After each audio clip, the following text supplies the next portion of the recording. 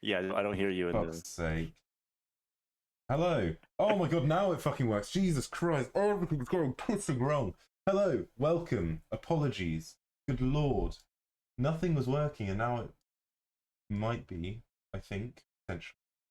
Good afternoon, good evening.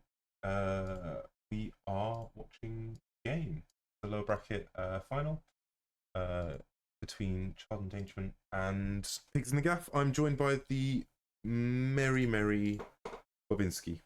How you doing? Hello, everyone. I'm doing great. We're having technical difficulties so far. Everything seems fine. Everything is We're happy to go. just about in a fun way, in a nice cool. All righto. Let's move over. This one's the draft. Kicking off with the bands. Anything exciting? Not Kez, gone and forgotten. Kezo Gonzo. Sad. Vi's standing in. I didn't even realize that Vi was back. I think Vi's like the like the Discord bicycle. He's just standing in for every team. I don't think I've seen him play. No, I think I've seen him play for every team as a stand-in so far, This man, including ours. he just gets around. He gets around. He loves it. He can't get enough.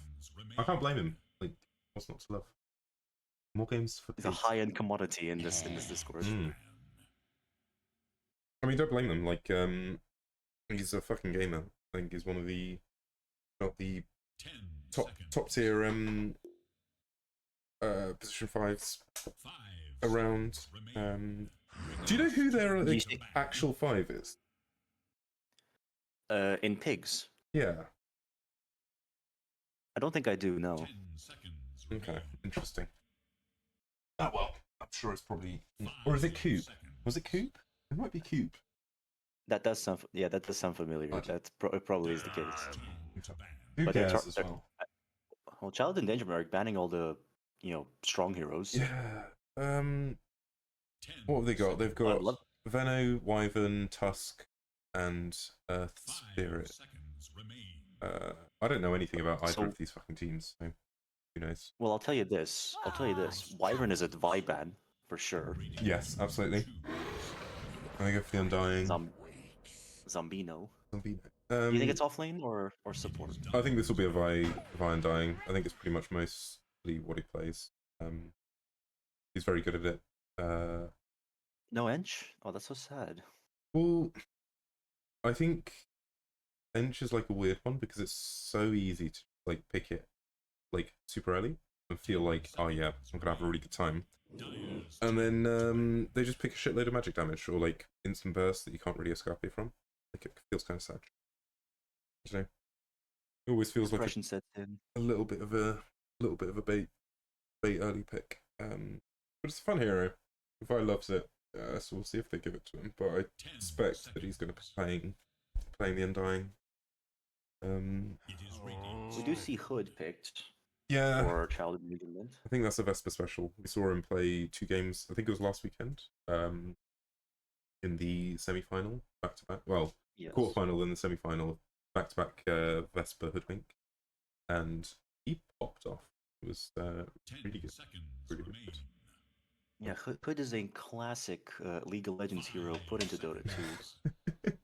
Is he really like that League of Legends? Like, actually? Well, so League of Legends has like, I played it for a while in the past, so like I'm not up to date on it, but honestly, I don't think it has changed that much. But generally speaking, you're either some unkillable bastard with 60 dashes, or you literally can kill God in 2 spells. Yes. And Hoodwink can kill God in 2 spells. Yeah, he's just. I think it's just like, I think his ult is just too overtuned. Like, it's insane amount of damage and a slow and a break. Like, and low cooldown. And like the rest of his spells are super low cooldown. Like, it's ridiculous. He just does too much damage. And he's really like evasive with Scurry and also like his new facet. Not facet, the innate, right? Where he just randomly dodge spells for freebies. Not spells, right clicks. But you know what I mean. Good hero. I do know what you mean. Good, I'm glad. So we have Ringmaster. I think Ringmaster is a sleeper agent. I think people should definitely know how to learn how to play him. He's certainly one of my favorite heroes this design in recent times. I feel like he definitely fits the Dota 2 ways. This is another one though that like, so I think I'm pretty sure it's like an old classic where he. I think they give him Ringmaster because it's like a pretty much comfort period, and they don't really give a shit about like what its matchups are. It's always good in lane. It's always good like late game, like mid game because like your spells are broken. It's like a budget Winter Wyvern, right? But a little bit more fun. Yeah. Well, the first thing that pigs are doing something suspicious is picking Treant when there's a hood in the pool. Just making trees for free.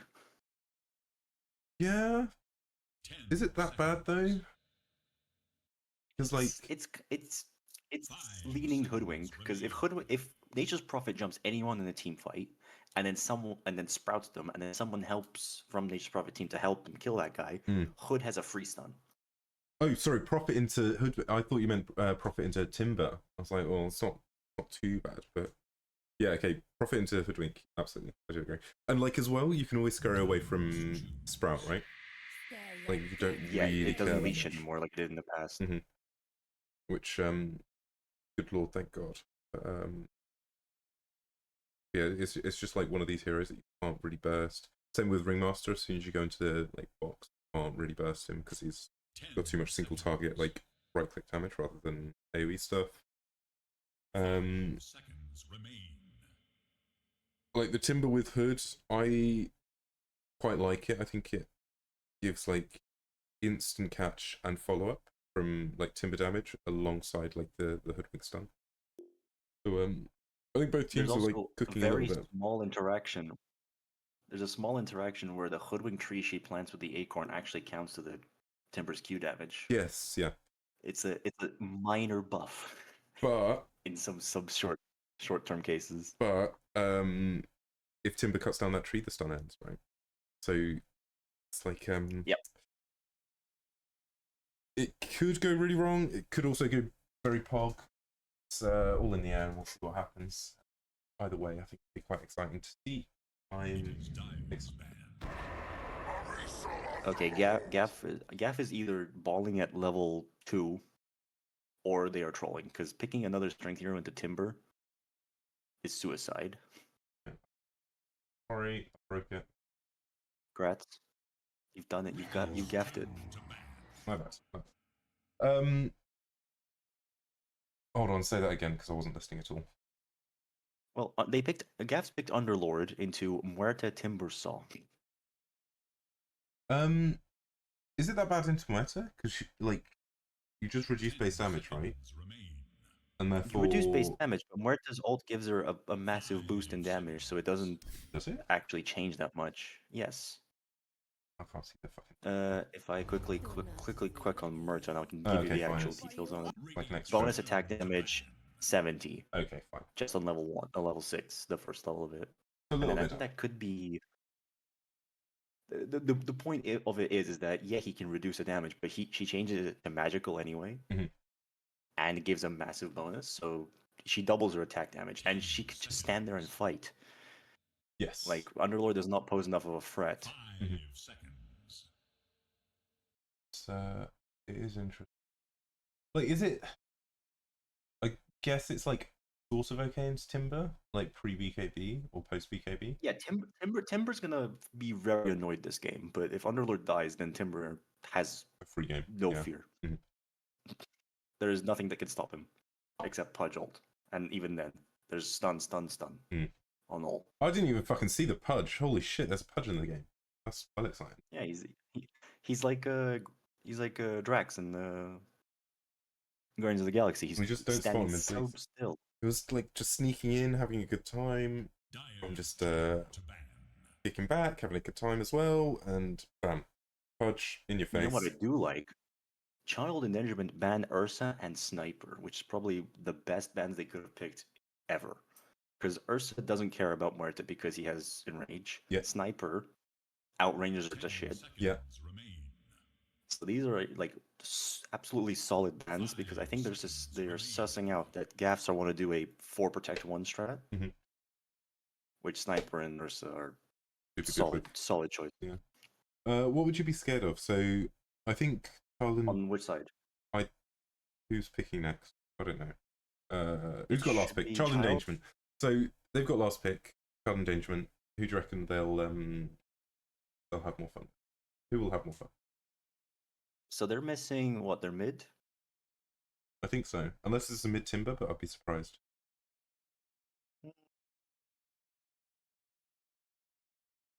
Honestly, if they pick something like OD, Mhm. if they play OD, that just makes everyone on the enemy team depressed. Because Undying has, yeah, if as a Undying support, does not get enough HP to survive. Pudge just gets clicked. Prophet doesn't outrange, just gets clicked. Mhm. Underlord just gets clicked. Like OD is a absolutely detestable Player's turn to pick. thing for them. Yeah, I mean as well. Like, even if he does get like eaten, that's a Lena. That'd And be shits a on Lena as well. He shits on Lena as well. It's kind of a good OD game, which I fucking hate because I hate OD. But Yeah, me too. Just hate him. I would also probably pick Tinker mid if anyone plays Tinker mid. Also hate him, but you know, you drop like 3 March of the Machines and all these fat melee heroes who are really slow just die. They just melt in seconds. But we'll see. We'll see what they think. I'll see what they Because think of. maybe Queen, but Queen gets controlled here. Yeah, well, I was thinking of Queen, but like, is it that bad? Because the only like hard CC they've got for her is Lena, which is unpredictable, and Underlord. So Queen's problem is that if she's a snowball hero, if she doesn't snowball, she will get ratioed by the chain CC because Yes. one pit of malice into Lena stun, she's dead. Yeah. Like there's no saving her because they don't have save except Ringmaster, and if Ringmaster's close enough, he dies. Yes. And Ringmaster gets snowballed off, and then it falls apart after that, which is what pigs want. Do they have any backline jump though on pigs and Gaff?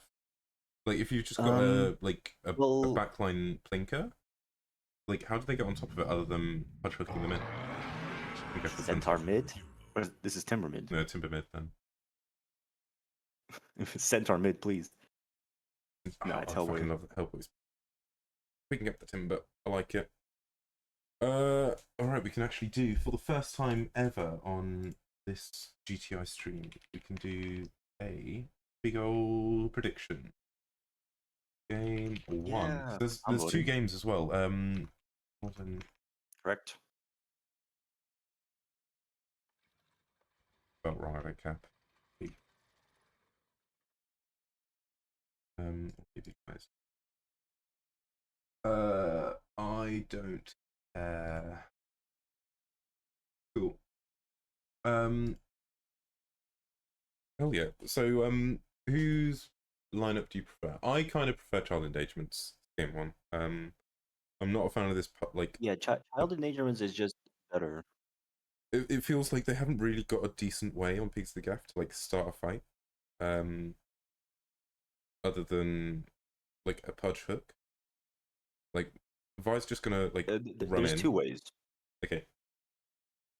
There's 3 actually, but so the first way is, as you said, a pudge hook. So any pickoff, solid, love it, want to see it every day of my life.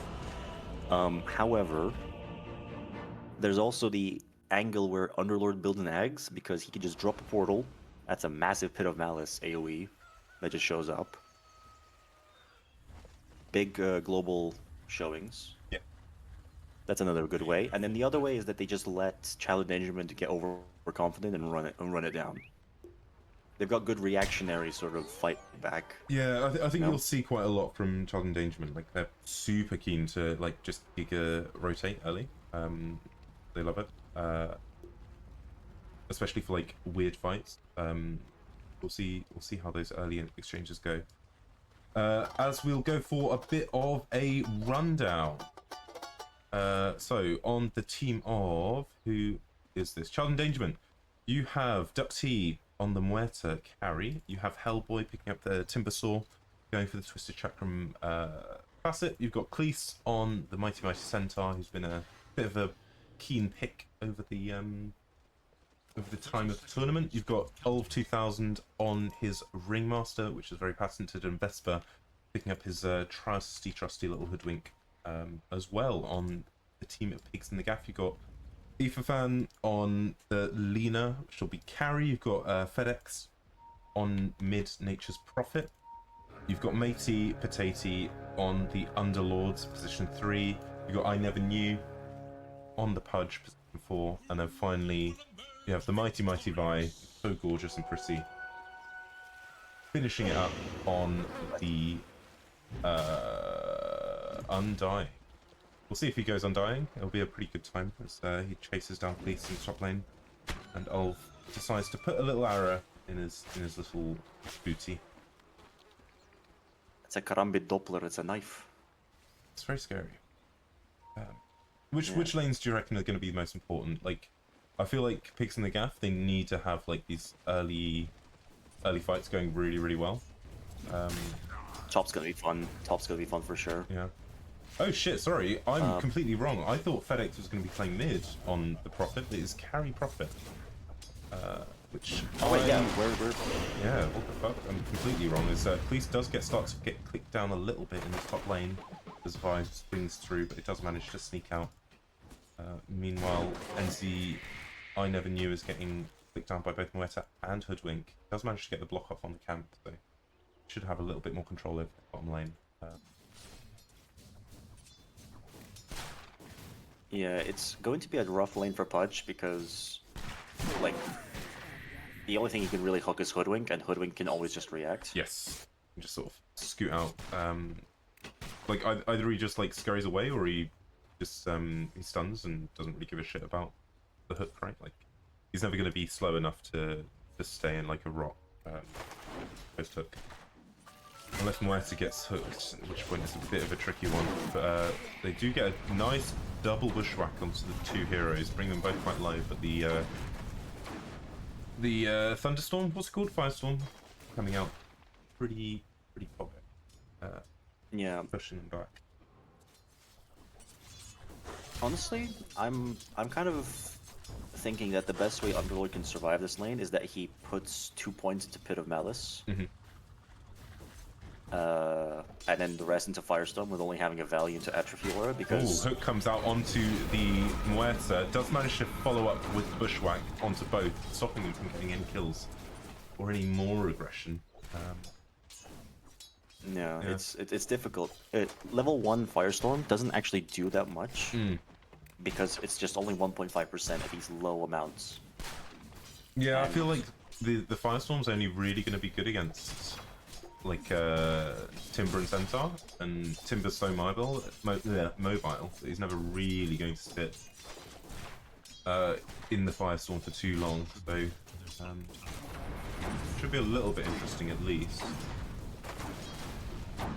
See how these matchups do go. With Pudge Rot and Pit of Malice, there's a potential for just keeping someone in Firestorm long enough, but that's something they need to like come pre-planned with. Yeah, but even then, that's not going to be until level like 5, right?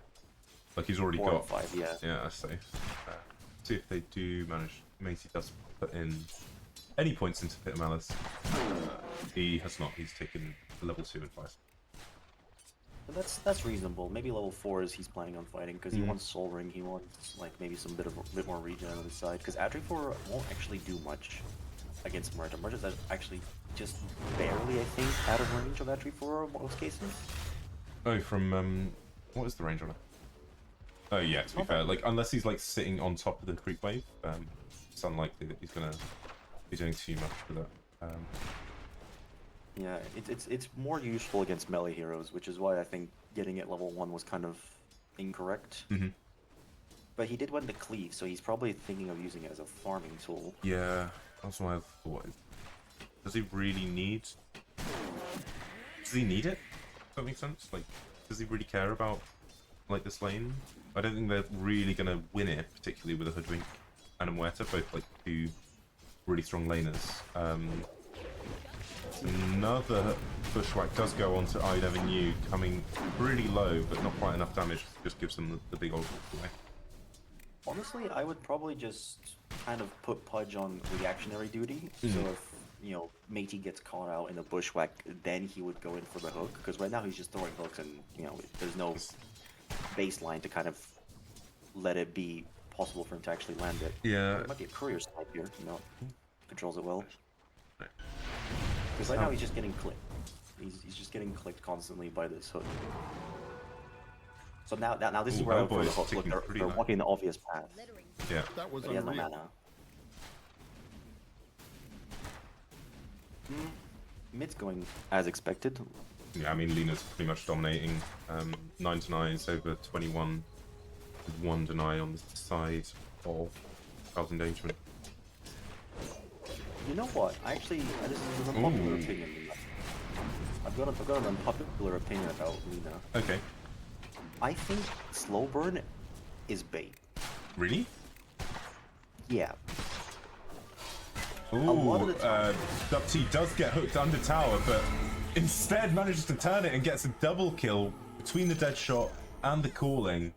Bring them both super low, and Ineverknew pretty much just feeding there as Vi also gets gone on in the top lane. He does pick the Lotus up just to keep himself healthy, but another dagger comes out from Ulf. He is ticking pretty low, but not quite enough to bring him down. I was surprised that the hook came out on. Yeah, I mean, because- it's kind of fucking crazy, right? Like, I don't think there's any way that they do manage to kill her. Especially with, like, literally 0 stuns in that lane. It's Yeah, not got to kill possible. up Malice now, which is why it would have been nice to have it earlier, because maybe the tower would have killed Marta then. Yeah, absolutely. Would have been somewhat worth. Anyway, back to what I was saying. I think Slowborn is a bit of a bait, because yes, it increases damage of every spell by 25%, right? Yeah. But the burn damage kind of gives them more value from magic resistance, and gives them a chance to use dispels and healing.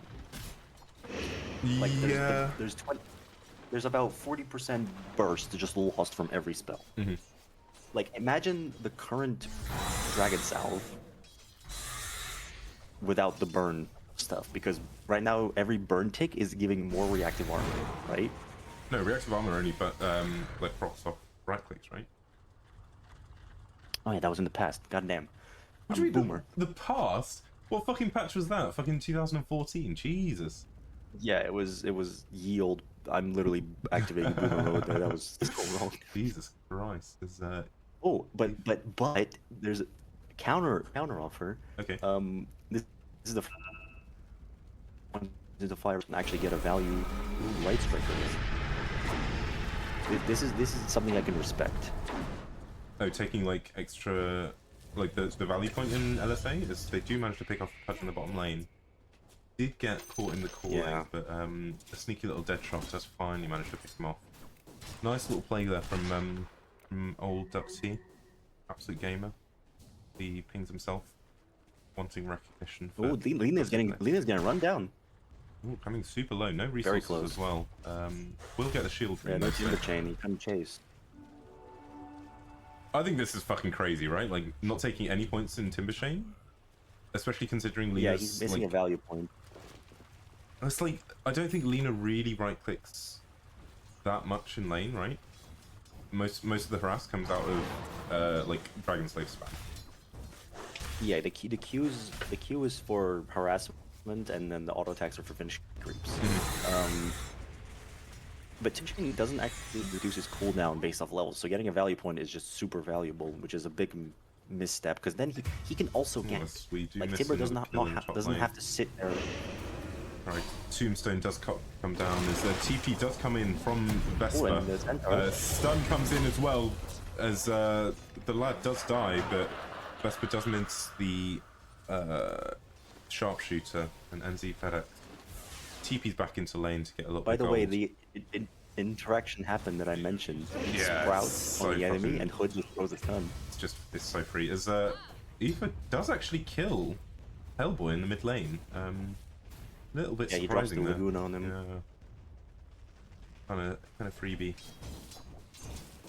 Oh, they're chasing down the Prophet. He's got no mana. He gets the stun He off. doesn't have TP Centaur either. He is does have a with the- large wand and the here the comes the Lotus, but Avengers. here comes all of the squad. Matey TP's in with those points in his queue. The hook comes in Hook comes from out. Vesper Yes. as well. Rat. Cleese will manage to Rat's sort dead. of sneak away, but instead in comes the Timber. Sprout. Timber is in and gets huge damage out of Got the the Timber Chain. Get the Timber and then Chain. massive He's gonna get queue them all. again. Roll back. Hellboy Oh is my cleaning God, up here. He's got another Timber Chain. Is it enough to bring down Vi? Steals the kill. The absolute Jesus snake. Christ. Good Christ. That is exactly what Hellboy needed to get back into this game. Yeah, you should probably just honestly just leave mid, let the tower die, go gank 24/7, bring up his team up to Like- up to The, you know, the tower, moment-wise. as the Laguna does come out just to poke him back, and he does take back. That's so much fucking damage. Like a single Laguna taking like a third of your health is, as a Timber, super satch. Well, okay, he's going Kaya first, which is reasonable, but I'd probably grab a value cloak just for that reason alone. Yeah, I think like a value cloak into. I'd probably go Blink first time, right? Like, I don't think you really give a shit about how much damage you're putting out because you already do a shitload of damage against these like big strength heroes. Yeah. Like, you may as well just go Blink so you can get on top of Lina, lock him down, force spells out onto you, and have a good time. Oh, here's the action bottom. Yeah, Matey does get bushwhacked and the stun comes out with the sharpshooter. Is brilliantly played there. Really nice link up. Lena's between looking the at two. Timber right now. Lena gets him on the ward. Does he have Laguna? Laguna's still on cooldown, but in comes the Pudge. Can he hit the hook? He doesn't quite have his dismember yet, and does miss the hook as well. There's also action in the top lane. As Ulf bounces back, Cleese is under the tombstone as Vi coming pretty low. NZfedX does TP forwards and gets Sprout onto Cleese. There's just too much damage coming out. Vi is pretty low, and in comes Vesper with the bushwhack to get the follow-up kill. NZfedX running away here as Vesper. He should live. He's got 20 stacks. Yeah, I don't think Vesper's got any spells either. Ulf doesn't really have Sprout. anything, but Oh, he's gonna kill the hook. Vesper Rat's dead. goes for Miss. the tombstone It was a rather than miss. valuing his own life, and does manage to get away with the greed. Not quite enough damage coming out, and the stun onto the Pudge as well, helping keeping him alive. As Ineverknew does start to rotate mid, see if you can pick anyone off, whilst Aether goes on to Hellboy. As he's super fucking far forward. The stun comes out from no one, as Ulf does manage to dagger him, keeping him and pushing him back. Really aggressive wars actually from Pigs in the Gaff. As Hellboy spots Ineverknew in the pit, but Oh my god. he gets he misses him. Tip Where's he him. I looking? can't tip him. Someone tip that man. can't- Good lord! I can't tip him. He just walked straight fucking past him. Ineverknew playing the fog He just killed him. beautifully. He Shaquille O'Neal'd him. Oh my Christ, that's a tip. If no one tips that, like, I don't know what the fuck you're playing. Good Flo, it's Christ. as we said in the pig face. It's as we in the pig face. He moved. He didn't move at all, and that made him invisible. As the tombstone comes out onto Vi, huge soul rip, managing to heal him up, but Cleese pops the ulti. Hellboy is on the backline though and kills Aetherfan and chases Vi on wins this. to the Pudge. Vi beats up Vi Centaur. just trades kills each really other, nicely Rocky as knockout. Matey does TP through, and instead of finishing off, he opts Timber instead Chamber. to try to TP out as DuckT instead comes into the bottom lane. Stun comes out from Vesper onto goes down. Matey. It's an absolute bloodbath. Wogan? Who the fuck is Wogan? Who cares? Logan is a fraud. That's who he It's is. DuckT as he's absolutely in. And Oh no, he's dead. he lives. He fucked it up. On 20 health. 20 health. He whiffed The it. polyvac charm. He could have. He absolutely biffed it. He biffed it, boffed it, baffed it. Oh my Wand on goodness. cooldown, and Hellboy once again cleaning up. Pop is truly the Like, the ARAM of this It's area. absolutely fucking Center's going. crazy. Center's eating some spells. Where the fuck is Center?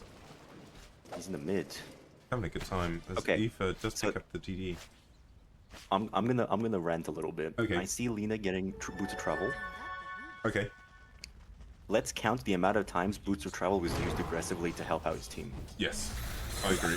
I want everyone to know this, that if you buy Boots of Travel, please just chain TP to You places. just have to, right? Like, Yeah. constantly. It's like 40-second cooldown. Who fucking cares? TP's 40-second cooldown, infinite TP scrolls. You never have to buy another one again. And the whole point of it is just you run down people, because usually the lean abilities you go Aether Lens first, because it's bigger harass, you're more safe, and you know you got that little extra mana regen and mana capacity. But right now he's using Travel Boost to farm. Let's see if pigs want to make a play on the bottom lane. Looks like there's some congestion there. Kind of hanging out, but nothing too aggressive. Instead, there's they just go back to laning. Every hero, great. 2 heroes in each lane, having a good time. As we are just sort of hanging out. Oh, I didn't know Ringmaster was mid. It's a cool mid hero. Great mid hero. What do you mean? Oh, yeah, he's just collecting some XP, right? Like, Yeah, Timber became the some support now. decent- Look at him. He's decent farm. hiding in the trees. So Ulf is Okay. probably going to get jumped here by Yeah, here comes the He center felt ult. there's too This is much. a center ult right now. So he does Yeah, immediately central. ult, but the Sprout just keeps him in place as Hellboy instead goes on Vi. A lot of damage there coming out from the Whirling Death, more than enough damage as there's another TP into the bottom lane.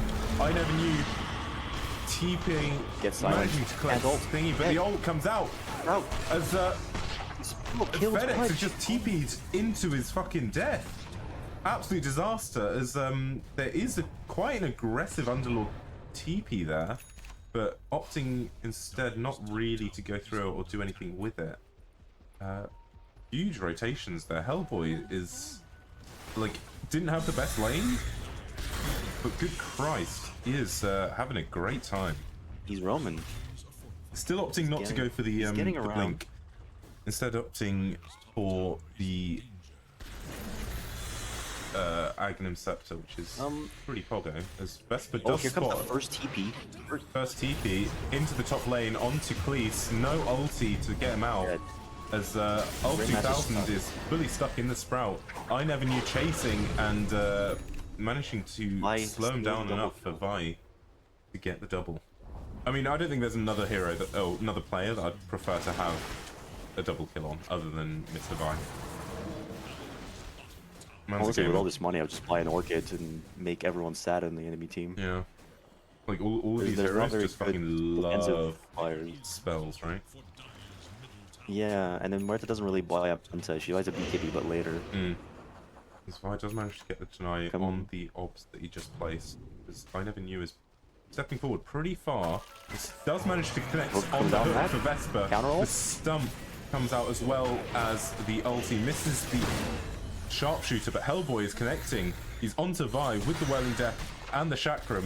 And the walk Dead. away Timber Chain, more than enough damage to bring down the... Oh no, This is no, he space didn't for die. He didn't die. the- He's alive.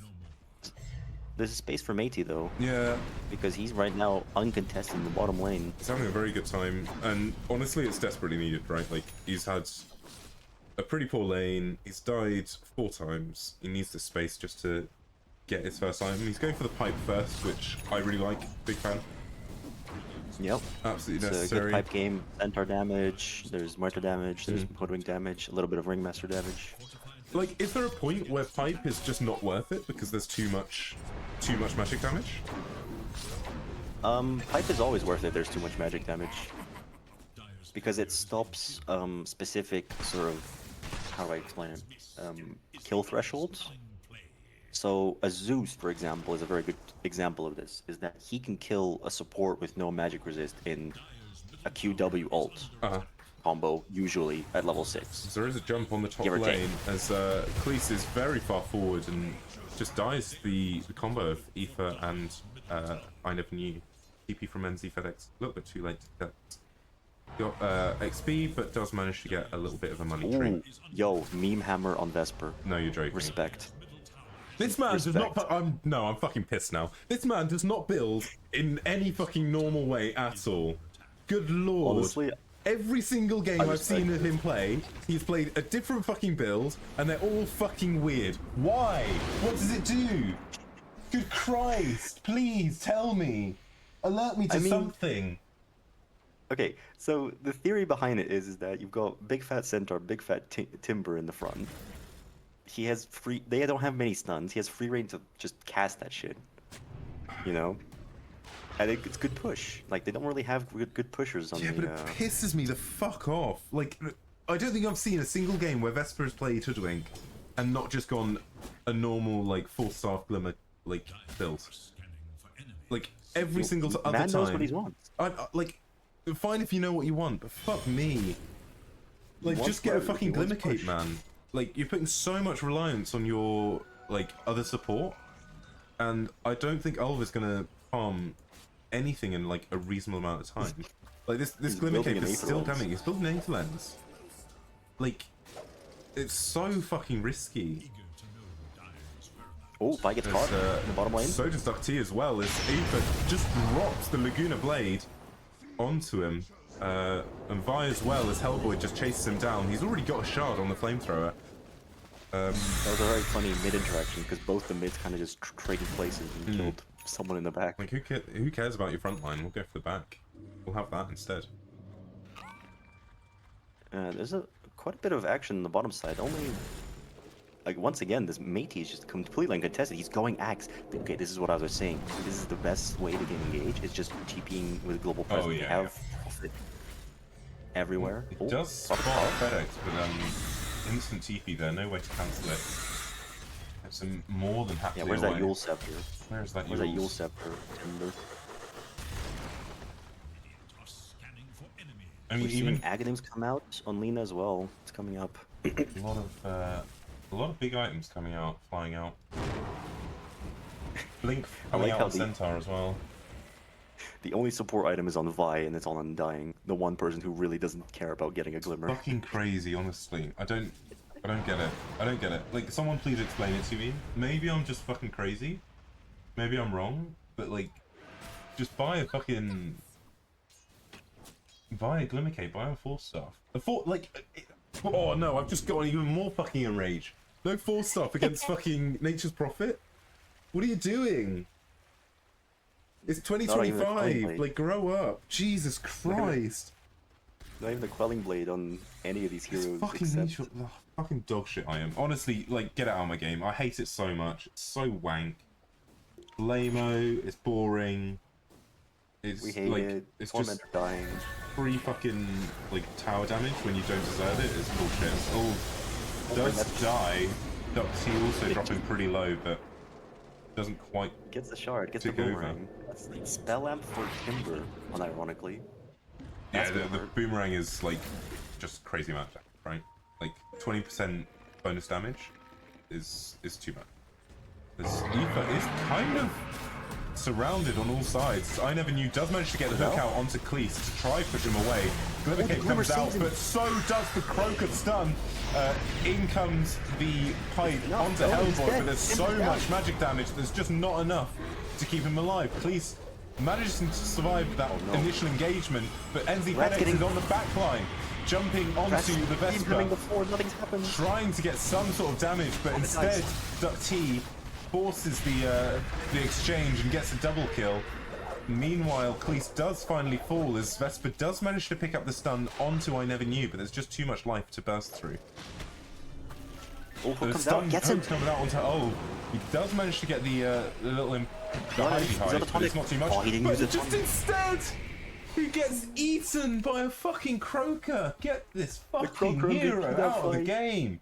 Good lord.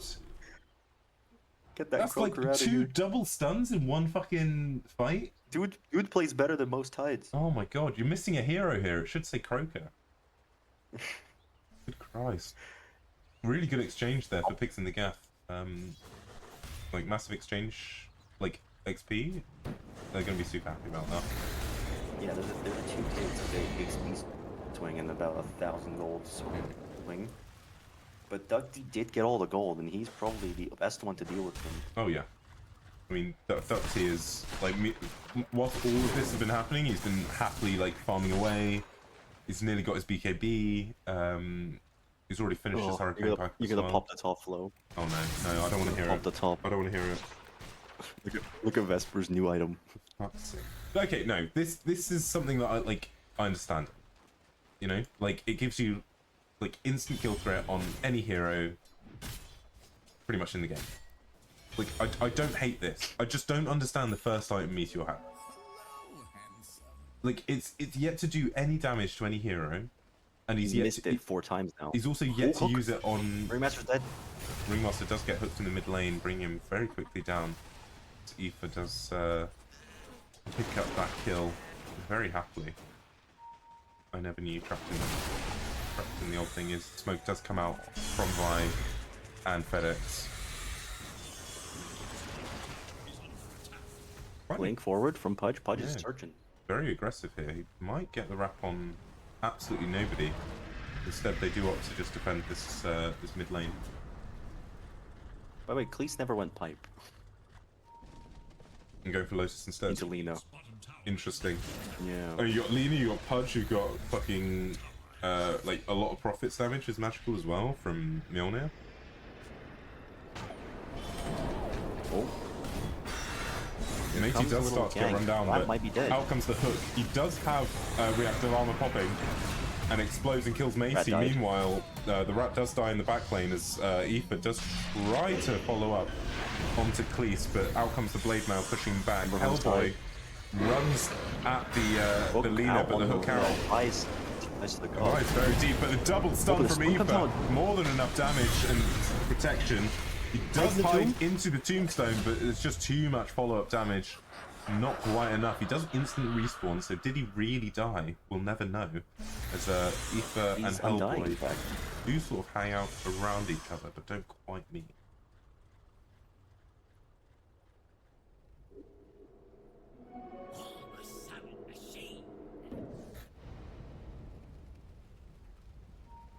Interesting. Yeah, like, this Lotus on Centaur is not good. Yeah, like I'm not really sure what it does.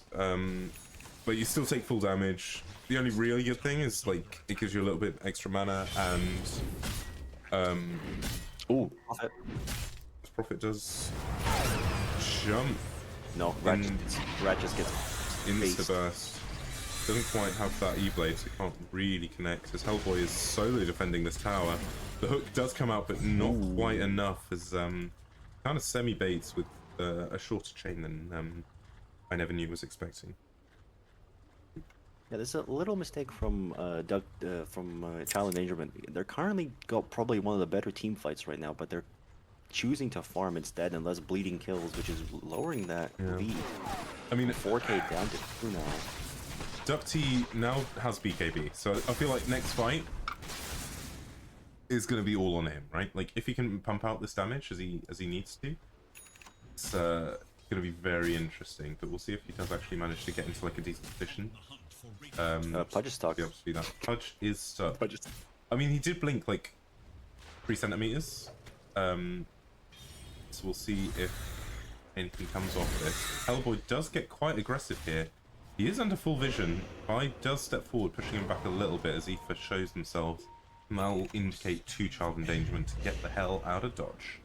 Hellboy does not know that there's a Pudge on this high ground as he blinks down and ults. Cleese does follow up though with the stun.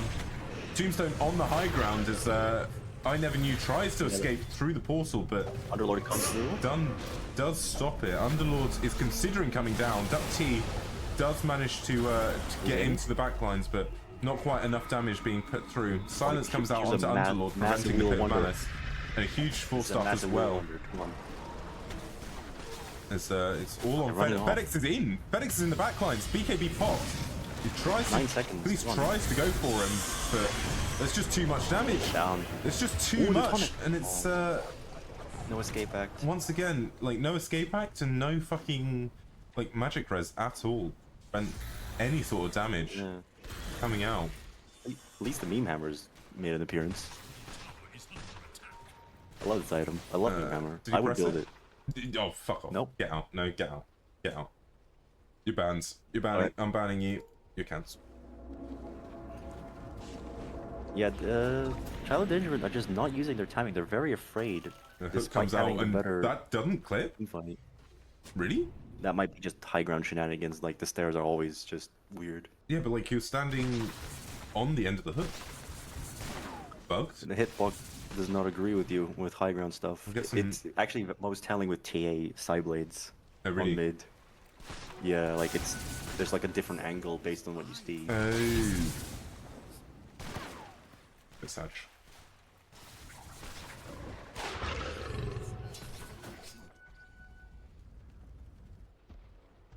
Nothing happening so far. Yeah. Kind of pigs just sitting on the Vesper triangle. does step forward, and once again the hook doesn't connect because Hoodwink's a bullshit hero with a bullshit hitbox. Hmm. Sorry, I've had The several rat. beers today, so I apologise for being rude about. Yo, pass me one. You know, I'll pour it through my mic and see if you can guzzle it down. I'll give it a go. See what we can do. That was good. I like that. Delicious. Anytime. Oh, anytime. Centaur Courier is flying out. I think Vi sees it. He's trying to get a snipe on it. Nope. Vi is That's too the most slow. excitement we're gonna get. No more fighting. They've said stop fighting, so they've stopped fighting. Yeah. What did the Croaker come in and say? No more fucking fighting. No more That's stop it. fucking fighting. And I mean, when the Croaker asks, you've got to acquiesce, right? Especially after stuns. Oh, Yeah. Vi gets caught. Vi does get caught, but the Glimmer Cape is more than enough to prevent it. Cancelled the meme hammer. It It is was a break. And huge damage Yeah. coming out from DuckT. More than enough damage with Hellboy following up as well. Yeah, this is what I mean. They have the damage. They can fight. They're just very afraid. I mean, that's an undying as well. Like, with the Glimmer Cape, they just insta-burst. And I think we'll probably see a bit of a group up here as Ineverknew does get clipped by the Impaling Arts, but not quite enough there to keep him in place. Ooh. As they shape Lena up for goes for a push. She goes for the distracting push. Let's see if it gets any TPs back. They're all kind of looking bottom side. There's one. There's a couple of TPs, but doesn't Oh, there's spot any a of them. Prophet's getting flanked. Prophet getting flanked in the ass. He doesn't know. I don't know where Prophet is. Ult comes out. As the ult comes out, Aoife does pick off Rat's Vesper dead. on the sidelines, but in comes DuckT with the ulti and the calling as well. More than enough damage to bring down Aoife. Mega kill streak there, going to the Muerta. It's gonna be super happy about that, and with that, it'll Despite finish that, up the Mjolnir. Flow. I mean, the net worth lead Gaff is are getting getting ahead. Yeah, the net worth lead is getting smaller and smaller. Just making a little is bit better being value farmed. on the map. Prophet's just having a pretty good time. Yeah, this is a weird situation where Prophet's the one taking, dangerous farm and pushing out waves, while Matey is eating up the camps on the safe side. Well, that's and the other always thing, available right? call. Like, do they have ways of managing split push? As Vi does get found a little bit by Cleese, he force offs him back with the cyclic headback, but there's just too much lockdown, too much control coming out from Cleese and Hellboy. More than enough. And he does fall. So, what? Repeat your question. I forgot. What was the question? Great. There was something Something in there. about dealing with something. Oh, split push. Like, Even- there's... So, I feel like Child Endangerment don't really have a split push answer. So I'm kind of curious to see whether or not FedEx decides to just go, like, full rat mode. And just, like, push every lane, right? Well, the best answer they have is DuckT getting a blink dagger and just being the hunter. Yeah. But will he go blink? No, he's going for Octarine We'll next. see. I think Centaur might get caught here. Blink, ult. I am drinking my beer, so I'm not able to drink, but click it. Hellboy does TP through, and Ineverknew does get followed up. Stun does come out from Aoife to push back the Hellboy, but Vesper does finish him off with the sharpshooter. Aoife is still hanging Ooh, around Venus a little covers bit. Venus He is in. Ulti comes out from Underlord, trying to keep Hellboy from chasing, and it's just about enough. Stun comes out as well, but Matey is in. Matey's come in. Huge Whirling Death is more than enough to bring him low, and the follow-up from DuckT and the Goon Squad kills off Matey. Protects the Lena, but This is does. another Nature's Prophet item, though. This is a Daedalus. It has now been built. Yeah, I mean, meanwhile, Nature's Prophet is farming. Just feels scary. Like they're grouping, they're pushing, they're taking decent fights. As for the first time in this game, a meteor hammer is used on a building. Wow, what an Or, like, item! 24 Congratulations. minutes after it was built. Good job. Good work. I'm really proud of you. I fucking hate it. It's a fucking garbage item. Anyone that builds a fucking meteor hammer, honestly, you can unfriend yourself. I don't want to play with you. I don't want to see you. You're a piece of shit. I built me a hammer last game on Axe. Yeah, on Axe. Tower is under attack. It's times like terrible, these don't where do I it, just but- never want to. Oh. Oh, this is a Centaur ult, he Cleese does come ult. out onto In the Vesper, red. but instead he just turns around. He gets the break off, but the Misses 4-star is more than enough to push him back. NZfedX does TP out. Ineverknew has been sold to the horses.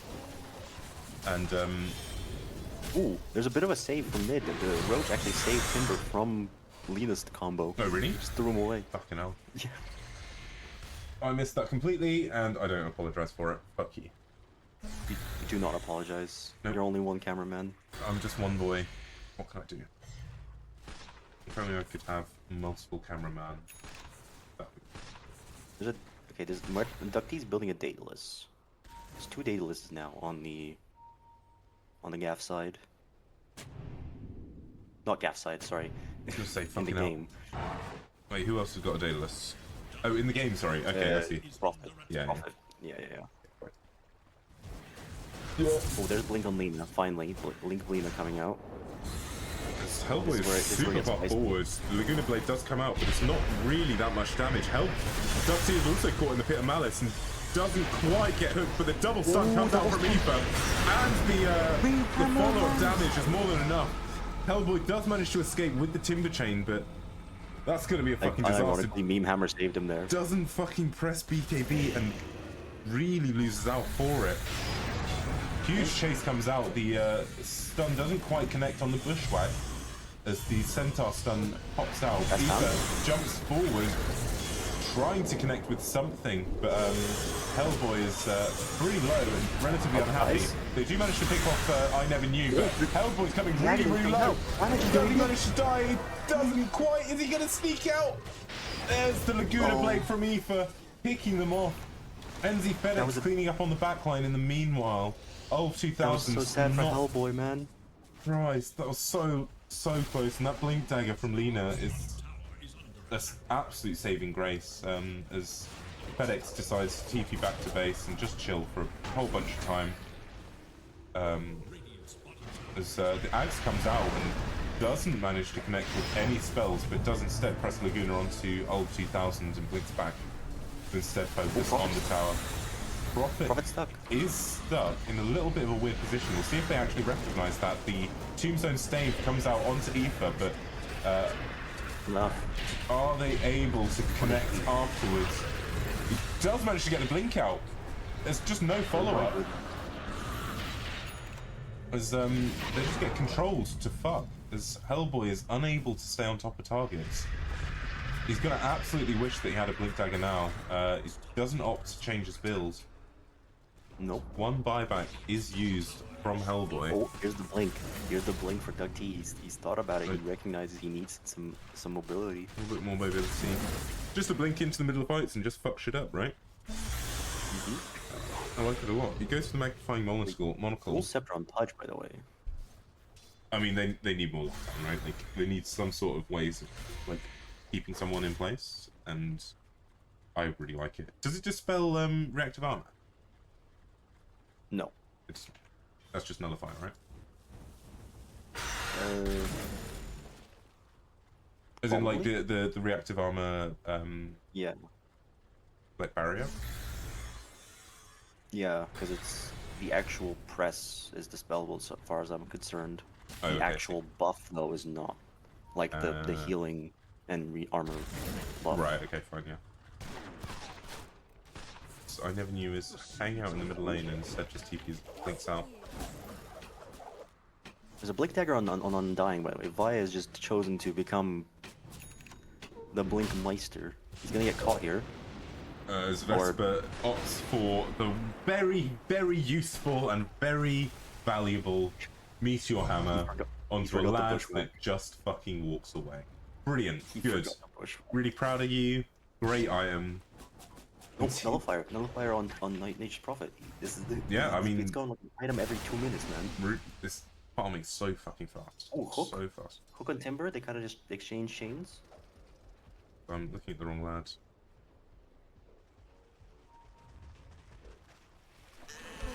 So far, no action. Kind of just Timber Really poking is. people. Timber does sort of poke in the mid lane, but does get locked down a whole bunch by the stun. As a huge ulti comes out from ult 2000. NZfedX is jumping onto ult, but it's not quite enough damage.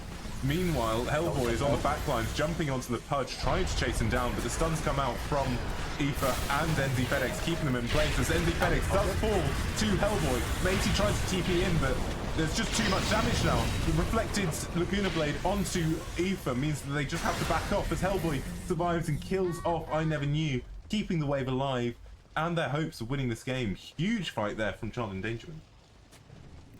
Unfortunate for them. Yeah, they cannot really deal with the Timber being absolutely insanely powerful. Yeah, Timber's that's a fucking huge net worth swing. 6k at least. Wow, okay. Well, you know what, I think I've changed my mind about this game because I was feeling a little bit despairing for Child Endangerment, but that fight I think has completely turned it for them. Yeah, they just need to like find a good group fight. I mean, Yeah. Timber just ate every spell. I think he ate 3 Lagunas that fight. Yeah, it's fucking insane. As Lena does TP back as Hellboy TPs to stop them. But oh, I'm burping all over the place. I'm so sorry. It's Child Endangerment. Do just disengage. Don't lose too much. Oh, this is actually my last beer. I've got no more beer in the fridge. I've got like 4 ciders, but Mrs. Flo has asked me to keep like 2 of them. So I need to be a little bit responsible and not drink all the cider.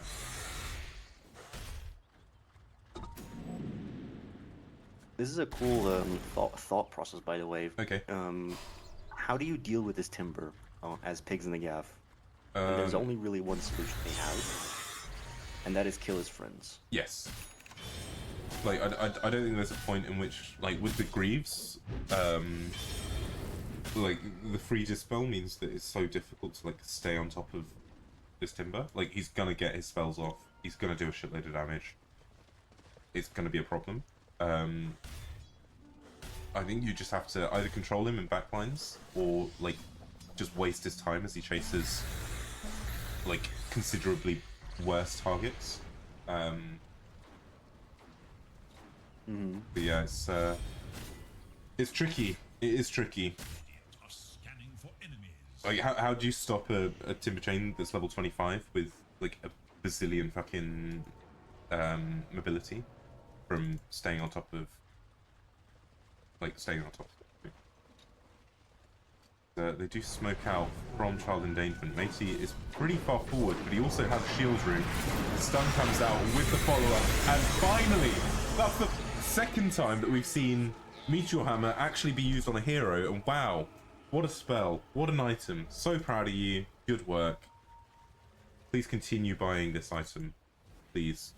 NZfedX is pretty far forward. Cleese does chase a little bit, he does proc the Shiva's Guard, but wasn't really expecting Cleese to chase this deep. He is pretty much on his own, but in comes DuckT and he just dies! He gets Giga Bursted, and Aoife managed to get the kill. Cleese does try to chase on the backlines, but another double stun from Aoife keeps them locked in place to try and put down the damage, but there's just too much of it. Ult 2000 tries to escape with the Glimmer Cape and does manage to bounce away, but the stun comes out from Aoife as well as the Nullify, preventing him from getting out. Yeah, that's how you deal with a Timber. That's how you do it. You just kill his friends. Kill his friends. Like, if DuckT doesn't get BKB off, it's insane fight. Has he actually pressed it? He's yet to press his BKB. He's saving it for next game. He's saving it for next game.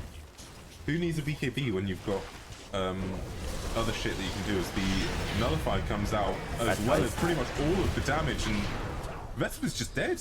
Just instantly bursted by the damage from Lena and the Nature's Prophet.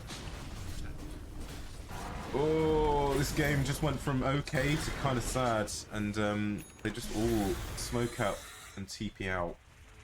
This Hellboy is left cleaning up the base. Honestly, this is just Child Endangerment not playing to their strengths, because there was no save from Ringmaster, because Ringmaster did not use Escape Act on Marcha. Yep. And there's a lack of support items for Total Wing, Ag, and Scepter, so now there's random decoy sharpshooter shots flying around. Matey has still not bought a new item for like 20 minutes now. I don't know where his gold is going. Good question. We'll never know. We'll never know. He's very poor. 15k net worth, 45 minutes in. Glorified support right there. Glorified support. But so is the old Centaur, like, arguably equally as sad. No BKB, no magic resistance at all means that his team just dies way too quickly. So they do... Yeah, the lack of pipe is hurting them a lot right now. Oh yeah. There's a second Lotus now. I don't see why they're so fixated on this Lotus. They're reflecting what? Soul Rift? Pudgelt? Like... Yules? Like, it's...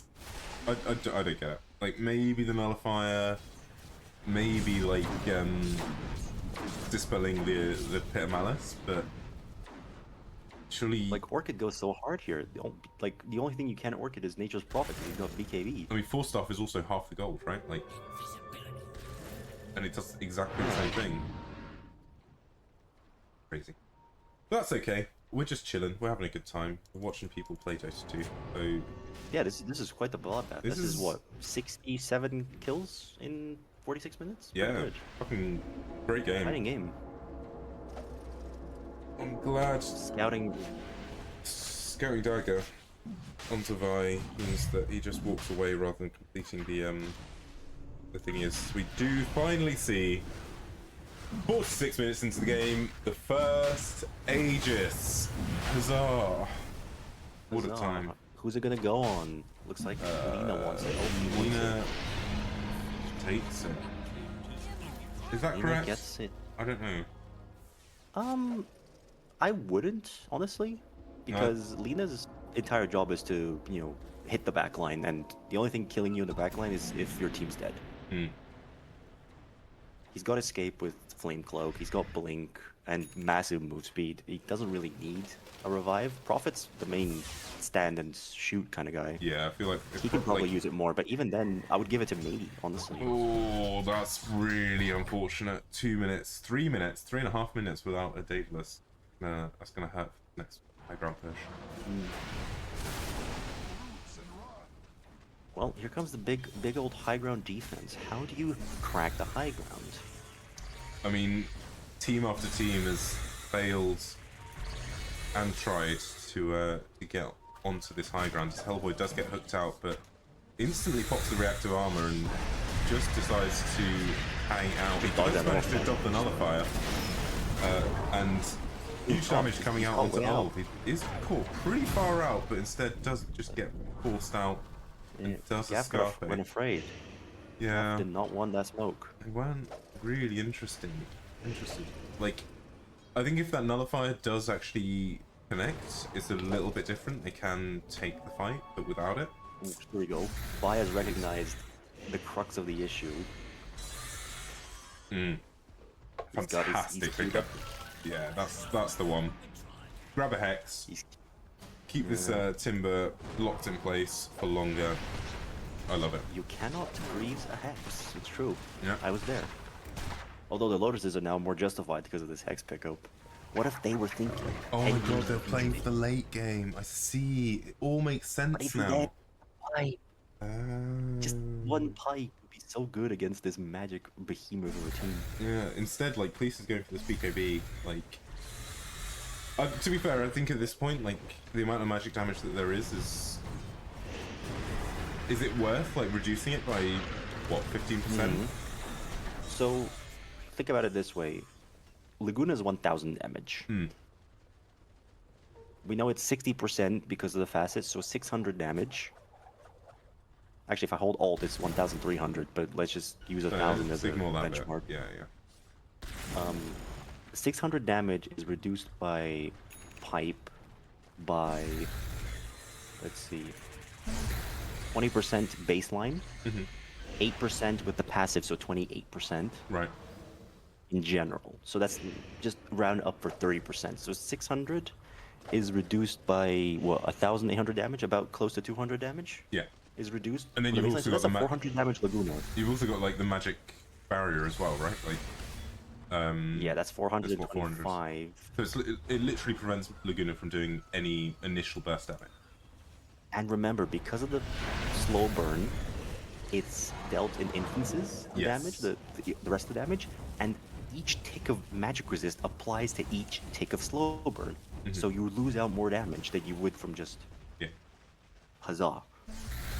But that's okay.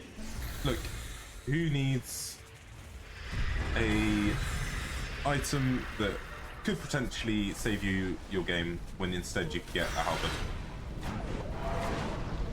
Break does come out onto the Lina. It's very slow, actually.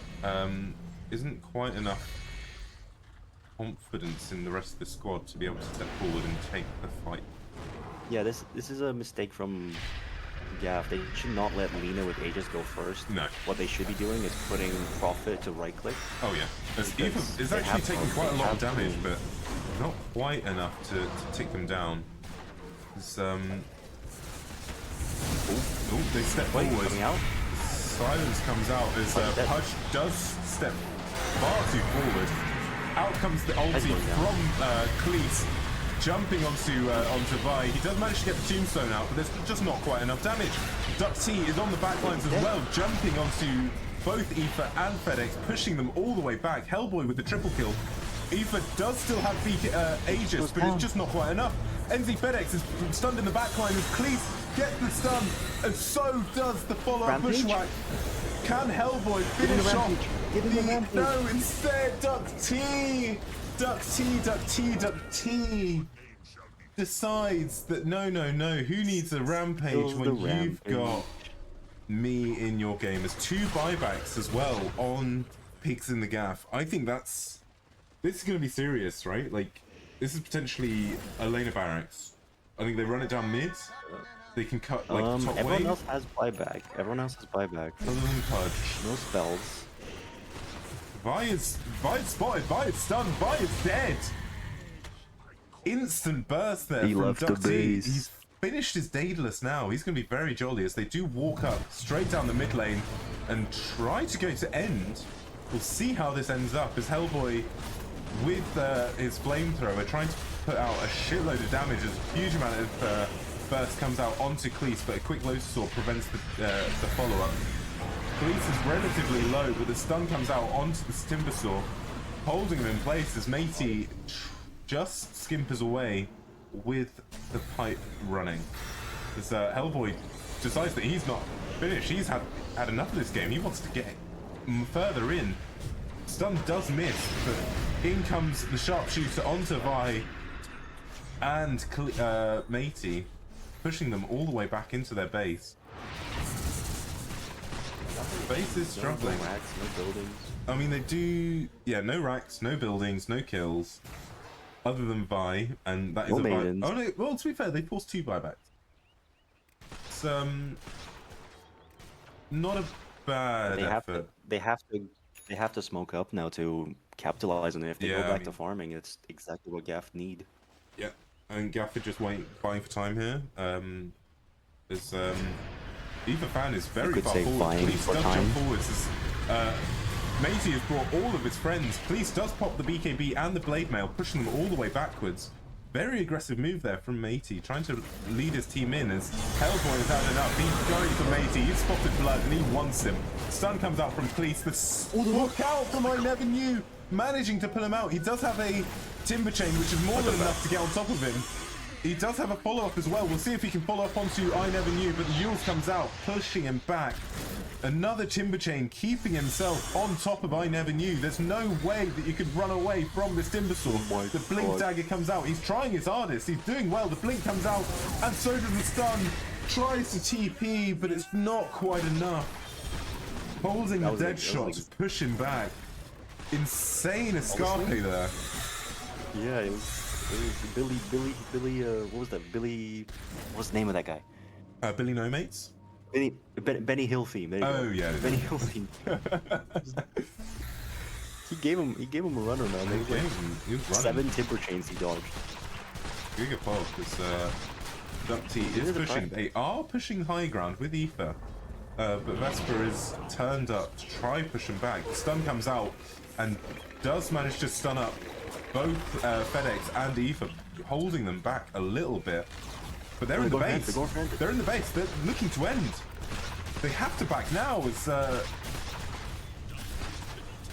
Child Endangerment have had enough of this game. They want this game over. Etherfan steps forward, presses the E-Blade on themselves to hold them back. NZfedX jumps onto DuckT, but there's just so much damage. He can't heal up. He finally managed to get the heals off the Satanic, but there's the death. He does instantly buyback as well. Etherfan jumps onto DuckT, trying to get the kill, but instant silence onto NZfedX. The pushback forcing them out of their base, and Hellboy is stunned up from the LSA. DuckT has jumped on the back line. He's pretty low. He's stunned up. He's dead.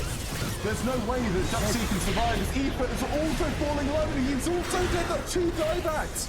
Ineverknew jumps in through the portal, trying to survive. But Hellboy, this is Hellboy's game, and you're just living in it.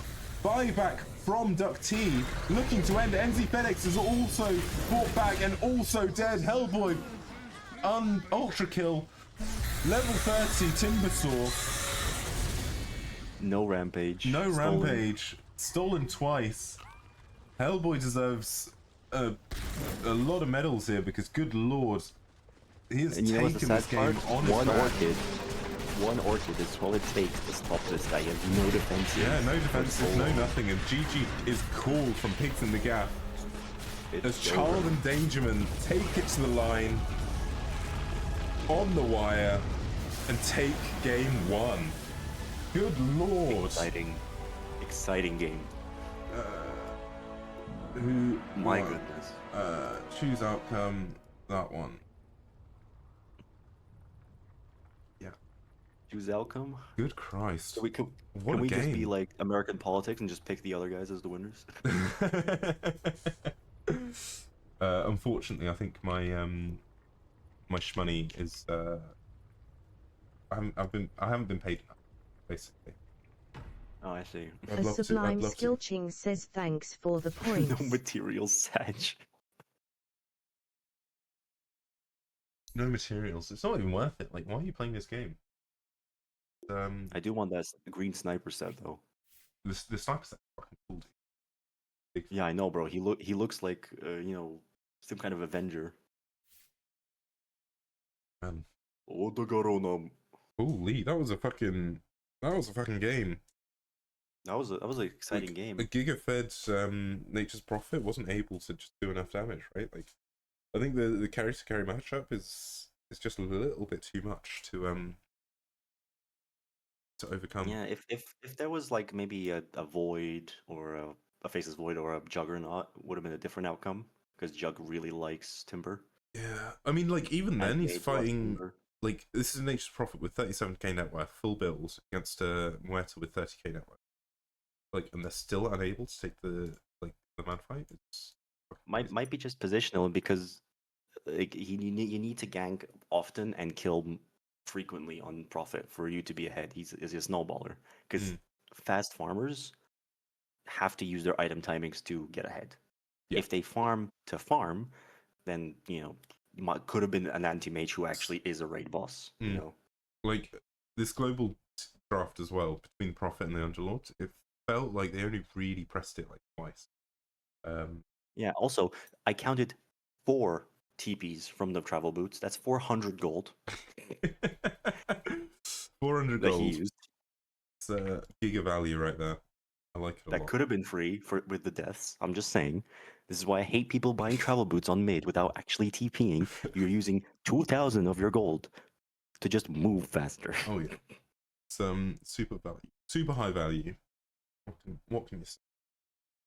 Did you jump in? Yes, did you not get pulled in? I did. It's just they didn't. Oh, fine. For some reason, my broadcast channels were not toggled. All right, I'll take a small All right. BRB break for bathroom. All right, we shall wait for next. chill for like 2 minutes.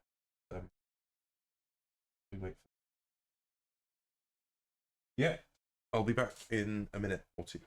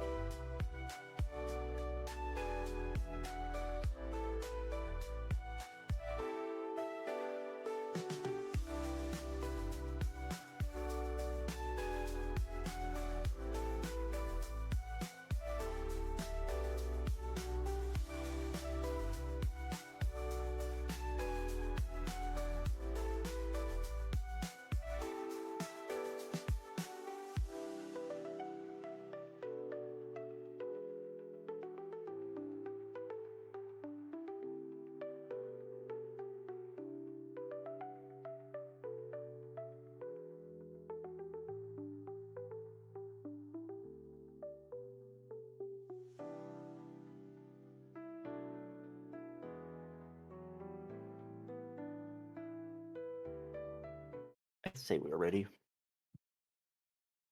We're back. Thank you for briefly chilling and not losing their mind, and that's okay. Game 2. Do you reckon there'll be like some severe changes in like the draft? Do you reckon people are happy? What's the deal? There has to be. I think there has to be because this is desperation mode. I mean, like for Pigs in the Gaff especially, like if they lose one more game, it's Jova. They've got to, if they've got some sort of pocket draft, they need to find it. They need to put it out. No, pigs are desperate because they lost one. Now Child Endangerment are desperate because they don't want to lose one. Yes. Which bringing it to a third game is demoralizing to everyone. No one wants to see it. No one wants to see it. As much as we love 5 games, 3-2 wins in TI, I don't think playing that is really good for the mental. Yeah, I think it's just too exhausting, especially like at this kind of level. Like, I always feel like game 3 is always down to whichever team has momentum and feels like most confident. Like if teams can get hyped up and excited,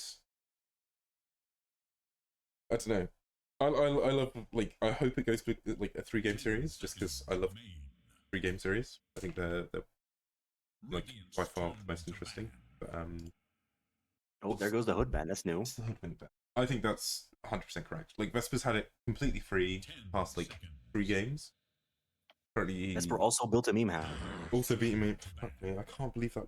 I'm so furious. I'm so upset. It's ruined my day. You sound sad more than upset. I am. 10 seconds. Dyer's I am. Undying, man. There goes. They banned Vi's hero. Dying. See.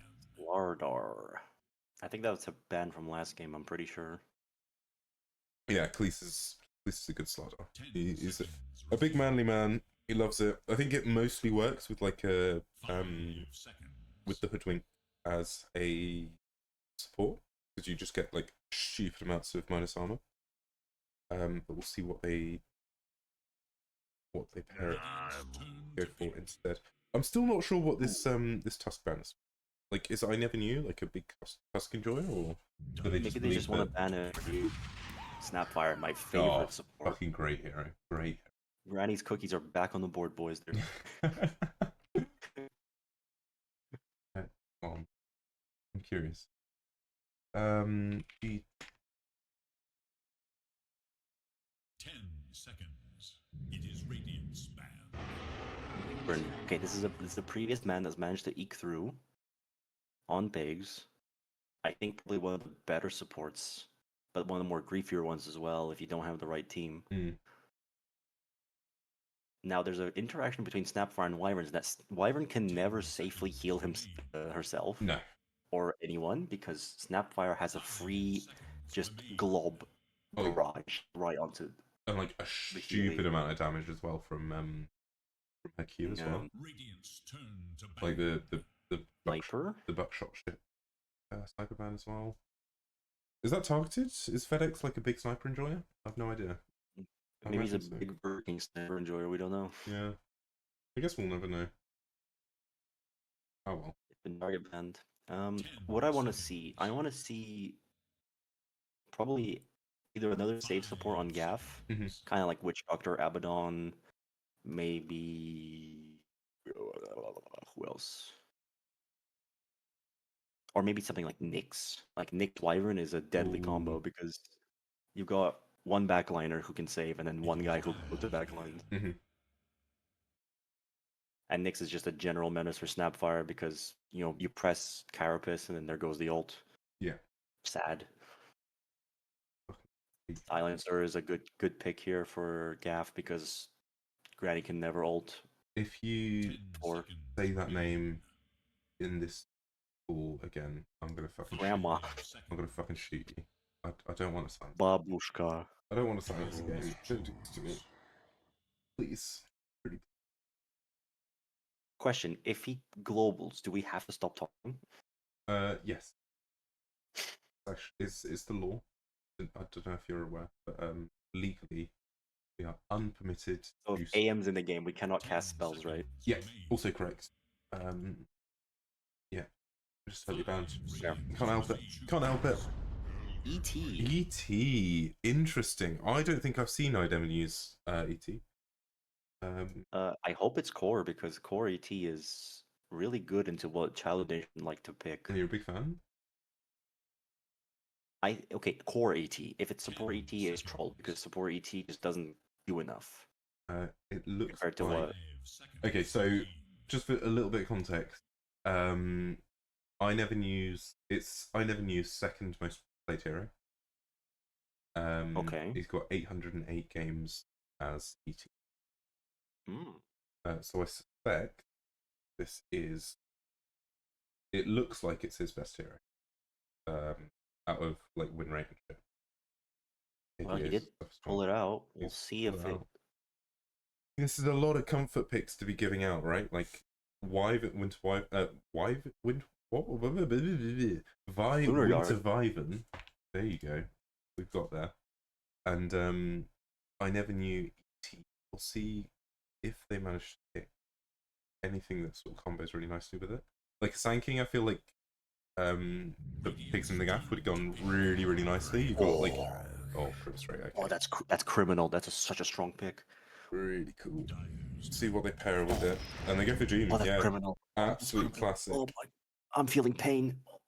See if they manage to get the double doom off. I imagine they will, but like this kind of immediately prevents a lot of like just go drafts, right? Like Yeah, you can't- gotta pick something like Spectre, 10 seconds. which Even is probably the best choice. even Spectre, like you just get leashed, right? 5 And you seconds. Well, can't just you spawn out. basically become a global missile where you just you shit on a guy and you run away and farm until you're strong enough to just ignore. Yeah. I go for the leaner again on Pigs and the Gaff. Had a very good lane. And This is not good versus Grim and Snap. I No, think I Lena agree. gets ratioed pretty hard here. bit tricky. Ironically, ET Core with the Aghanim Scepter will destroy Grim Doom. You don't care. Tidehunter. You can't dispel Grim Silence. He just counterpicked himself. You can't dispel Grim Silence. You can't dispel Doom. Oh, This is feeling kind of sad. Gaff. Who's drafting? Like, I think the only good thing about it is that it's like a reasonably good like Snapfire cancel.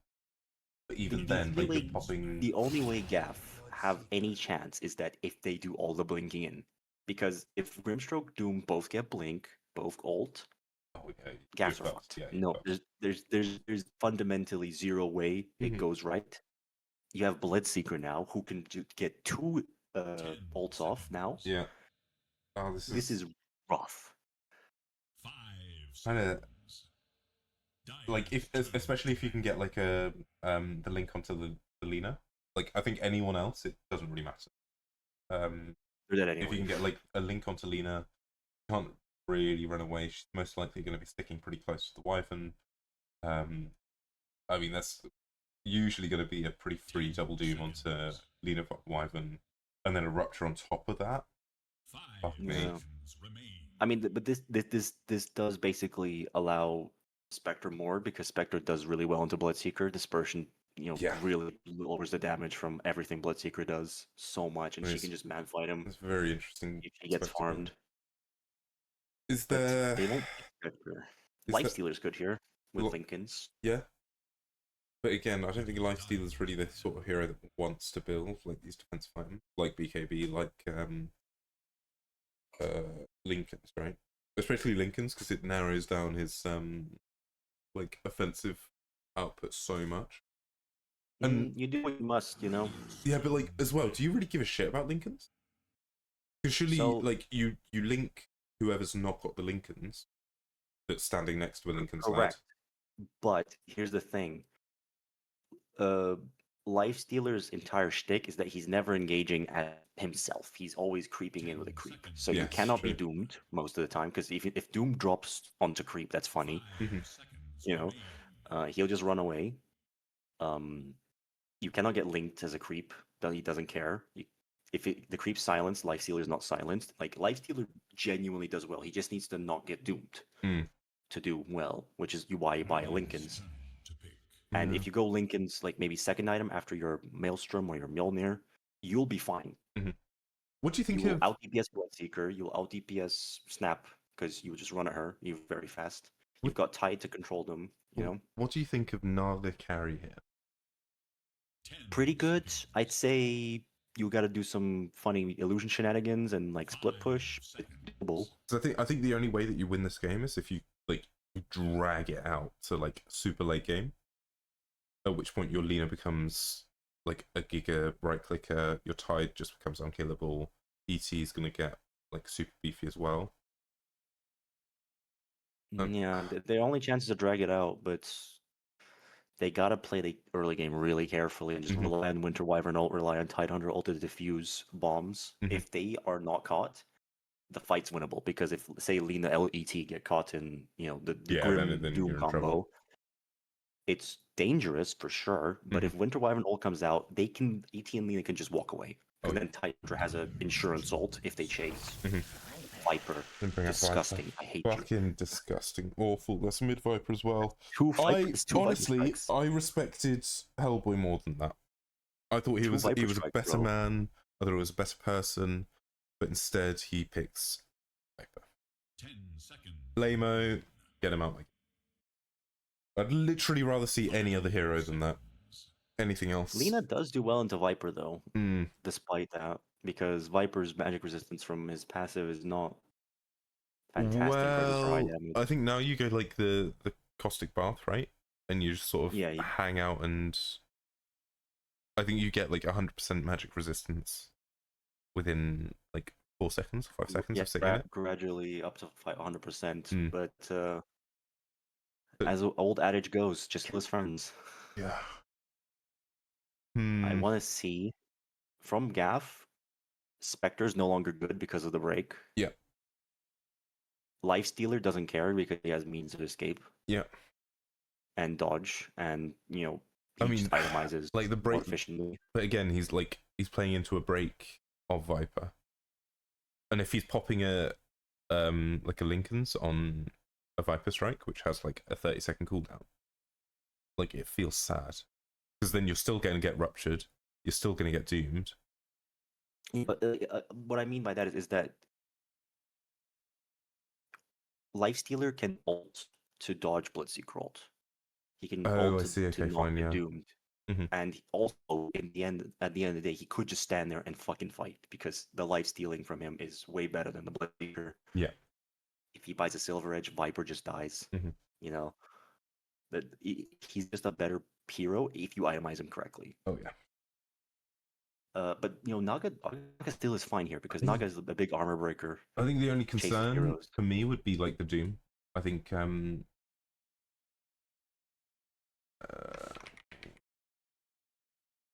Well, we'll see. They got 8 seconds. They got no overtime. It could be a random, just like Gyro TI. Gyro. Fucking, why would you pick Gyro to this? He's a belly creep. Why would you pick Gyro? He built Satanic and Doom. Why would you? No. Gyro is like the biggest troll pick I've seen into Viper Doom. Why would you pick a melee creep? this is. I think the lane is okay. Like it's fine. The level 6, he's dead. They've got nothing. I mean, yeah, you just get run down, right? Like He doesn't do enough damage. Gyro is like a shittier Luna. He needs 2 items to be effective. Luna at least has an ult she can just drop on people. Gyro does decent damage, like with like maxing Q, because like you max Q, put 1 value point into homing missile, and then max your E, right? Or the other way around. You max your E, whatever. Theoretically, yeah, but you're standing in Bloodseeker silence. You got broken, slowed by Viper. There's a snap stun. There's a snap, rain of artillery you gotta dodge. There's Fucking a Doom, crazy. and his attack range is pitiful. I don't like the look of this. I don't like I would it. have picked Drow. Like Drow would have been better. Drow's a better Gyro. Yeah, I mean, I think Drow into, because either Bloodseeker or Doom are definitely going to buy a Radiant. Most likely Bloodseeker. Silence is really good on the Drow, and if Drow gets Silver Edge, she can deal with 3 heroes pretty easily and have good escape because she's really fast. I'm not sure about this one, chat, but in any case, we are into game That's the wrong button. I pressed the wrong button. Sorry. That one. Good. Okay, so do you want to do the rundown, or would you like me to? You can do the rundown. Why don't you do the rundown? So we got on the Radiant side, we got DuckT on the Seeker. He's going Arterial Spray, so he's going to be pushing people around like the Bristol Pusher. Hellboy playing Viper with the Caustic Bath. Absolute degeneracy. Never want to see you again after that performance. Snapfire full bore going E first on Vesper. Maybe we'll see a meme hammer. I don't know. Ulv 2000 Grimstroke. He's going to be instigating. Doom eating Gluttony Cleese. And on Dire side, we got a return of our fan favorite Lena Alfie. FedEx Gyro. He's going to be real sad this game. Ineverknew is playing Elder Titan. He's got that nice little purple badge over there. Not quite Grandmaster, but he is a master. Be great. Vi on the Wyvern. This was a fan favorite two GTI ago. And Matey on the Tide Hunter playing Nanoplankton Eater, which is depressing because he's going to be so weak early and he's already fucked. Jesus. I think the only saving grace of this draft is the Vi Winter Wyvern. I think Yeah, like this ult is amazing. It stops him so hard. Like, if it comes out. if you can get like an ult combo break, it's gonna be absolutely huge. I think this game is absolutely on Vi's shoulders. If he can get like The a early decent game, at game, least. yeah. And they do opt to swap the lanes as well. So Ineverknew is going in the top lane, with FedEx, and Matey is laning with Vi as the position for one. As instantly Vesper comes out with the little shredder, popping down his armor to a mighty 1, and he's taking a shitload of damage. And Vi does get the D-ward as well, which is pretty cool. So where's the major kill threat, do you reckon? As the sleep does come down from Ineverknew. The most fun because gyro Q and sleep combo is pretty consistent with the low move speed. You're going to see a lot of fighting there. Yeah. And because Doom and Grim are just very strong combos. Doom's a very fast runner. Inkswell gives a bunch of movement speed. And you're going to see a bunch of Inkswell combos. Mid's going to be boring because it's just going to be a spell off and nobody cares. And hellboy has immediately taken quite a lot of damage, but I mean, he's got a point into corrosive skin. Like, he's going to be pretty chill. Doesn't really care all that much. Yeah. Does by the way, Alfie has been listening. Thermal runaway. Oh, he's gone thermal. Oh, okay. There has been a bit of stream sniping potentially. I'm joking. Yes, I beansed it. I beansed it again. I'm so sorry. So sorry. Oh, Ty's dead. Ty's dead? Well, I blame Max for distracting me with telling me to fix it. So, fuck you, Max. You're banned. You're banned. Get out of my game. Never want to see you again. Yeah, Tidehunter going Nanoplankton Eater into a kill lane is so sad. Yeah, it's kind of crazy. As he... All chat's okay. That fire... Oh, there goes Winter Wyvern. And Wyvern is... He does try to turn, he does press the Cold Embrace as well, but the silence comes out from DuckT, getting the damage out and the silence preventing him from following up. I think Matey's going to be super sad this lane. I think Vi's going to do his best to make sure that this lane doesn't go like full disaster, but there's not much that he can really do. I think Vi has already fucked up a little bit, but he can still recover. The best way to counter Snap Fire going, Little Shredder first is that you just E the moment you hear the Little Shredder attacks come out onto whoever he's attacking, because it's really hard to stop auto attacking with Little Shredder. It's so fast. There's probably 3 in the air by the time you realize, oh, I'm hitting a guy who's immune. Yeah. And you have to not Arctic Burn. Arctic Burn does not do anything here. Like, you gotta max Splinter Blast, because there's 2 melee heroes. Snapfire's pretty much a melee hero, all things considered. And it does so much damage. Yeah. There's a nice little pull stat comes in from FedEx, or for FedEx, sorry. So, a little bit of farm, nice and early. Does manage to get a Gaff do have another, by the way. Nice.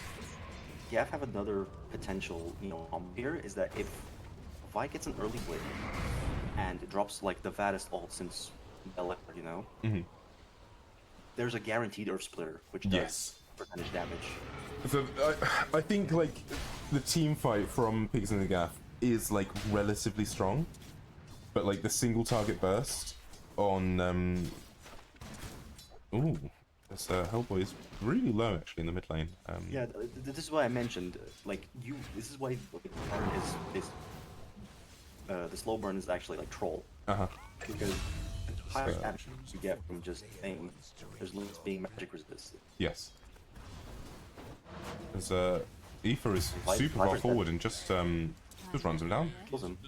Yeah. He's giving move speed though, which is a bit annoying for Matey, but Matey I think resigned his life to death. Yeah. As Vi is also dead. Matey is he's not gonna have a good time this lane. Oh, Gyro's fighting. So does manage to pick off Cleese as Gyro is manning up, but does fall. Ineverknew also dropping quite low, but so is Ol. But it opts to instead run away and cops the 3 right clicks from Ol 2000 and does manage to get a kill. Yeah. For Vi, I would have highly recommended going level 3 Cold Embrace. Sorry, at level 2 Cold Embrace, because at the end of the day, you just want to not feed in this lane. Yes. And you just spam, you just buy regen, spam Cold Embrace onto your Tide, hopefully you get some gold. Right now he's sitting full mana, full HP, he's not healing up Matey at all, which is a big mistake because any catch, any like cookie landing, scatterblast landing, Matey's dead. He's in trouble. He's gonna escape. And there goes the slow from from Vesper. Cleese does die in the top lane meanwhile, but out comes the Cold Embrace, healing him up at the last fucking possible moment. Matey with that Matrix does survive. dodge. Oh Jesus. Neo, the chosen one. The Nanoplankton beater Neo. It's popping a lot of damage. We did miss a kill in the top lane onto Cleese. Yeah, I mean, I think this is the saving grace, right? Like, is if this gyro does come off with a really strong start to the lane, it could give them the boost they need. it could give them the like the early game that they desperately require in order to make this draft work. Okay, Grim is pathed for the ruin. Looks like he did not guess correctly. Viper's late 15 is just way too fast. He might die again here, honestly. No. Exactly. Yeah, Doom is struggling mostly because Matey actually landing. again taking so much damage. Little Shred, like I've never really valued taking Little Shredder like as an early. I never do it. No, I play Snapfire fucking hate it. religiously. I don't do it because it just kills your cookie. Yeah. At Like- all. You cannot take safe one. You cannot take camps.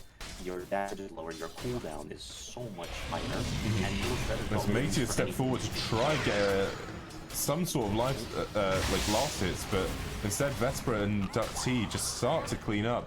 DuckT is cookied in, but under tower and takes a shitload of damage. He's on 50 health. Can Vi get a last hit? He cannot. He does just manage to walk away. Meanwhile, they are fighting for the 7-minute shrine for Child Endangerment. Ineverknew is really deep here and just starts to take a shed load of damage. Space created as Aoife does actually fall to the Viper in the mid lane. Viper Strike level 6 and just gets caught out. Laguna Blade was also popped, but just not quite enough. In Gyro here. Unironically, like this is like me not joking at all. Diffie Gyro. Yeah, I mean, yeah. So, Diffie Blight Gyro. Because Doom has only 360 mana, and Gyro's flat cannon hits him from like Narnia. It's not a bad shout. I mean, like I think flat cannon, because you have to be like the primary target, right, of flat cannon. Yeah. But I don't hate it. Like all of these heroes are super mana dependent. I think it's not a bad game for it. It's not the worst, absolutely. Yeah. We'll see what they go for instead. Okay, Vi has Max Splinter Blast, which I would not have done. I would have pointed second point to Cold Embrace. Aoife is making the rotation into the bottom lane as both Vi and Matey start onto Vesper. They do get the slowdown, but in comes the Laguna Blade as well onto DuckT, and the double kill is coming in from Aoife is more than enough as Ineverknew is getting jumped in the top lane as NZfedX is just manning up. He pops the flat cannon and it's more than enough to bring down at least one, but Hellboy instead just turns up in the top lane and fucks them up. That was good. That was actually good by Gyro dying, because Gyro's getting any gold right now from the kills he's getting right now is just gonna accelerate him. So but here's the thing: the thermal runway, Lina mid. You saw how, like the Bloodseeker HP went from 100 to like 20 with one spell. It's really good. Lina is going for boots travel again. Well, if he ganks, I have no problem. Well, if you're that's the investing thing, right? 2,000 gold to help your team, sure. You have if you're to fucking investing it use to it. run around, why? Like, you have to use it, and I feel like that's something that they haven't managed to quite yet. We'll see what they manage to Viper's come just up. sitting bot. He's just sitting in trees like an absolute degenerate. Trying Come on, to bait. Hellboy, it's I mean, not you. If Vi tries to defend this tower, if he gets clipped by the silence, I think he dies. But if he manages to get like Do mid, please. the Doom He's just got does manage to sneak out as Vi does get clipped by the silence. Hellboy drops the Viper Strike and starts to click down Vi, but there's a lot of heals coming out as well. Instead, he turns on to Matey. Matey does get Splinter Blasted, but there's more than enough to get them out as the Ravage comes out onto Hellboy. He is going to get jumped by the Lina. The stun comes out, but the snipe from Vesper picking off Matey, trading. Yeah, I think he managed to dodge. Aoife doesn't have any points in another save though, so okay, no one step forward, one step back. It's okay. A really nice rotation. As Vesper just chases Aoife out of the jungle. Okay, Ineverknew is actually tailing Doom here. He has full vision on him. Cleese is clicked by the damage. The splinter, the split shot does push him back a little bit, but Ineverknew is chasing. Still no stun from the Lina, so unable to stay on top. Lina dead. As Lina just gets jumped by both Hellboy and Ulf 2000. The break comes out. Is it enough damage? But the Vi heal. Cleese is also in with the Doom, but he's not managed to cast it. As the recursive silence thing, whatever the fuck it's called, starts to click onto Ulf, but it's not quite enough damage. Excellent. Hey, for one trade is not Doom. bad. Not too bad. If anyone asks, despite go on. Despite the differences in early game teamfight, the Gaffs are actually holding up quite well. As the leash comes out, so does the double rupture. That's an instant burst onto Ineverknew. Vi is held into place as well, allowing for the Vesper call to come down. Hellboy ticking down to 13 health, but just enough to live. And the laser Dragon Slave doesn't fucking click. I'm just saying Aether Lens would have killed him. It wasn't Aether Lens, he just missed he missed him. It was like slightly to the left. And he just managed to maybe Aether Lens would have killed him. Dodged it. So unfortunate. Yeah, this is the danger. You cannot be gone on by Grim and Doom. Yeah, like I mean, it's fucking crazy. You have to be the ones going on in them. This is gonna be a test of Gaffs realizing that they have to initiate every fight. Yeah, they have to initiate on their own terms. If they don't initiate, I think this game is like insanely difficult. But I don't think there's a team fight that's gonna go reasonably for them. Okay, Lina's eating a lot of shit here. Will he get a value point stun, or will he get -3 to Dragon Slave? I imagine nobody knows. I don't think we'll ever know. I mean, if it were me, I'd take point into LSA. Oh no, 25 damage. Okay. Oh no, he's going right-click Lina. He's going right-click Lina. Why would you go thermal runway and right-click Lina? I know it's like good, but like, just blast them. They're so low HP. Bloodseeker has like the amount of HP that your ult does. I mean, I think that's normal, no? Like you get like bonus damage from your right clicks with like after pressing your buttons. But the point of thermal runway is that you're just way faster. That's like the main benefit. The right clicks are not as useful, especially in this game, because you never want to be in the position to DuckT is really deep in here as the Aoife just pops the LSA. Sorry, the Laguna Blade, and bursts him down. Vesper has TP'd into the bottom lane. What does LSA stand for? LSA stands for Laguna Blade, suck my ass. Oh, by the way, he used his TP boots to go split mid. Very proud of him. Ganking, and then he's just re-ganking. Yeah. And he's warding. See, this is what you should be doing, right? Like, Vesper does finally find him. No LSA to hold him in place. This time I'm using the correct words, as Aoife does manage to get a follow-up kill. Vi helping out with the Splinter Blast.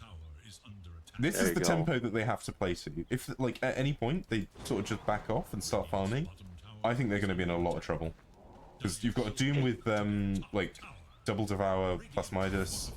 You've got a, like, a Viper that's going to get Ags and farm insanely fast. There is a TP into the bottom lane from Hellboy. He gets the Viper Strike onto Ineverknew, but Matey is standing right in front of him, stopping him from moving. The Ravage comes out onto Hellboy. More damage coming out, but both of them just not taking any damage. Vi finally gets ruptured, but just turns and presses his button. There's a slight misclick there from Ineverknew, not quite connecting. Bloodseeker sees the ET, but he's not going to chase. Don't think anyone's going to be able to chase and follow that up, as Aoife instead steps up onto the high ground. He has spotted the sentry, but he's very scared here. As Matey has stepped up far too far, but misses the stun. And the Kraken Shell just bursts off that minus armor. Chrysalis comes out on Lina. Lina wants to right click despite knowing that they have the true mega combo that pierces BKB. Ooh. You gotta. What, would you just go like first line Lincolns or something? I would go magical. Like you want to be as far away from that heat as possible. Like their whole combo on Endangerment is Grim ult and then everyone else's ult. Mm. And if you're in any near postcode of it, Lina will get just accidentally leashed, accidentally silenced, Viper Strike, broken, there goes your fiery soul. You know, you're fucked. I mean, now they're going for the like the Dragon Lance, but I do think the Hurricane Pike over the Chrysalis is going to be a little bit more value. By the way, big counter to Caustic Bath Viper, 4 staffs. Hell yeah, just force them out. He can't stand. He can't stand in it. Cannot stand. Send to Narnia. Absolutely right.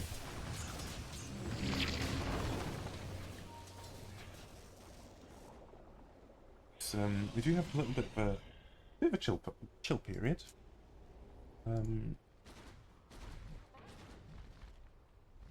Yeah, we'll see who next makes the next move. This is sort of what I'm like afraid of, right? Like, I feel like Pigs in the Gaff need to keep keeping their foot in, like pressuring as much as possible, but they're just not really managing to take too many objectives.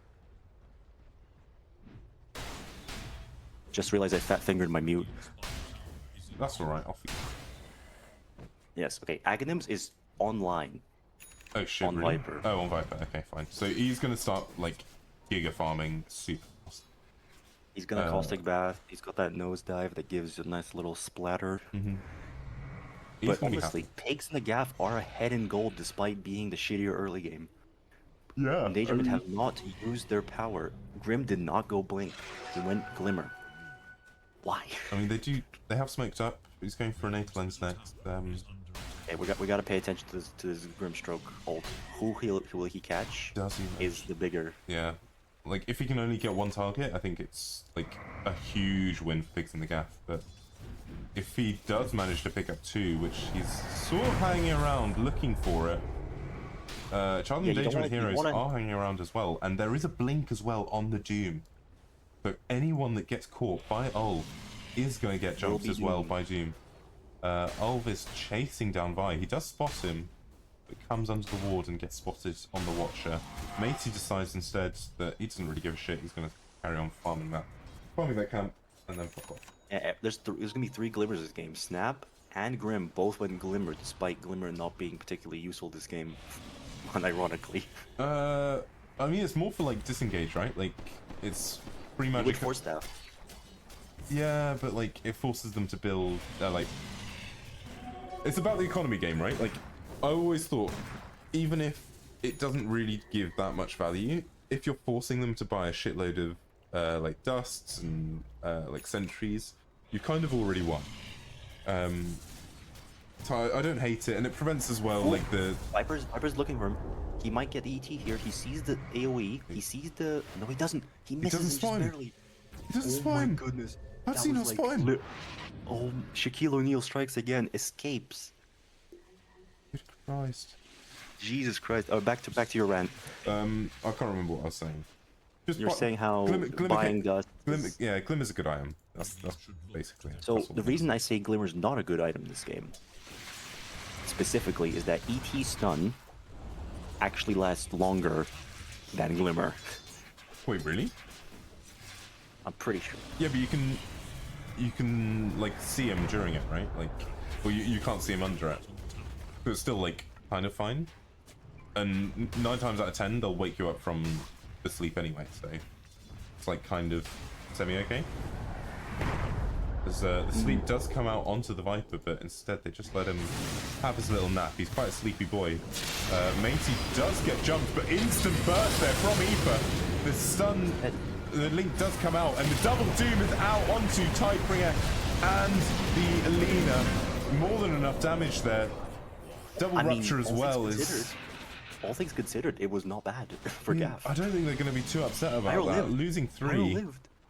Gyro lived. That's what matters. You've lost your off laner and your mid laner, but I mean, Gyro's coming Like, out of these Lina very can farm happy. all game easily. Lina has the best farming spell in the game, alongside with Death Prophet. That is Q. Mm-hmm. Gyro cannot afford to die. He needs to keep the momentum going, and Oh, that's yeah. exactly what. It's not ideal. I would love for ET to die after using ult, because then he's got nothing else. Uh-huh. You know, Tide uses spells, so that's okay that he died. But honestly, we still have Winter Curse. He did not. No, we Vi didn't did even not use use Winter's it. Curse. Christ. Yeah, it just never came up. He was Burst playing it too safe. He didn't want to quickly. get caught, which is correct. Yeah. Okay, he bought a fluffy hat and then pivoted straight to Blink. This is good. This is. I Because like this. Vi needs to understand that he cannot be anywhere near his team. He needs to engage from the side and then catch people in Winter's Curses, which is correct. Like, this is specifically this game for this. Yeah, I mean, there's a I think- Daedalus on Lina. Lincoln's queued up. This is great. Yeah, this is correct as well. I like this a lot. I've changed my mind about this build. I think it's kind of right. I don't think I would have gone Daedalus. I think I would have just like stuck around with the Chrysalis and then gone Lincoln's. But like this Lina's gonna shit out damage like it's no tomorrow. Big fan of She it. will if she doesn't get caught. Like, If she doesn't that get fight, caught, she that's did the big one. fuck all, because she managed to get Laguna off before the thing came out, because Grim does not have Blink. Yeah, as Ineverknew does manage to catch Vesper in the Yules, but does get also glimmered, so no follow-up is able to come out. Vesper sneaking away with the cookie. Yeah, you see what I mean when I say Glimmer was kind of not useful there, because you couldn't use the Yeah. the movement speed bonus. Like, yeah, you didn't take any damage, but Force Staff would just alleviate all of that, and you can use it on teammates Yes. if they get caught by random stuff.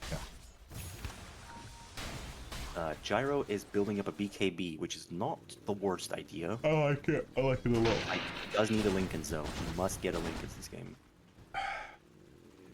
I don't care what God Yeah, says, because Doom's building Crimson Guard. He's not building Ags himself. Serious? Doom is going Crimson Guard, which is okay. They're mostly physical. It makes sense. Yeah, I don't hate that. It's just he needs to go Ags because he should know that they're gonna know that he has Doom and that he will buy Lincolns. Yes. But I suppose the only like concern with that is you're preventing, like you're then not allowing for like a double Doom, which I think is, especially like late game, is going to be potentially game winning. Yeah, and this is Pigs won a late game. Yes. Doom is a snowball hero because he usually buys Midas. He has Devour, which gives him extra farm speed. You've got Viper, he likes killing, which is what he's doing. You've got Bloodseeker, who likes killing, which is what he's doing. Like, Bloodseeker can do a bit of both. He can farm easily because of the amplified Blood Rage, and he usually buys some kind of right-click item. Yeah. But at the end of the day, he's here to rupture someone and kill him. Vi is under vision here, but doesn't manage to get jumped at all. Hellboy is also stepping quite far forward. He has completed the Veil of Discord.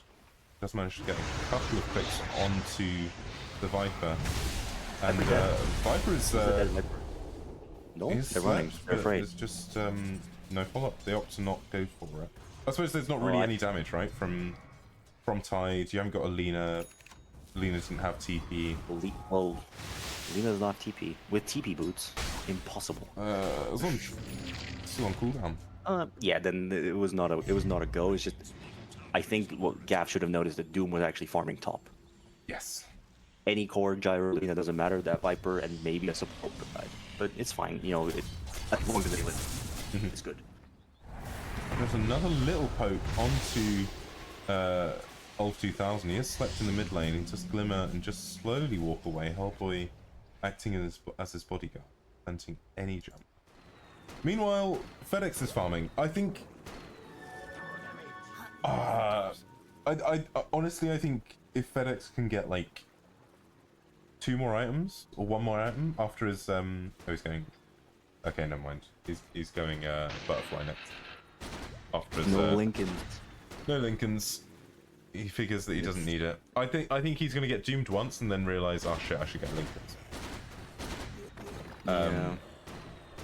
But Here's the thing: Grim has not been catching him in things, so he's probably overconfident in that fact that, oh, it's not really hitting me. But he's gonna realize at some point he has to frontline because he's a melee creep. Yes. Gyro does not have attack range. He's not going Hurricane Pike to alleviate that problem.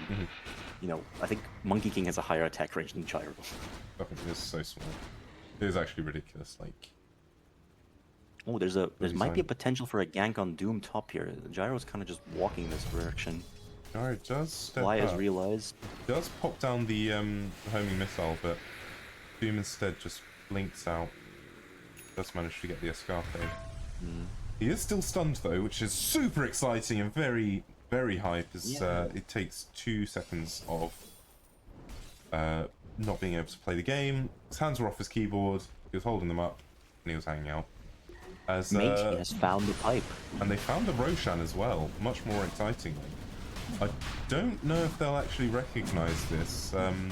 Vi is stepping forward, Viper Strike onto Vi, but it's wasted actually. Like, there's no real way that they can hang out. Had to wait for Grim. He was not patient. Matey has shown that they are doing Roche as he steps out a touch, as the all comes out from FedEx, but there's the double stun. There's the link, there's the double doom as well. Onto 2. Vi was not reactive. He did not get the ult in time. He wasn't had to press ready. it as soon as possible there, just to stop the. Just the hold run. them back. The Aegis does give them a chance to kind of come back from this. Cleese, meanwhile, Ineverknew is cleaning up. Yeah. Cleese is. Doom's the only escape. Cleese is out. So it's not like a full disaster fight, but if I was Gyro, I'd be so fucking mad. It's because the Roche went down and Lina managed to snag the Aegis just in time. If they were any seconds faster, that's a wipe. Yeah, absolutely. Absolutely. Okay, I like the Lincoln. I like the Lina Lincoln Sphere. This is good. Gyro did eat that. Does he change his build? No, he's queued up a Satanic right after. Queued up for Satanic. Is there an argument that there's too many single target spells? But like Lincoln's is no longer worth it. So that only applies to short cooldown single target spells. Okay, fine. Something like Avenge Q. Even then, you still kind of want it, but something like maybe Lion stuff. I mean, Shaman stuff. You've also got like Phantom's Embrace on Grim that can cancel, I suppose. You can always force staff them as well if you like Gigapog. Yeah, it's so relatively tricky. The Grip Stroke combo is Blink, Soulbind, Phantom's Embrace. So if Gyro's ever the target, he will always dodge Soulbind. He'll always break Soulbind. And if he's ever in the position where he's not in the combo and Doom did not come out and Viper Strike did not come out, then he's either blocking Doom or Viper Strike. And if Rupture comes out, he's just going to stand there and right click because he's building Satanic, right? Yes, yeah. So, in a way, Gyro's bad build will work for him only if he goes Lincolns. Because if he gets Ruptured and Broken, he's not going to output enough DPS to regen with Satanic. Yeah. If he gets Doomed, he cannot regen at all. Yeah. And you know, there's always like Snapfire globes flying from the sky. There's a silence on Bloodseeker. He has the BKB for that, so it's okay. It's just dangerous to let some of this through. The only thing else that can break it right now is Force Staff on Snapfire, and Snapfire's not coming close. No, I feel like Snapfire at every single point has been pretty much 3 screens away, just laying out the hurt, which is exactly what they should be doing, really. The theory behind Lincoln's is that you diffuse if there's a lot of single target stuff that you want to get rid of, you still try it anyway because you're making the board simpler. You can itemize better because you know for a fact that one of these spells just won't play in the game, and then you just play accordingly. If you get doomed, you can run away with BKB. If you get Viper Striked, and you block Doom, great, you can fight. If you block Soulbind, fantastic. There's no Soulbind in the fight. Yeah, I mean, you're just chilling at that point. That's a one fight right there because that shit's so good with this team. Yeah. I think it probably hurts as well that you're going to have a Matey that's pretty much always going to be hugging this, the Gyro. Never knew. Gets caught. Viper Striked. But TP Use TP. It does manage to sneak out. Does he tick down in base? He doesn't as he buys Oh, he just uses one of his healing. No, dice he was just really close. He was just really close. He was Drain like that. 20 HP. Nice. Okay, Hurricane Pike is a good choice. It keeps Lena away, despite me not being a very happy chappy with the right click build. I quite like it, honestly. I think It's okay. think it's Like kinda I'm not cool. saying it's bad. It's just this game specifically, you don't really want to be close. as Laguna Blade is dropped onto Hellboy. They do try to turn to click down Aether, but too much damage, and Hellboy does fall. Yeah, Christ. I mean, it feels like Pigs in the Gaff are starting to run away a little bit with this. None of the the early team game- fighters really been clicking off. As comes Doom out. is popped onto the gyrocopter. He presses BKB and tries to man fight, but there's just too much damage. The ulti comes out from Ineverknew, trying to click down anything, but there's just too much damage. Double link up onto both the Lina and the Tide, but Vesper managed to sneak away, and so does Ulf. Meanwhile, DuckT is relatively low. He gets used up by Ineverknew. Matey follows up with the Gush. Aether trying to catch up and stay on top of them, but instant dispel of the stun there a little bit, but there's the follow-up and there's the damage as Aether cleans up. Nice. And it's really nice fight there. Only losing the gyro. Still opting not to go for the Lincoln Sphere, but Yeah, Endangerment just missed their timings. yeah. This is depressing for them. So Aether tries to land the LSA, but doesn't quite clip anything as they start to hit down on this this tier 3 tower in the mid lane. Matey acting as general bodyguard, popping the Lotus on themselves. As Hellboy does start to bring him down. The Viper Strike comes out, but the LSA holding them in place, but there's just too much damage. Is it quite enough? Hellboy jumps forward with the pipe as the link comes together, but there's no follow-up as Cleese is in, trying to jump onto Aether as the excellent Winter's Curse holding back the Viper, preventing any sort of follow-up. Ineverknew doesn't quite clip anyone other than Cleese on the Doom. They keep moving forwards as Vi clicking out the this Winter's Curse as the reflection silence onto Ulf 2000. Cleese is still just outside the base, unable to get to safety, and finally manages to walk forwards just enough as no one dies. Oh, pretty juicy. Pretty juicy.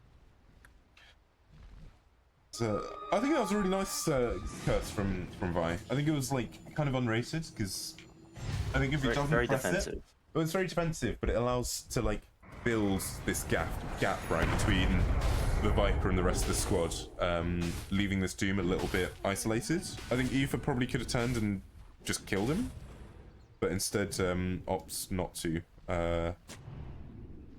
which potentially incorrect, but you know what, no one died, so can't be called as a bad play. Tower is under attack. Yeah. It was an insurance ult, so to speak, because he didn't want anyone getting caught out by maybe another Viper Strike. Because that's a 40-second cooldown on Viper Strike. Looks like Vi is actually in a spot of trouble here. He does get bound by the silence of DuckT, but the Arctic Ban Just walks it out. run away, just walks away. Ooh, Dark Portrait. Now this could be. Ooh. This is a good axe. This is a really good axe for Gyro against Gyrolina. Oh, but yeah. It's another Lincoln's break, by the way. So it's another danger. It's still good to go Lincolns because you don't want Dark Portrait. You don't want a Soulbind. But we'll see how this plays out. Grim's really lacking a blink to go in with the Doom. That's really what's the lacking here. I think the only way that they start fights is if Ul manage to get like a Soulbind onto pretty much the gyro. Hellboy also is caught by Ineverknew. Gyro Tide or Lina Tide. That's the idea. Yeah. And just opt to just TP out. It doesn't. No boots of travel on the Viper. I think that's kind of bad.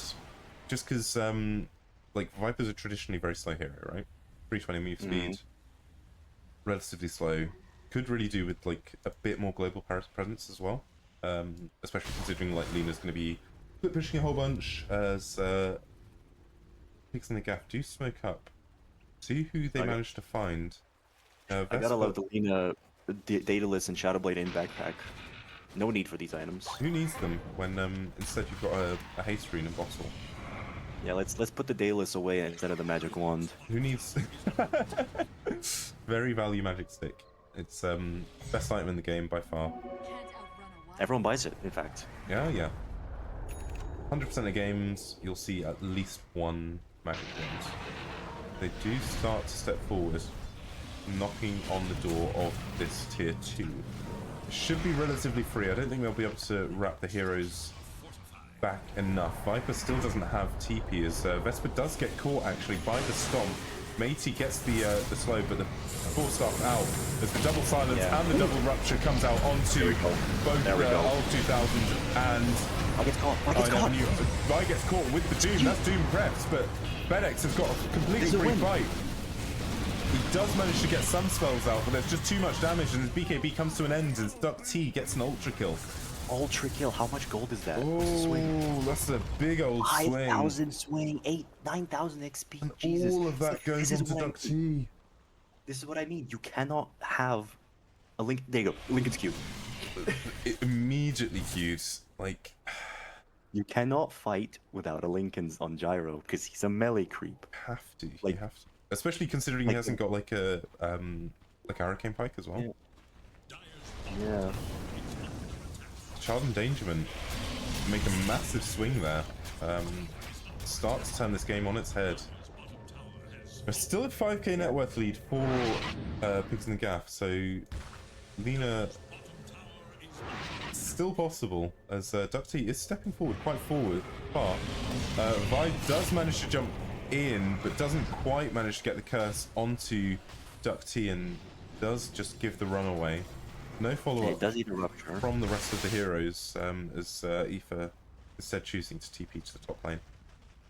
Okay, this Silver Edge is clutch from Lena because Viper's biggest strength is the 100% magic resistance. Yes. And the attack speed's low, and that's gonna go away now. So Doom pause the game. A little. What do we have here? Piss break. Bathroom apologies. I'm taking piss. By Little Piss Boy Vi. And there's 3 little piss boys. A Duck, a Cleese, and a Vi. Alright, I'm gonna grab some more cider. I am thirsty. I'm a thirsty boy. Didn't your missus say no cider? Yeah, well, she can We'll buy more. Yeah, she'll get it.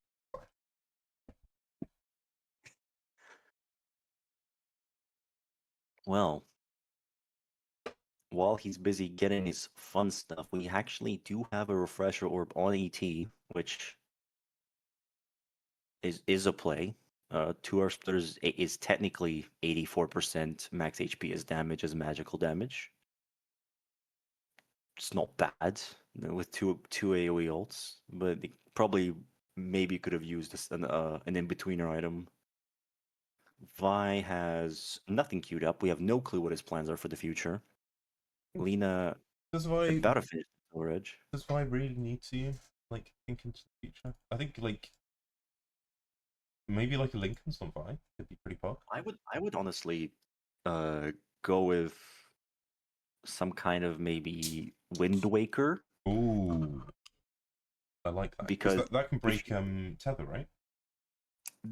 First of all, it can break tether. Second of all, it just stops a bunch of the doom, a bunch of the break. So if Gyro gets caught out again and has Lincoln's broken, and still there's too much, he can just drop that onto Gyro just to keep him alive. Yeah. And then again, he doesn't have to be Gyro. It could be Lena. It can be Tide. Like it's just a really good defense to have because he's never caught. Yes. Vi so far. He's playing exceptionally well. Well, he did get like caught in this last. Yeah, but that was because Endangerment went first. Yes.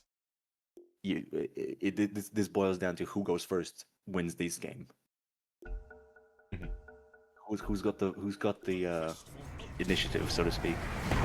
There's a mechanism on the Snapfire into Greaves. I don't know why. I would honestly go Aghanims because counter. Yeah, to you counteract. need some sort of fucking initiation, right? You can just throw Viper on top of anyone. You can throw Doom on top of anyone. He doesn't need it, but he's got Blink. But you can just grab his Viper, throw him in. That's a stun. That's, I think, 1.5 seconds. Yeah.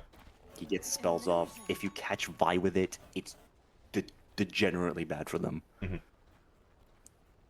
And it's a save as well. Like if he gets Yeah. oh, he's already got keen eye. Like if he gets a kind of cool, like a casual Aether lens, like the Gobbler is Gigapop. Yeah.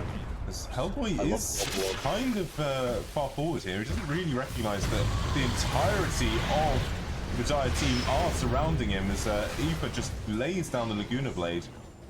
Very nice. No Silver Edge there needed. So I never knew. He just got minced. I never knew baiting perfectly there. Close, but not. Yeah, it's the Yule Scepter to counter the Viper stacks. It's very good to take the damage. And then walk straight into Roche. And Matey has Pipe, so Viper's damage is reduced by a nice chunky percentage. The Roche will be taken here. Oh, Lena's eating a little. He's going satanic on Lena versus Doom. I probably would have just let some kind of either Hex or Bloodthorn. I don't hate it. Like, Not the worst. It's not bad. It's just it's not ideal because if you get Doom, you're screwed. there is an ulti coming out from Vesper to just push them away from the pit a little bit as Aether aggressively force staffs forward but doesn't quite spot anyone. Ulf quite far forward. Vi with the blink in. It's good. It's good if he Is presses there it. any buttons coming out? Oh, Aether finally managed to get something out, but follow up Aegis. there onto Aegis, but it's not quite enough. There's just too much Buyback on saves. Grim. He people agonizms. There's no buyback on Grim. No buyback on Grim. This Their should be. key that had to live is dead. They kind of have to just go high ground here, no? Yeah, Like with this wave, they've got Banner as well. This They've got Banner. They've got Viper Whole Strike Raid. comes out, but the Lincoln Sphere is more than enough to keep him very chill and happy. There we go. First tower down. First tower down as Cleese and the Gaff do manage to break the high ground. Does aggressively blink in, and there comes the ulti from Doom onto the gyro, but there's the counter initiation from Vi. Stops. And Doom Bloodseeker is in his slowly back. running out, but Aether is ticking very, very low and gets cleaned up by Great by on pretty much the everyone. Doom has come to an end, and Gyro's dying. in comes Gyro is dying. He doesn't manage to get anything off. He doesn't have a satanic. He doesn't have survivability. As Hurt on Aether Pipe. instead tries to jump onto DuckT. He Oh, he gets him real low. super low, but that's just not quite enough. Blink Just too centaur. much. Blink onto Aether is enough to pull him back as the Dark Portrait comes out. Both Vi, his cores alive. He's trying his best. It's Glimmer on the doing- tide. Vi has Oh got this my God. team on his back. It feels like He's like that button on a well-endowed woman's blouse. it just won't come undone. He keeps it together. He's going the 8th lens, keeping himself safer for next fights. Yeah, I that like was it. that was very dangerous for both teams there. Yeah, Christ. I think Vi is playing out of his mind today. Honestly, like, I'll give him MVP any time of the day. oh, you know me. You know how much I love this man. I think Oh, he's absolutely exceptional. So the team fight does pop out in the mid lane. Huge stun, and it prevents the Doom from getting in. And out goes Hellboy.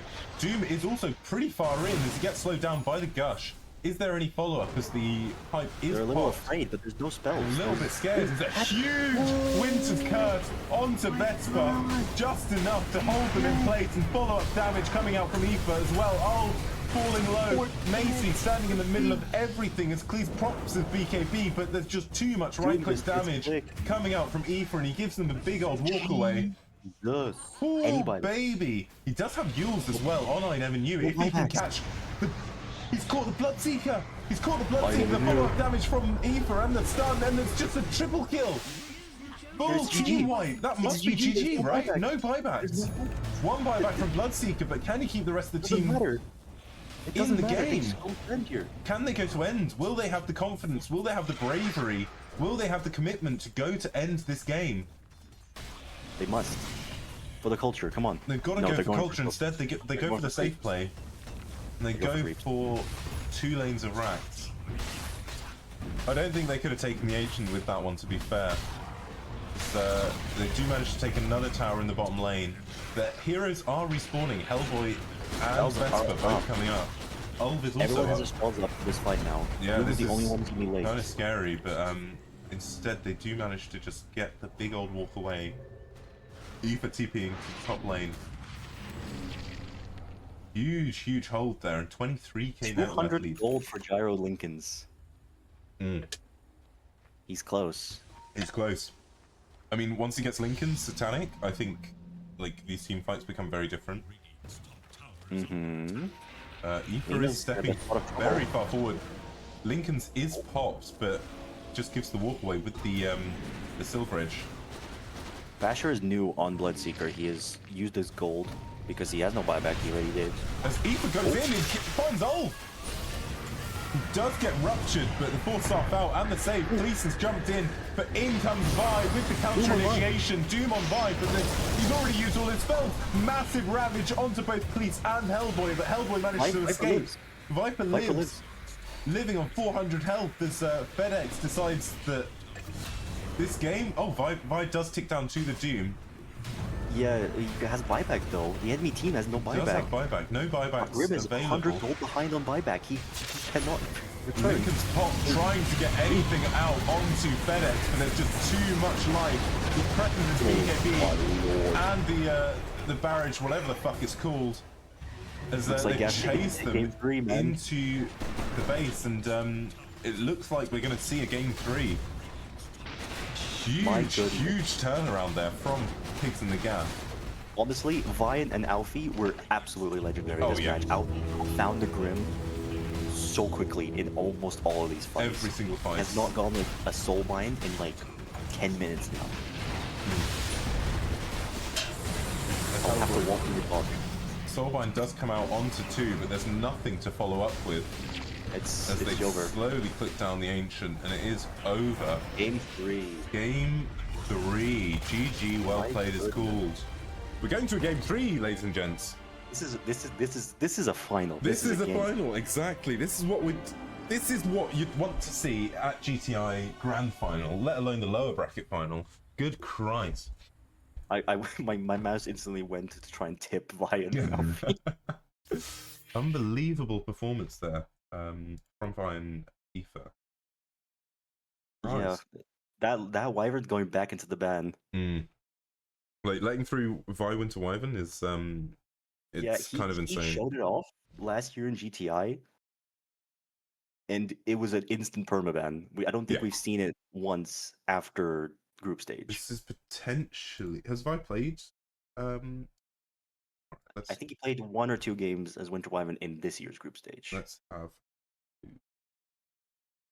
I do remember Winter Wyvern getting through once in one of the games. I think I casted with Seething. Vi. Davai. Vi. Davai.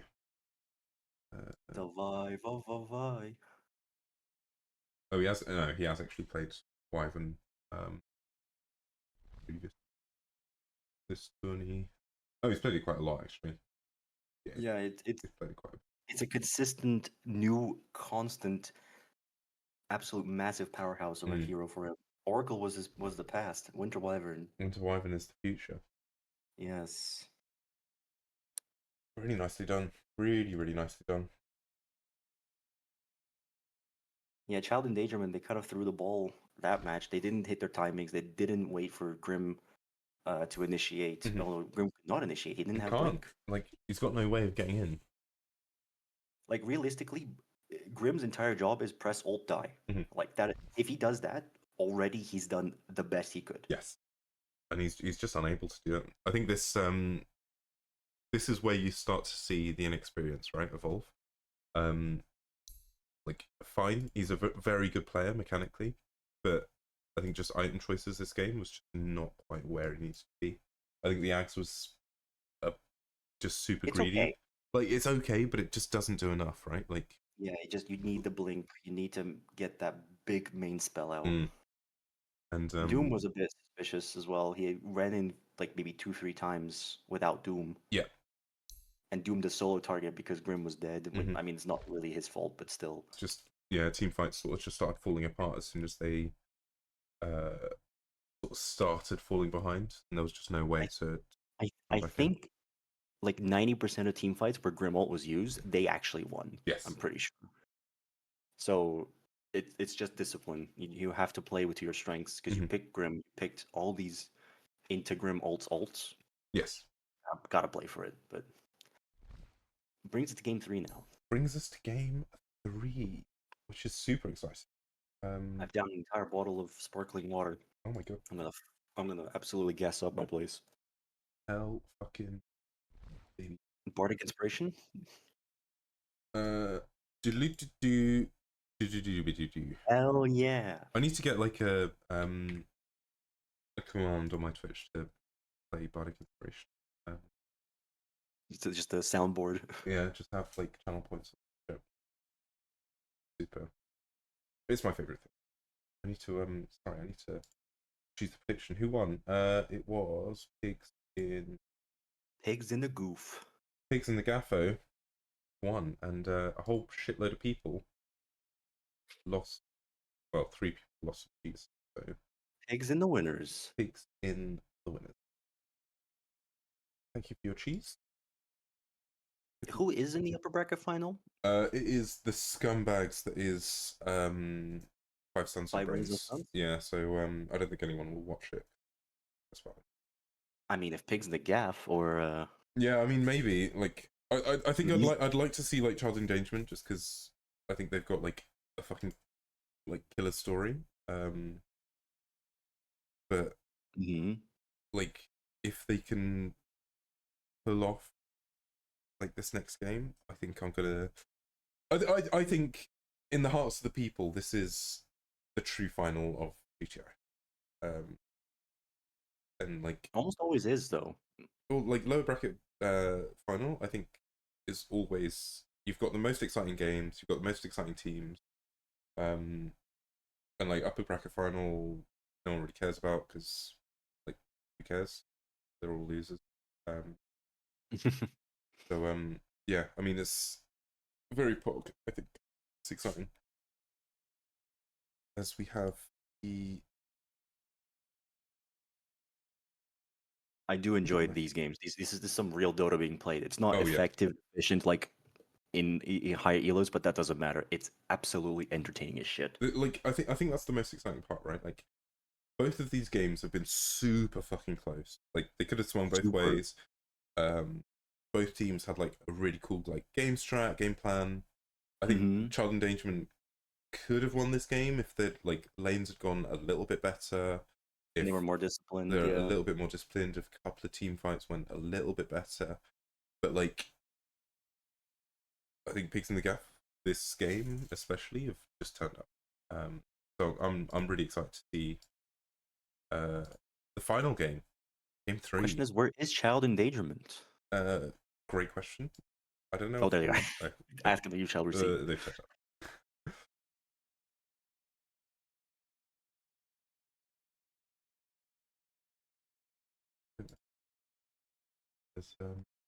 Cool. We're just waiting for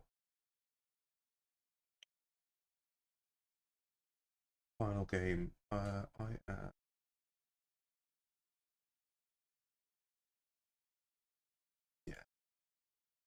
Good. Okay. I'm gonna pop us into a little break briefly, just as we wait for Hellboy to get back from walking his dog. So don't go anywhere. We'll be back in like 2-3 minutes.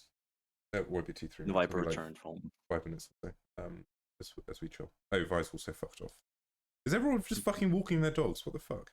Christ. Yes. Oh well. All right. They did not expect game 3. Yeah, we'll go to a brief break. As we wait for that.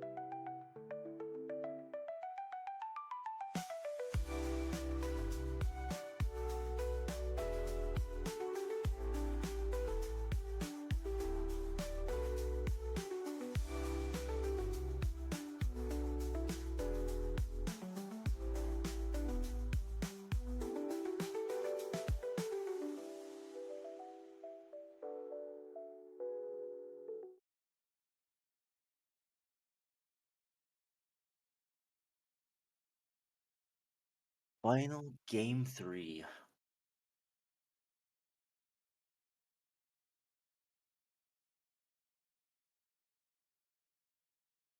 And honestly, whoever loses as well is also in our hearts and minds because these games are a sort of banger. Oh, Wyvern insta-ban. Insta-Wyvern ban. Mute myself. Yeah, so lower bracket final. Whoever wins this wins GTI. Next game does not matter to anyone because no one cares. Very exciting. Vi instaban with the Wyvern. Absolutely correct. I'd do the same. I think anyone that doesn't is fucking insane. So pretty nice. Sorry, should we actually let you guys see what the fuck is going on? Technical difficulties. Look, if you want to fucking complain about not being able to see the game, you can get fucked. Get out.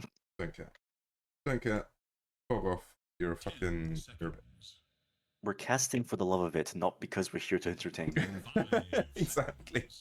I'm just here to hang out with my friends, and if you guys want to watch, then go fuck. If you're not fucking happy about it, if I get another fucking T-Tours bullshit in chat, you're getting banned. I'll fuck you up, and I'll speak to your mother as well. I think you had too many ciders, Flo. No, bog off, leave me alone. You have to be positive, man. Look, I'm drinking Inches cider. It's bloody delicious. All right, Squelchy, you're banned. You're banned. You're banned. How do I ban? How do you ban someone? I don't know. I don't use Twitch.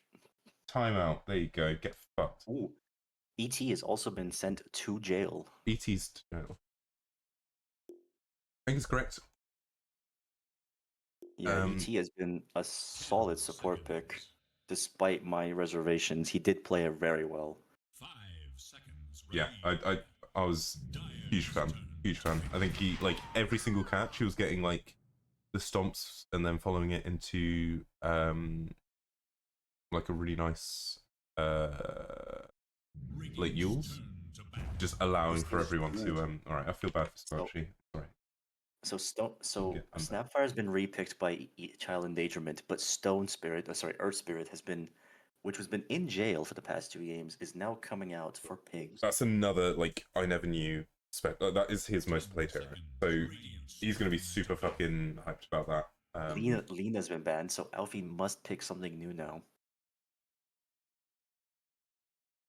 Yeah. We're gonna see another white hero sent to jail. Hell fucking yeah.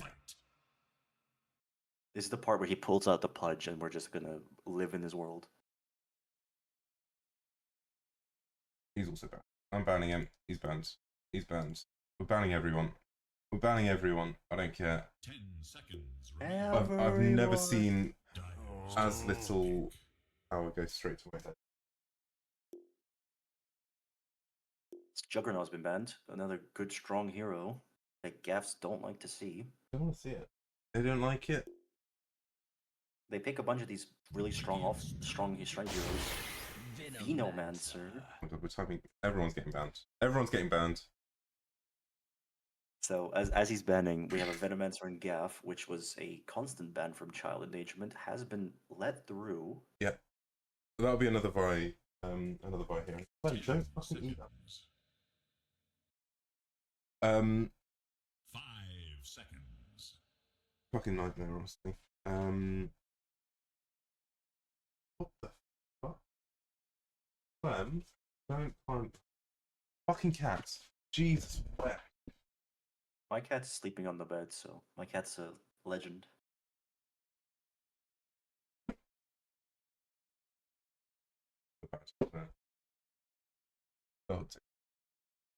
It's a long wait, a long think from Child Endangerment. They don't seem to think they've got an answer yet for the Veno Earth Spirit. A really strong combo. It's a big kick into Veno, so Veno doesn't really need to get any sort of travel boots or whatever.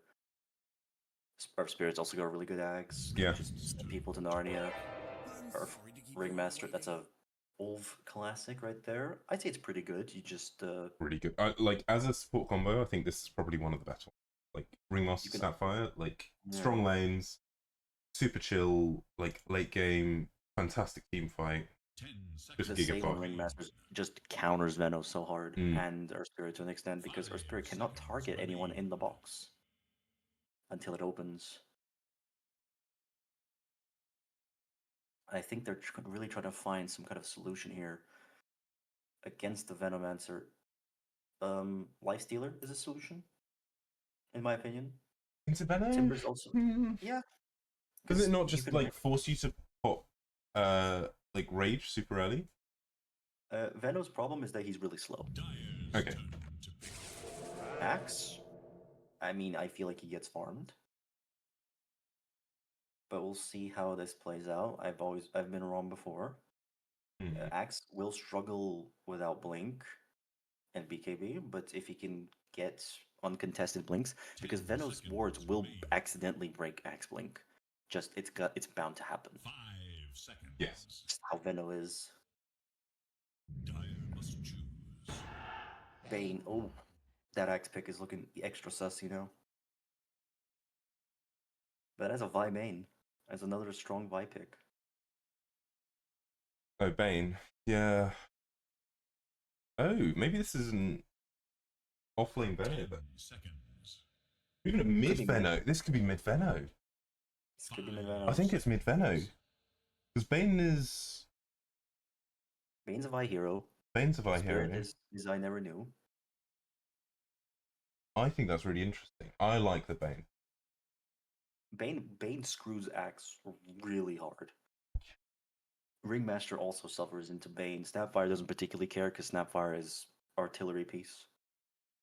Yeah, I think like the Bane into Axe is super Classic. The classic counter. One written in the books, if you ever read them.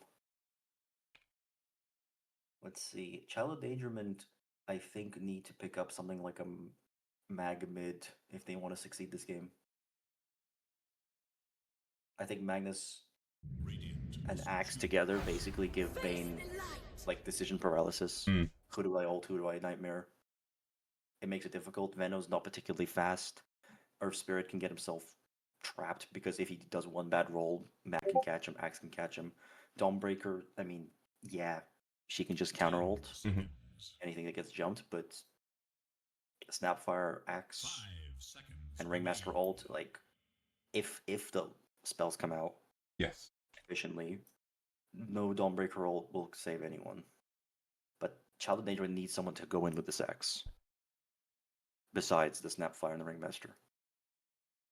Yeah, like they just need some sort of front line, right? Like, Yeah. I mean, maybe even Medusa, right? Like, I think It is Radiant's back. I think Bane's a little bit of. Oh, there's the OG. It's okay. Okay. It does well into some heroes like Dawn and Earth Spirit. It does not particularly well into Bane, but I think it's it's like it's okay. it's more of a binding pick. It's a binding agent pick because if Yes. OD gets 10 ahead, seconds it remaining. it is painful for Oh yeah. Gaff. Oh. 5 Fucking cat, honestly. seconds. Fuck me. Behave yourself, for fuck's sake. Stop There we go. doing shit.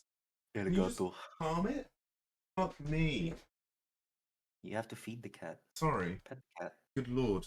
Sorry, my cat is just like decided that she really, really wants one of my plants. But this plant is not good for her and she'll get very unwell. Chase. It is Dyer's ban. Dragon Knight ban from Child Endangerment. That's a reasonable ban. Yeah. DK, a solid binding frontliner. Because it looks like Gaff are deciding to just go early ball if they play it right. It is Like I think they need like a really beefy frontline hero. I think it could potentially be another another gyro game. Like it's fine into Axe, you still like pump out a shitload of damage into the rest of the heroes. 10 seconds. It's okay into OD because you can just sort of hang out and like your mana pool isn't so low that you can't like survive his initial burst. Yeah. We'll see how it goes. Right now, it's kind of teetering on a nice edge based on what's the last picks here. Mm. They're gonna make it very obvious which team has the edge on the draft. It is Radiant's ban.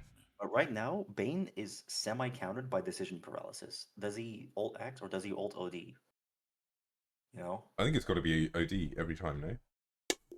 But then that gives X free reign to blink ult him. Yeah, but you can nightmare potentially 10 seconds because remaining. like Then- you're never going to be. You shouldn't be called by Axe. Oh my god, Clem! You cannot be. just. It's a shouldn't be situation, but you know, if Axe knows that it's a shouldn't be situation, he's just gonna go and search for Bane Yes. because he cannot really fight Venno. Like Venno will just demolish him without BKB. Spirit can always kick him, so like if he's not caught, he can send him away. Dawnbreaker will ult on top of that. So It just feels like a fucking bad Axe game. Honestly. it's a very bad Axe game. It's not a bad Axe late game. if Yeah, that but makes like sense. even that, like you're playing into Venom Wards, Dire's turn to like pick. constantly breaking your They Oh, go that back. is a disgusting pick. I've Go back for the Muerta. Muerta. That's It's gonna fuck him up. It's fucking good. These are not pipe buyers. Look at this. Dawn does not buy pipe. Mm. Bane will probably go Aether Lens. Spirit does Then not there's- want to buy a pipe either. Yeah, Spirit's gonna go Blade Mail, which is okay, 5 but seconds remain. Veno's not gonna buy any defenses good against Muerta. He cannot hit Muerta. This is a really good lineup for Child Endangerment despite the axe.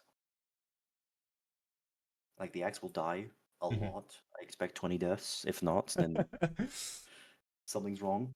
Yeah, I just think like pigs in the gaff have a massive damage issue, and unless they can find something They that need to get solves that, maybe like an SF. no SF is controlled too hard, too squishy. They need, I mean, Peel's bad. Adusa Luna. I think Luna might be good because Luna's hybrid damage. She doesn't care about Murta ulting. Murta ults, she ults. I mean, same with Medusa, right? Like, doesn't Yeah. really give a shit what Medusa- damage she's taking. She's going to take a Adusa lot of it. Luna's good. AM is ironically pretty good this game. What the fuck? Your will It's of a the Venom one. battlefield Carry Venom? today. It's a carry Veno. It's Jover. Oh, It's a FedEx Veno. I mean, like, oh no no! hate to FedEx, but picking Veno 1 this early, I think it can be bad. good. it can be good. It's a counter pick. You're basically banking on the fact that you can dumpster the lane so hard that you're going to be way too far ahead. Mhm. And yes, he can dumpster Cleese, but the thing is, Veno does nothing into Muerta and OD. OD doesn't care how fed Veno is. He just sends himself to jail. Muerta could just ult and kill him. I don't like it. I mean, maybe if Ether like just fucking pops the fuck off, maybe they can like just completely It's take an OD control of it. favored lane. It's an OD favored lane though.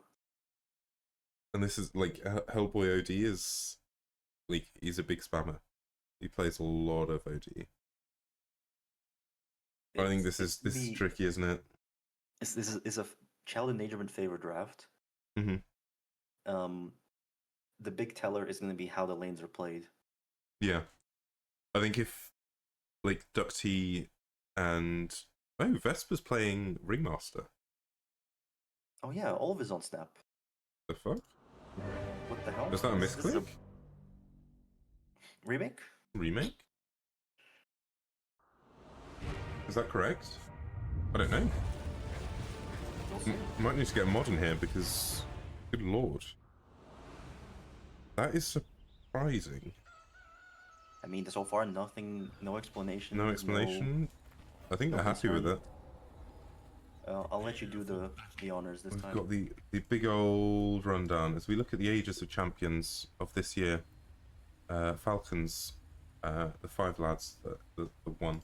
Anyway, in much more important things, we've got DuckT on the Muerta playing Quick Draw. You've also got Hellboy playing his very patented OD. He plays it a lot and he's very good at games. You've then got Cleese on the Axe hero, who runs around and has a hangout as someone's got no sounds, so they're starting again. Then you've also got Ulf 2000 surprisingly on the Snapfire, and Vesper on the Ringmaster. So previously we've seen Ulf pretty much exclusively playing Ringmaster. This time they've mixed it around, so kind of interesting. Kind of interesting, as Ulf wants to go to bed.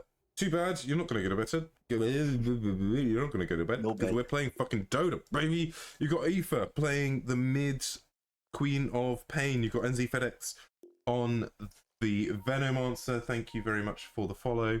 You've then also got Matey Potatey on the Dawnbreaker in position 3. You've got Ineverknew on his Grandmaster tier Earth Spirit, and Vi on his additionally very patented Bane. Very exciting. Bronze tier Bane. Bronze tier Bane, get good at games. As it looks like they've got. Well, there's a Linux mention in the chat. There is a Linux mention in Two chat. Linux Dota 2 enjoyers. Oh shit! We should tie the game 120 minutes in and go for a game 4. I'm gonna say no. If you do that, I'm gonna ban both of you. Both getting banned and no one wins. Oh, well, Good we'll Christ. see how it goes. Axe did not go 3 rings of protection, went only 2. Okay, he's opting instead for the Quelling Blade, which I don't like, but whatever, fine. Ooh. As there is a bit of a group up in the mid lane, as Ulv does manage to get the Observe Ward placed by Hellboy. So a little bit of an advantage there. That's actually kind of important, right, for this mid matchup? Yeah, so if you get an Observer Ward in a dual lane, so bot or top, you basically guarantee that if one melee creep is denied on the first wave, that you get level 2, as far as I'm aware. And if you don't get anything denied, then you're solid. You're dreaming. It's pretty goddamn good. All right, so which one of these lanes is going to be the most exciting, do you reckon? So I think for sure there's gonna be a lot of deaths in the top side. Okay. Mostly because Veno and Earth Spirit is gonna just run this axe Oh, into yeah. the ground. Yeah. But I think that Bane Dawnbreaker is a sleeper strong dive. No, because you can Nightmare into like Starbreaker. It's pretty fast. Yeah, you can pretty much guarantee that, but it's mostly because it's just Dawn likes fighting, Bane likes fighting, because it's basically the brain sap all this hit damage. Oh yeah, yeah. He does not care. Vesper taking the bad brunt of that exchange there. As Vi does manage to get the, he should manage to secure the block here. Vesper does have a sentry to unblock that, but will he get it in time? Not quite. So bottom lane secure for the first couple of waves. Vi is going to be pretty happy with that exchange, as FedEx is taking quite a lot of damage from the combination of Ulv and Cleese, both Battle Hunger and the W's. As FedEx is really low actually. He's going to tick to 4 health. Not quite enough. Not enough range on his attack on Cleese to bring him down. Level 1 little shredder. Yeah, it's oh, managed to snipe him with the scatter blast, getting level 2 before. From the ward. It's the ward. It's the ward. The ward XP is absolutely doing it. Super high value there. Jesus.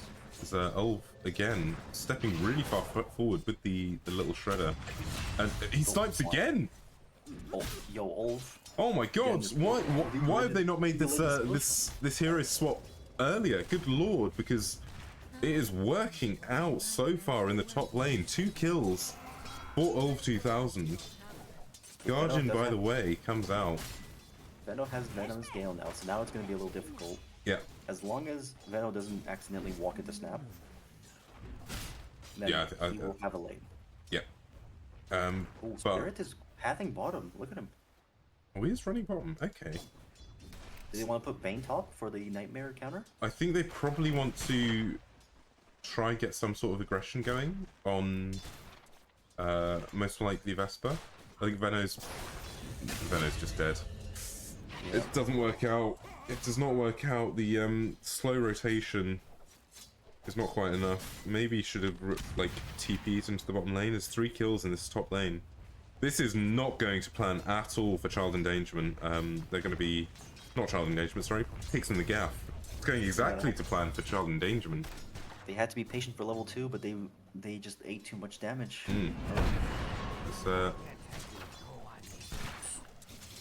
every single lane sort of falling apart as Aoife running a little bit low on mana, so he'll be a little bit miserable about this.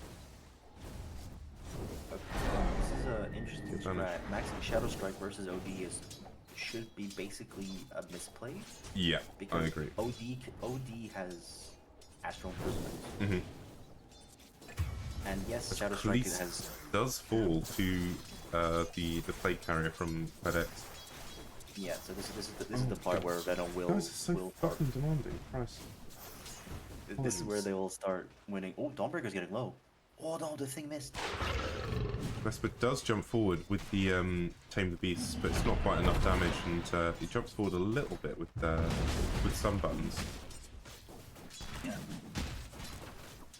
The biggest shower here is going to be how much this Venom will scale. Yes. Like if Benno can scale, like it's a good time. But if he can't, if he starts to fall apart, I think it's going to be really fucking tricky. As there is a little bit of a rotation from Ulf securing that water reading for the 4 minutes. Aoife does jump forward. He doesn't have any mana though. He doesn't have mangoes in his inventory, so he can't actually get any more damage out onto Hellboys. The Scatter Blast comes out onto the Bane. Pretty big, whatever the fuck this is called, Venom Scale onto some heroes, but it's not quite enough as Aoife is bringing this lane into the well behind the tower, putting some pretty decent tower damage early on. Hellboy ticking really low actually. He's ticking lower and lower with the Shadow Strike. He does disrupt himself, but it's still not enough. And Aoife managing to get that solo kill into the top lane. Cleese goes in with the taunt onto 2. Rotation from stone, but takes a huge amount of damage from the spins. He's ticking lower and lower. The healing salve is enough to bring him to a reasonable point, but FedEx just runs him down, and they get the trade. Totally free kill there. This is what they needed, though. It does make Dawnbreaker suffer, because with Bane she had good kill potential. With Stone Spirit it's a lot more difficult now, because the silences, the stuns. But mid, this is a surprise, because Alfie's actually getting ahead, despite a lane being not favored for him, because OD's counter is you max Astral Imprisonment. Mm-hmm. You spam it out on Quap, and then she loses so much max mana that she cannot spam you. Oh, the rotation picks up the he arcane steals rune. the arcane rune. There's no bottle, but it's still it's a super big value. That was completely blind as well. He rolls into that, not even knowing that it's spawned. Super nice play there. He just decided that, like, why not? I'll use the mana. Mm-hmm. Okay, Venom's going attack speed, which is fine. I see infused raindrops on Axe. I guess it's okay versus Bane. Does it work against Brainsap? I assume it does. Yeah, it's any spell. So he does get slept, but misses the Scatter Blast. The Vi's going to be pretty happy with this as FedEx starts to put the hurt down onto Cleese. This lane started pretty well, but now it's becoming more and more Venom favored, as they do rotate both supports here to take this Wisdom Shrine. No real answer from Child Endangerment, as the Venomous Gale comes out onto Cleese, but not quite enough damage or slows to really put too much pressure on him. Ineverknew has stolen the Wisdom Rune though on that side, and Dawnbreaker level 4 got their side rune. So there's a big XP swing right now going on to Gaff side. FedEx is really taking control of this top lane. Ineverknew is hanging around. He doesn't quite connect on the Venomous Gale, so I don't think he'll manage to get any kills out of this, but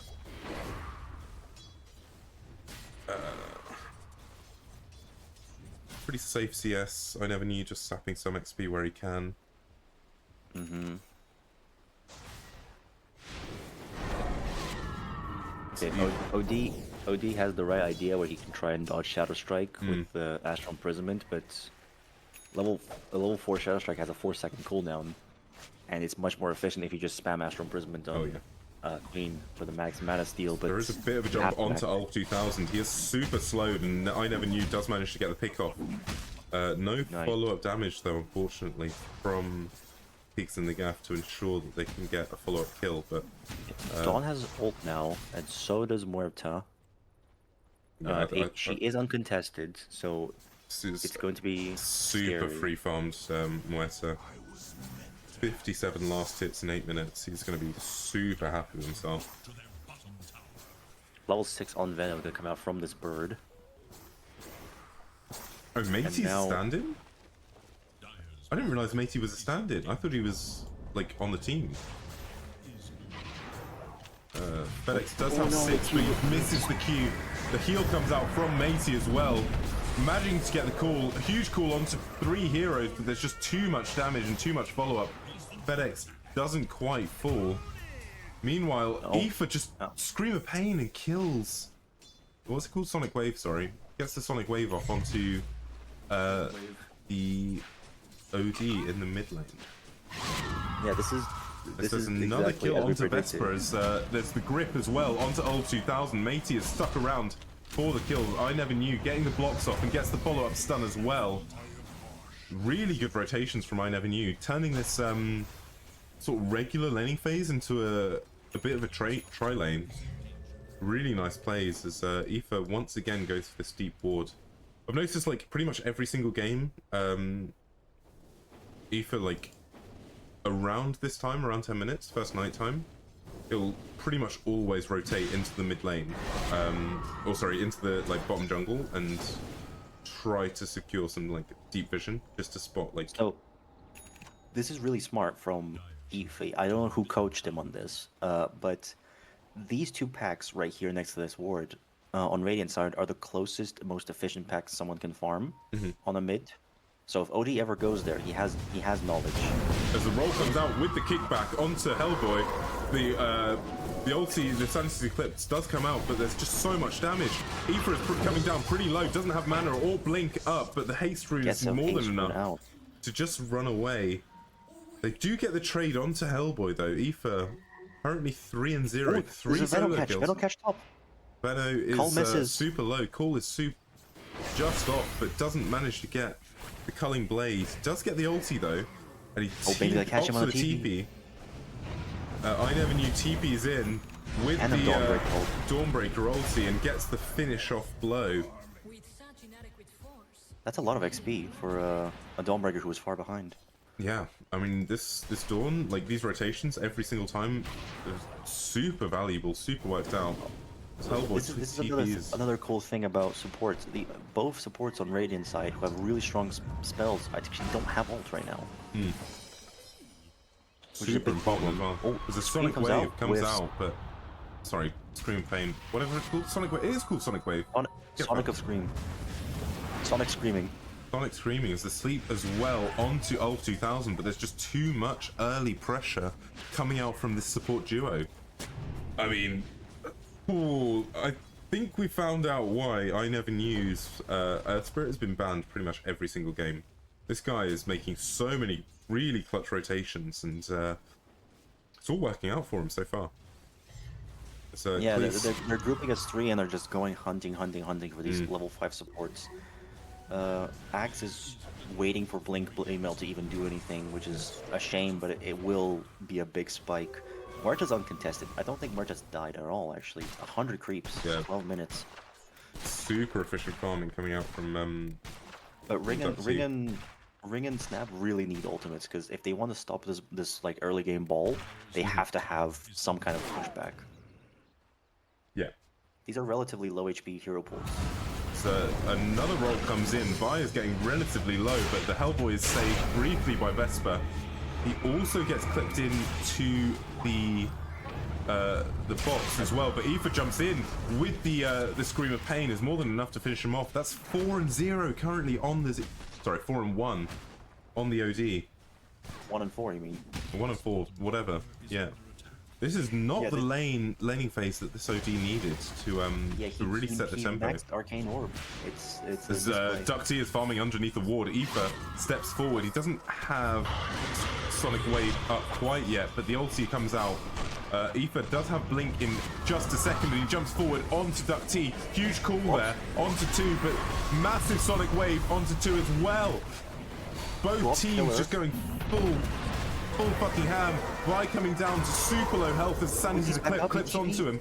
Kills Vi. Aether also falls in the backline as Ulf gets the stun onto Matey. Matey doesn't have mana, really, as Hellboy does get kicked back a little bit by Ineverknew, followed by the roll away. Ineverknew coming in clutch with these both saves and stuns. That was an even fight in terms of golden XP. Yeah. Exact XP change. 2030, 2030.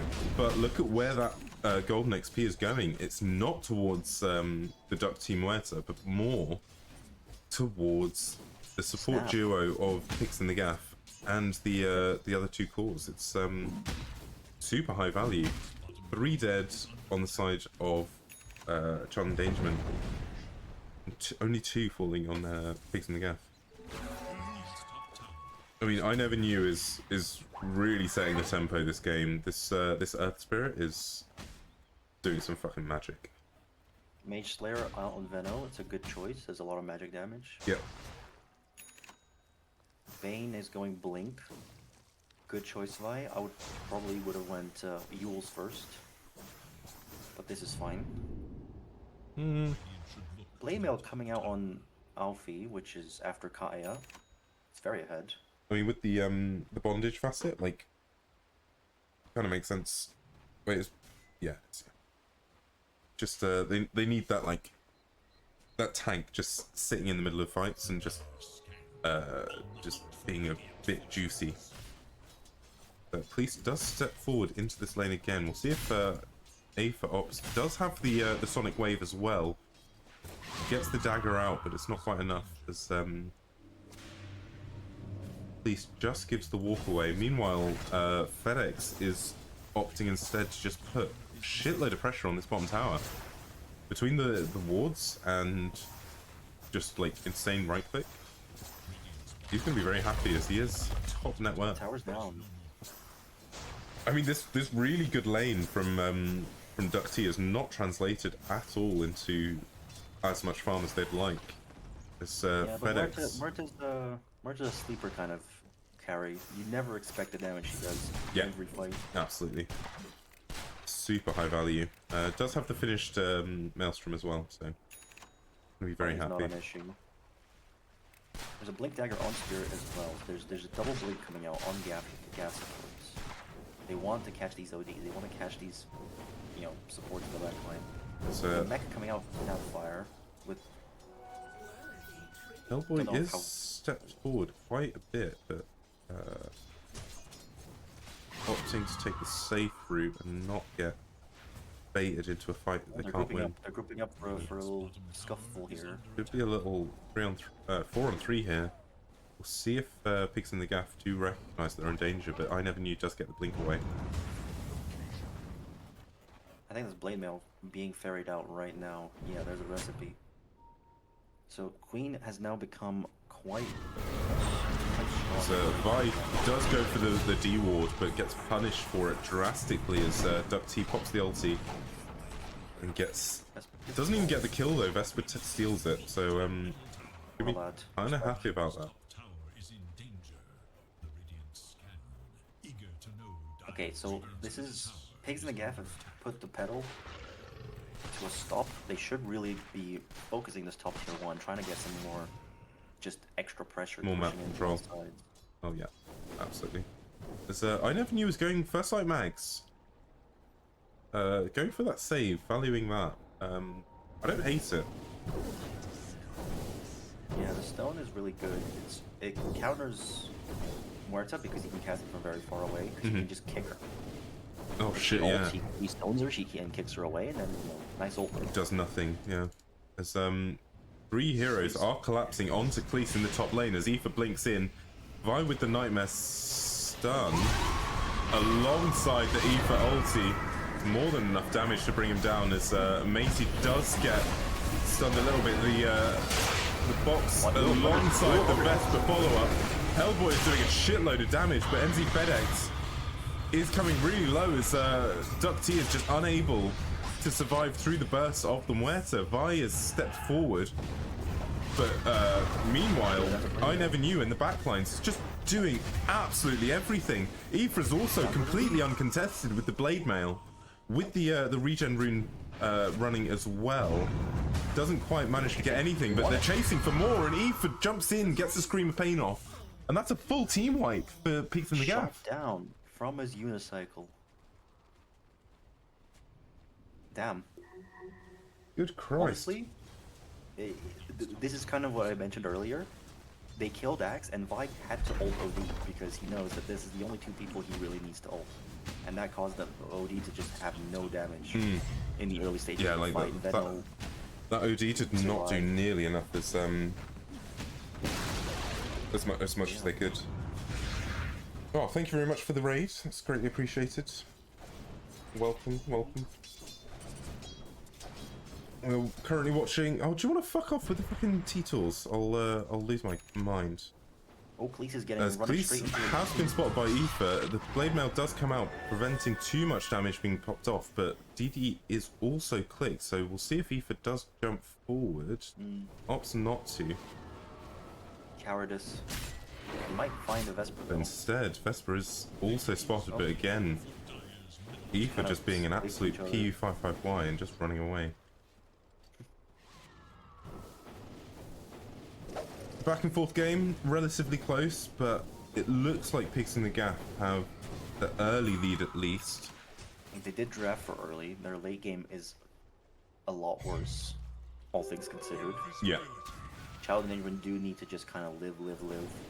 They hit 35 minutes and they're, maybe only 10k behind. It's very winnable for them. Aoife jumps forward to get a little bit of poke onto Hellboy, but doesn't quite connect with anything. Ineverknew is under a ward, so they do know that he's there. He always knew. He did always knew. Oh, there's a smoke. There is a smoke out as they catch onto Aoife, but is there enough? And the dunk comes out just in time, mid-cast of the blink. As just taps the Earth Spirit. He might get caught here though. Ineverknew doesn't have blink, and he does get the silence off, preventing the disruption before rolling away. What a player! There is a jump as well onto the top lane as Vi does get the Nightmare as well as the Fiend's Grip onto the Muerta, but the ethereal form comes out a little bit too late. The save of the box is not enough to prevent everything. So we're seeing quite a lot of these, like the box counter into Fiend's Grip means that pretty much every time that Vi does opt for the Fiend's Grip, he's just not managing to keep it sustained. Vi, the god gamer himself, is going Axe first. I think that's kind of a bait, right? As Vi steps far too far forwards, under no vision. He does manage to get the Nightmare save on himself, briefly preventing himself from dying, but doesn't last as Vesper does box up Hellboy, as Ineverknew Tokyo drifts past. Initial D's away. There's a second blame mail on Matey. I mean, a first, but like second for the team. Double blame mail. He's got Ags. He's getting a blade mail coming like shipped out. It's a happy fella. Yes. I think Bane Ags it's okay here. It's just I would rather. Aoife is caught by the silence, but doesn't quite manage to connect on the dead shot, preventing him from loading up any more physical damage. Looks like they Dire wants something bottom. They're kind of just congesting here. Dawn has ult and doesn't care. She'll always arrive. Very happy as Cleese doesn't blink. Doesn't quite blink, and Aoife's able to just walk away. Meanwhile, Ineverknew and Vi both sitting quite happily. Vi does get scouted out by the dagger, but they do manage to de-ward, so they're going to be quite happy about that one. increasing amounts of pressure coming out onto this this bottom lane as Ineverknew rolls forward onto DuckT, trying to find something. The blink comes out with the kickback and the stun. He tries to force himself out, but instead just backs off. Cleese gets the call onto Aoife, but the blade mail is more than enough to dissuade too much damage. He gets saved by Hellboy as the Scream of Pain comes out onto nothing. Meanwhile, Gets a channel. Ineverknew in the backline gets rolled away from DuckT. Matey Dire cannot chase, is they're all low. relatively low. Yeah, they don't think they can really chase as Aoife jumps in, gets banished by the OD. With the follow-up damage, both spells connecting beautifully there as the Dire team just have to back off. They're going to be happy about that trade, trading the Vi Bane or Cleese. They're not going to be too upset about that one, but That does show that Dire side is losing its edge. They're slowly losing out to just the sheer itemization you're coming to. yeah, I mean, they're 7k behind and still not able to take like these 5-on-5 fights. They're not going to be too confident about what happens next.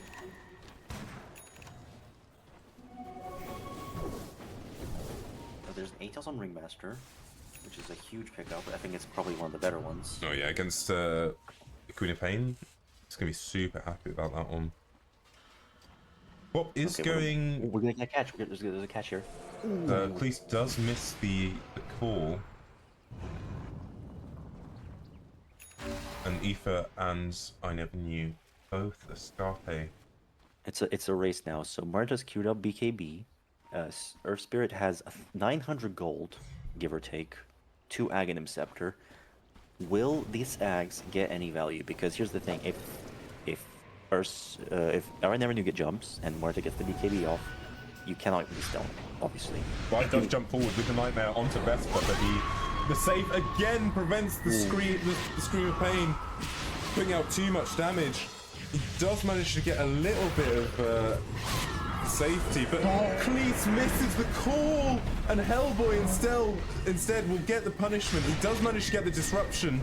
No follow-up is able, but Ineverknew jumps forward with the ulti, getting a shitload of damage, but it just turns around and kills him.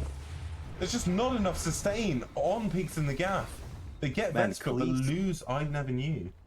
Cleese needs to up his blink call game. He's missed 4 in a row now. Yeah, it's Where's the stacks? Gotta get that armor, bro. It's Against their full magical damage team. so far he's only got what, 5 coats of blood. He's gonna be only 2 armor. Does he really care about it though? Like, his physical damage is relatively minimal. So remember that his battle hunger scales with his armor. That's a good point. That's a very good point. It's a big DPS boost having the maybe like 20 coats of blood stacks. The support definitely feel it. Especially like once he gets his Axis Fire gets very far forward onto Hellboy, gets the sleep and followed up with the Nightmare, and Goes down. it just instantly bursted. Man, FedEx Vi very is happy making about that so one. many plays. Like I've seen solo ults like 4 times now. Ineverknew they jumps catch forward them. and kicks back old 2000 as well. He doesn't have any real follow-up, but NZfedX is more than happy to walk in and just take the get tower the now. beat down, and this is a free tower here. Ineverknew making it happen on the Earth Spirit. Yeah, I mean, Vi and like this support duo is so deadly, right? Like this early blink on Vi is absolutely working, getting so many pickups and cleanups, and like Ineverknew is able to just chase and chase and chase, and there's no real way that they can escape. But ironically, the safest part of the map is the Dire Side jungle. Yeah, I mean, completely empty at the moment as Pigs in the Gaff taking control of this game.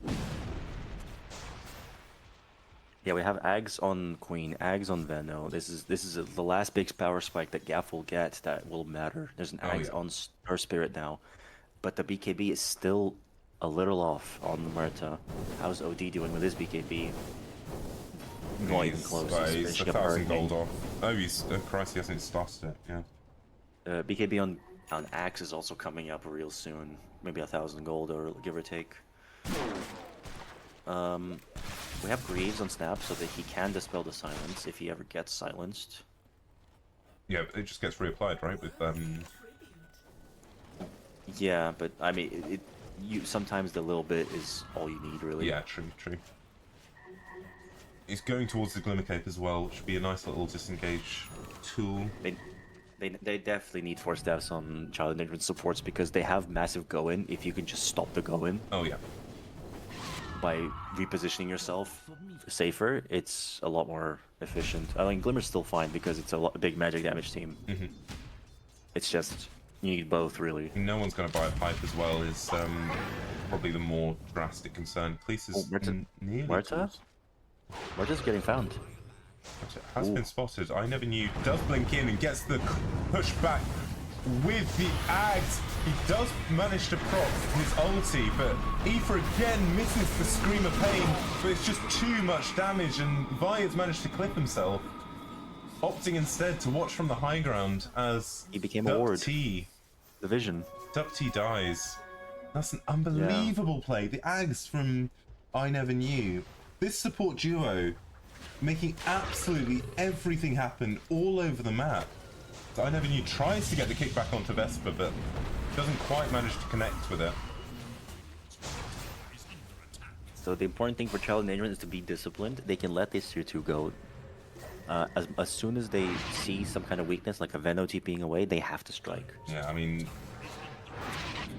hellboy. So right now, this is prime time. Hellboy gets spotted in the top lane and immediately has to TP out because NZfedX's damage is just too much to deal with right now.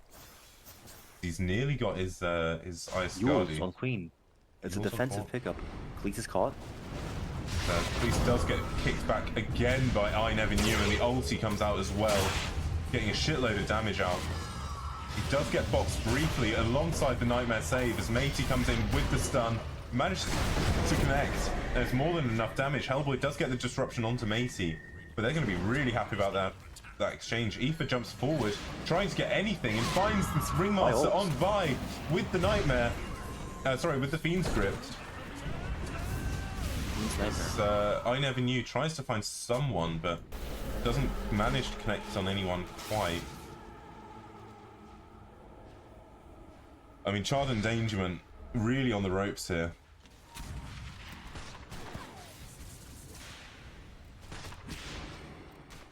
Aoife has a completed Aghanims as well. Ineverknew managed to push him back DuckT again. He has to prop his ult because he has no choice.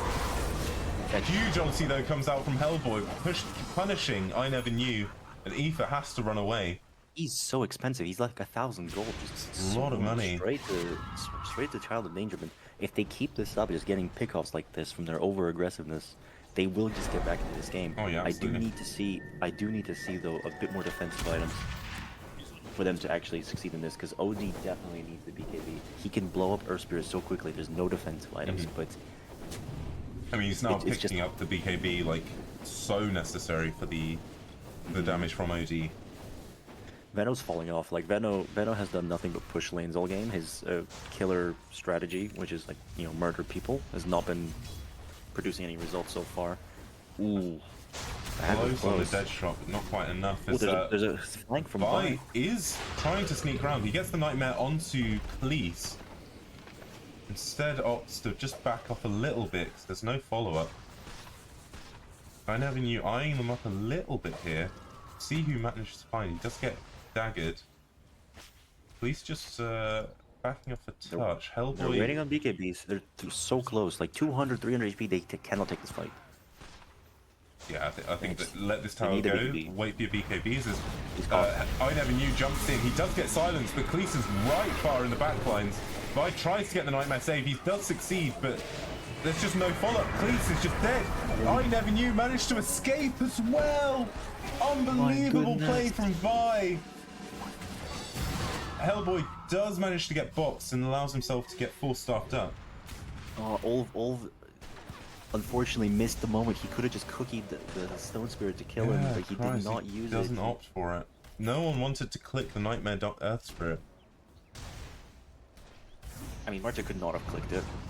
Well, yeah, but like you had like two supports surrounding him. One of them had to take the Nightmare. One of them wasn't range. It was just Yulv is not experienced in the fact that he can just magic damage the Bane Nightmare and not care.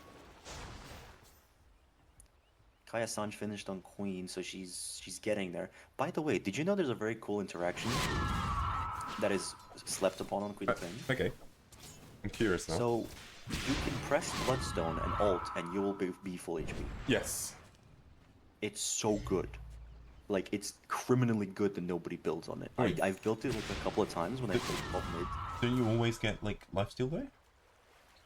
Well, on top of always getting lifesteal, but if you like press it because it amplifies it to like a shit ton, right? Mm-hmm. It's like a free Aegis. Oh, and okay, it's fine, free. fine. Oh, there might be a little Bane catch here. There's a smoke coming out. They see Smoke him. comes out, they do manage to catch him, and there's just too much instant burst, and Vi does fall. Ineverknew also falling to Cleese, getting 2 key pickoffs there, both supports. Yeah, there's the BKB Q to Nurse Spirit. This is the big moment for him where he finally gets a defensive line and just stops dying after. FedEx opts to instead just go for Roche. I think potentially you put this on Ether? No, Veno wants it. I think that's a mistake. I think that's also a mistake. I don't think FedEx is going to die in these fights in such a way that It's like useful. it's useful, yeah.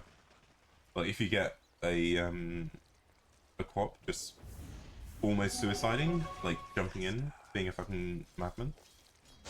As long as the calling has already been placed, he's got a pretty free escape as well, so.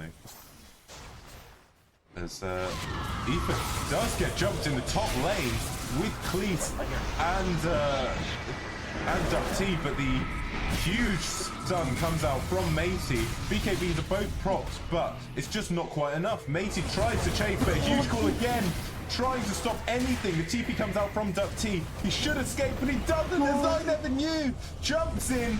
Huge ulti from Vi as well onto Hellboy. He does manage to get the disruption save. But Cleese is in the backline, he's getting jumped, he's killed by FedEx. Matey as well cleans up on Hellboy. Will they be able to pick anyone else off? Blink is up on Vi. Ulf is invisible, but Vi comes in with the dust, manages to get the Nightmare onto him. Ineverknew doesn't quite get the stun off, but instead he saves it for the silence. Ulf presses Guardian Greaves to prevent himself and allow himself to jump away slightly, but it's just not quite enough. Quap dying there just because he was ever so slightly within the silence range of the calling. Really unlucky. Yeah, unfortunately Ringmaster did not get his ult up. I think if Ringmaster ult was off, I mean, I don't think Ringmaster got a single fucking spell off in that fight. he just got deleted. Yeah. Huge fight there. Massive turnaround. It's 22k net worth lead on Cleese and the Gaff as they start poking high ground. NZfedX now really coming alive with this Veno. I mean, you mentioned that he's going to lack in damage, but I don't think he is at this point in time. Itemization from Child Endangerment is not in a place where they can really deal with him.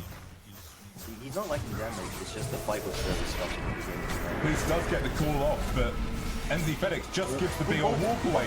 Vi gets a massive ulti onto Murta, but save from Hellboy.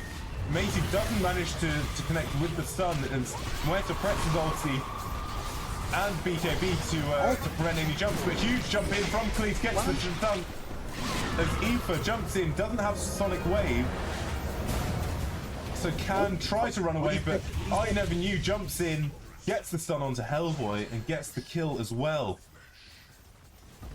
Pretty even Stevens there. NZfedX with the Aegis does not care. Ineverknew does jump in, but this is trouble here as DuckT is silenced. Nightmare Duck. Massive ulti coming in from Vesper, Ult 2000, and Vi does fall to that tick damage. Huge ulti from Aoife, just pushing them backwards. And meanwhile, FedEx, they have to break some rags to stay in this game. they have to get something here. What do you mean stay in the game? They're 25k up. They're very jolly about this. Right now, it's like this is the peakest they'll ever be. Yeah, They cannot go higher from here. that's absolutely true. If they get as much compensation as possible, having 2 lanes constantly pushed in will FedEx does get jumped by Cleese with the taunt, but Matey is in. He does get Yules up, preventing too much damage, but NZfedX, it's stuck. He's stuck in place. DuckT with the ulti, pressing everything, locking down 2 heroes and getting a double kill. But the ulti from Aoife pushing them backwards, preventing really too much proud of Cleese. further damage. I'm so happy to see Cleese right Dude, now because Cleese- he's going in, no fucks given. He understands that right now anything they get is just such a big swing to them. Absolutely. Absolutely. 5,000 XP, 4,000 gold just swung left, even though they're behind. Any kill they get is just so much more valuable. Muerta is 5k in the bank. I would honestly go dayless here because she's lacking a little bit of damage. Yeah, I agree. I think this Matey needs to be in a position where... Not Moon Shard, what are you talking about? That's incorrect. DuckT. OD still has no BKB. This is the biggest limiting factor is the OD has not managed to get the farm off. Like, as soon as OD gets BKB, they're gonna stop getting like these kickbacks and like pickoffs from Ineverknew. It's gonna become so much more difficult. Nullifier and Dawnbreaker. This Dawnbreaker is more farmed. Oh, there's a Hex on Veno now. Veno is huge. This Veno's huge. Quite strongly. But he is dying constantly. So far, every fight that has happened, he's the 3rd position on deaths, right behind both the supports with 6. Ineverknew he's falling does off. lift himself a little bit. Trying to find something. Okay, they have to be careful here because any catch right now is devastating. Yeah, I think this... If they get caught out here, it's going to be a lot of trouble. Queen has finished Octarine now, so she's probably... Do you pretty have a much the peak smoke strength. on Child Endangerment? We'll see if they pop it. Now is a really good time. They're super split. The 2 heroes showing in the top lane. Aoife and Ineverknew, but there's the curious snipe. So Pop does jump forward, trying to get a little bit of damage and poke and push. No one able to right? it's a dire. Oh, that's not sentry. That's the sentry. Okay. Yeah. I thought I looked like a observer because they would have seen only 3. They were like, yeah, it should be fine. Be pretty It's happy. 5. I mean, especially considering FedEx was showing in the bottom lane. To be fair, Dawnbreaker can always join. Like, you're playing at worst like a 45 is probably 45? what they need though. Because Veno has like how much net worth does Veno have? 26k. Yeah, 26k, and he's not in the fight. Yeah. That's a mass. That's the entire lead just gone in a 4v5. Absolutely. OD is not even level 20. That's no Ags, no BK. He's so far behind. Yeah, not having the game that they really needed. 27k net worth leads. We get 41 minutes into the game. Ooh, but the Queen is kind of alone. Maybe they recognize. He's not on division. They don't see anything. Queen cannot resist. Alfie cannot resist. He's gonna try and do something. Cleese does jump forward a little bit. No one able to punish, so Ineverknew just watching him. See if he does jump him, but the ward does expire just in time. Good job. Moonshard has been acquired. Yeah, he does manage to get a Moonshard. I don't like it. I think Moonshard's a massive bait on Werther. Like, you need Daedalus, you need like a Mjolnir as well, would be Gigapop. There's a FedEx starts to poke into the high ground of Child Endangerment. DuckT does manage to get the fear off, but doesn't manage to push them any further back into the base. Smoke on Vi. I think he wants to blink into the trees. No. I mean, Roche is up as well, so they should really go back and grab a cheeky Roche. Level 20 on Snapfire. That's 2 Fire Snap cookies. Muerta has not reached level 25 either yet. And it's going Rapier. I mean, that is a Daedalus. Yeah, I mean, this is... I think this, if there's a game where you need a Rapier, this is it. Like, low bracket finals, arguably the finals at GTI, because no one cares about the actual final. that you did mention. Like, I think this is absolutely a rapier game. This is unfortunate, but Gaff are actually kind of letting them sneak some valuable items onto them. They're not doing anything. I mean, they are Farm. completely penned in the base, but they are still finding a reasonable amount. Yeah, if OD gets this BKB, like Next he fight can is going to just be really fan and tricky. right-click. Only Veno can really out right-click him, but even then, Veno's just gonna die, isn't it? He's got BKB now. I mean, full buybacks as well from Child Endangerment, so they're not just fighting into a 5v5, it's effectively a 10v5. Efficiency varies. Level 25 on Domberg is gonna show up in a moment. Very slow game. Aether Lens picked up. BKB picked up on our spirit. Oh, this is the battle of the BKBs. Oh no, no! Oh, what's happened? What have you spotted? He bought all his components for Acronym Scepter. Oh no. That's not the item you Oh want. no. Oh no. He still has buyback. He still has it. He does have buyback. He doesn't have a BKB. I mean, No. is it good? Oh, Is pipe on that. no, No, like, pipe is on. tactic on OD. It's just if he gets silenced, he cannot. He can't do arcane or shit, cannot right? ult, Like, cannot imprison. Like it's just bad to not get those spells out. Giga That- Surge. Sanity's Eclipse alone just ratios 3 other heroes. Oh yeah. On principle. Like Dawn, Stone, and Vi all just lose like maybe 80% of their health. If he casts it on And then them. you got the follow up from Huerta, like, Yeah, it's just such a mistake to not guarantee that you can get that spell out. I think at this point you just you buy out for Rapier, right? On DuckT. He's not Wait. not close to it yet. Does it matter if it does have 25 on FedEx? So these wards are going to start clicking pretty fucking hard. Radiant's bottom tower is under attack. Oh no, And OD's very tanky as well. He's in a OD sussy position there. It's a little bit deep.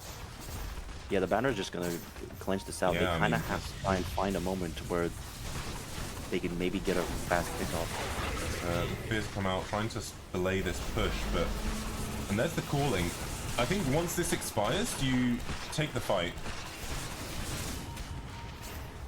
Still got no the BKB banner. on. Still no Ags on Hellboy as well. This is really good timing for Pigs in the Gaff if they opt to take fight. Aether does jump forward, but doesn't manage to connect on Where does anyone. Rapier is in Secret Shop now.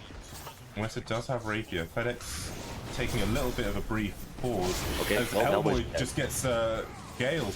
Huge call there from Cleese and follow-up damage from Globs will miss. the Globs, but nothing quite connecting. But he walks walks in. into the and FedEx dropping lower and lower. He's gonna tick out to the battle hunter. He doesn't. He lives on 2 health. Oh, super he's low dead. and Okay. does manage to get killed by the dead shot as Vi jumps forward with the Rapier, it's the Rapier. ult. It's huge ult comes in from Cleese, but there's just too much damage. He instantly dies. Ethan up with a massive ulti. Matey stepping forward into the rest team, but just gets bursted. Hellboy was on a nice edge there. Cleese dropping lower and lower and does finally fall as FedEx drops low as well, but he also falls. Ether jumps forward. They do have mega creeps, so they're going to be pretty happy about this, but not going to be completely jolly as little fellas. I just watched That's OD like Huerta. get stunned and silenced and Hex for like fucking 10 seconds. It was just such a This OD just cannot do anything in this fight. He didn't ult again. Like it's such a strong spell. He just- Ineverknew never really found a time to jump in and press his spells. Well, we're in for a long one now because yeah, I mean, I does think have Ags now. this is does good. have Ags now. I hope you guys are ready for. I hope you're settled in. I hope you're nice and cozy in your little cup of- chairs. You got your cup of tea. You got your cider. You got your beer. You got your wine. You got whatever the hell else you want to drink. 25 on Muerta, 20% gunslinger chance with Rapier Moonshard. It's not the best. This is a scary, scary Muerta. Oh no, She's oh gonna no, be dropping damage. Vi's getting a career? Oh, so close. Honestly, he could have probably killed OD there. Pretty unlucky. That is Ags on OD now though. Yeah. That is a dispel. It is a dispel. It is a so death spell, yeah. If he gets hexed, he just wasted it, so it's down for a minute. He's gonna die. He's gonna die. Oh no, he's gonna die. Oh, he's fucked here as he gets ulted by Vi. Vi jumps in. There's no shield at all as Vi solo killing. Matey with the kill steal. Absolute bastard. What a piece of shit. He does have buyback. He does have buyback. Giga trolling with that maneuver. I mean, that's so fucking aggressive, He's right? got Like, 3 greater healing lotuses, I guess. he had Blink, like, you could have left, not recognizing that he's in a very precarious part of the map, and he had just shown on the wave as well. Dawn has Basher. That's Dawn a BKB Basher. piercing stun right there. I like it. He's going Abyssal as well next item. There's still no buyback on Muerta. He buy out some? Yeah, he buy out the rapier, yeah. Matey, Good. Good. Good. so I know counter you there. tries to make a jump, and Yep, absolutely. Hellboy, that's the force speed up buyback. Really nice play, and something. nothing really expended for it at all. They're going to be happy about this one. Hellboy cutting things down to the wire. I mean, this is from Pix and the Gaff. I'd consider this as a very good game. Taking control of the early game, not really letting off and allowing their pressure to be minimized. It's all just been just staying on top and in control. I mean, Child Endangerment have been pretty much locked in their base for the last 20 minutes. Snap is picking up a Lotus Orb. That might reflect a hex. A stray hex here and there. I do like it. As Hellboy does manage to get the disruption onto Ineverknew. No follow-up managed to fall, but the silence is the nightmare save onto Ineverknew. He manages to press BKB and tries to TP, but it just dies the damage from Muerta.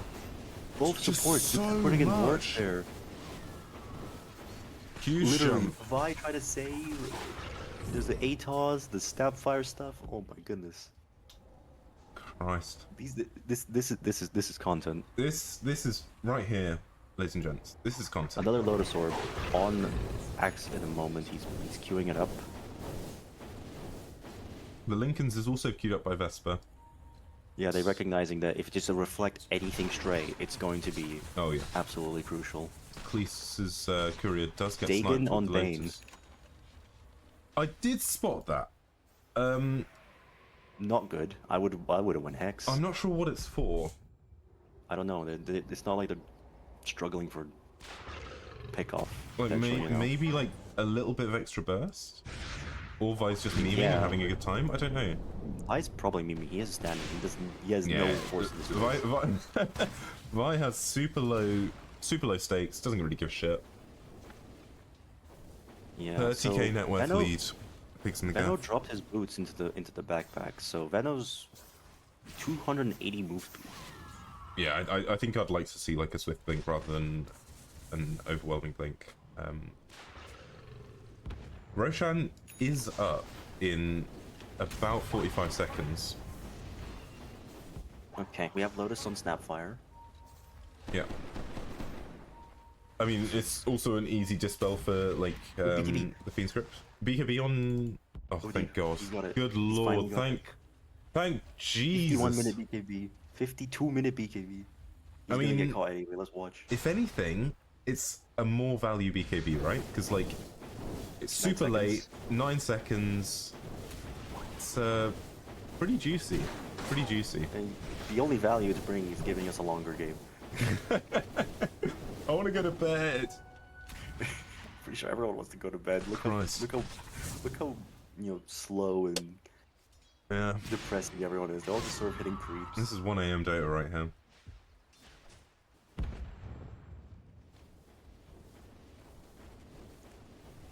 We do have a little bit of a lull, He's but caught. he has been caught by the there's Fiend no script, commitment. but there's just no commitment. And he just back He off a lost little all his bit. mana. He has lost all his mana. Maybe that was just to like hope for like an essence flux. proc? No, I think that was just the BM ult. Fire's board. He's had enough. I mean, it comes off cooldown in 30 seconds. I think that'll be pretty chill. Yeah. And if I was Child Endangerment, I'll be like, yeah, there's no Bane, I'll just go fight. Yeah. They're But afraid of the creeps ending the game, but if they fight next, like, they're all kind of edging around their base. It's not like they can just not go back and defend. absolutely. Abyssal on Dawnbreaker. They do walk into the pit as well. Bane 25. I think only person on Pigs in the Gaff lacking 25 is this Earth Spirit. But I mean, the levels on Child Endangerment are very limited. I think Vi takes the refresher, yeah, and Matey will take the cheese. So we'll be pretty pleased about that. Oh, Stone Spirit sees action. He has Monkey seen sees- Ulf. He does get the glimmer off. Okay. Doesn't opt to go aggressive, instead sneaks back a little bit. Hellboy is pretty far forward as Quap does jump in, but it's not quite enough. As he gets stoned himself. He does press BKB and a huge kick off, 30% of the way across the map. He does use BKB for that. The Stone Spirit Express has driven through the Radiant base. As they finally manage to get onto this high ground. FedEx stepping pretty far forward. Aoife jumping forwards as well. Doesn't manage to bait out the ulti from They're all Huerta. just edging each other. They're Yeah, waiting just- for any sort This of... next fight is going to be absolutely fucking huge as Hellboy does jump forward onto the ulti as Cleese does jump in as well with the call onto FedEx, but it's just not quite enough as the Fiend's Grip is more than enough to take him out as there's the second Fiend's Grip, but he just gets Cancel. boxed. That's BKB used, that's ulti used as well as he gets kicked back by Ineverknew. Benno's dead. Benno's lost Aegis. Benno has lost Aegis and there's no follow-up onto DuckT. Dawnbreaker's Dawnbreaker's alone. completely alone here. He does get the stun out onto Ult 2000 as NZfedX jumps in. Huge save from Hellboy though. We'll see if there's any sort of follow-up. Massive ulti from Aoife, proccing the Essence this is Flux, but there's another box alive. as the DuckT just manages to sneak out and 4-star again, and another 4-star. And Aoife jumps in. Huge ulti from Ineverknew, base is keeping falling. them The base pinned is in the falling. base as the Ancient is falling. Ineverknew just keeping them pinned. As Aoife jumps in again and again and again, proccing more and more damage. It's dead. The massive, Yes. huge ulti there from DuckT, finishing off 2, finishing off 3. The Ancient is falling. It's on 100 health, 50 health, and it's dropped.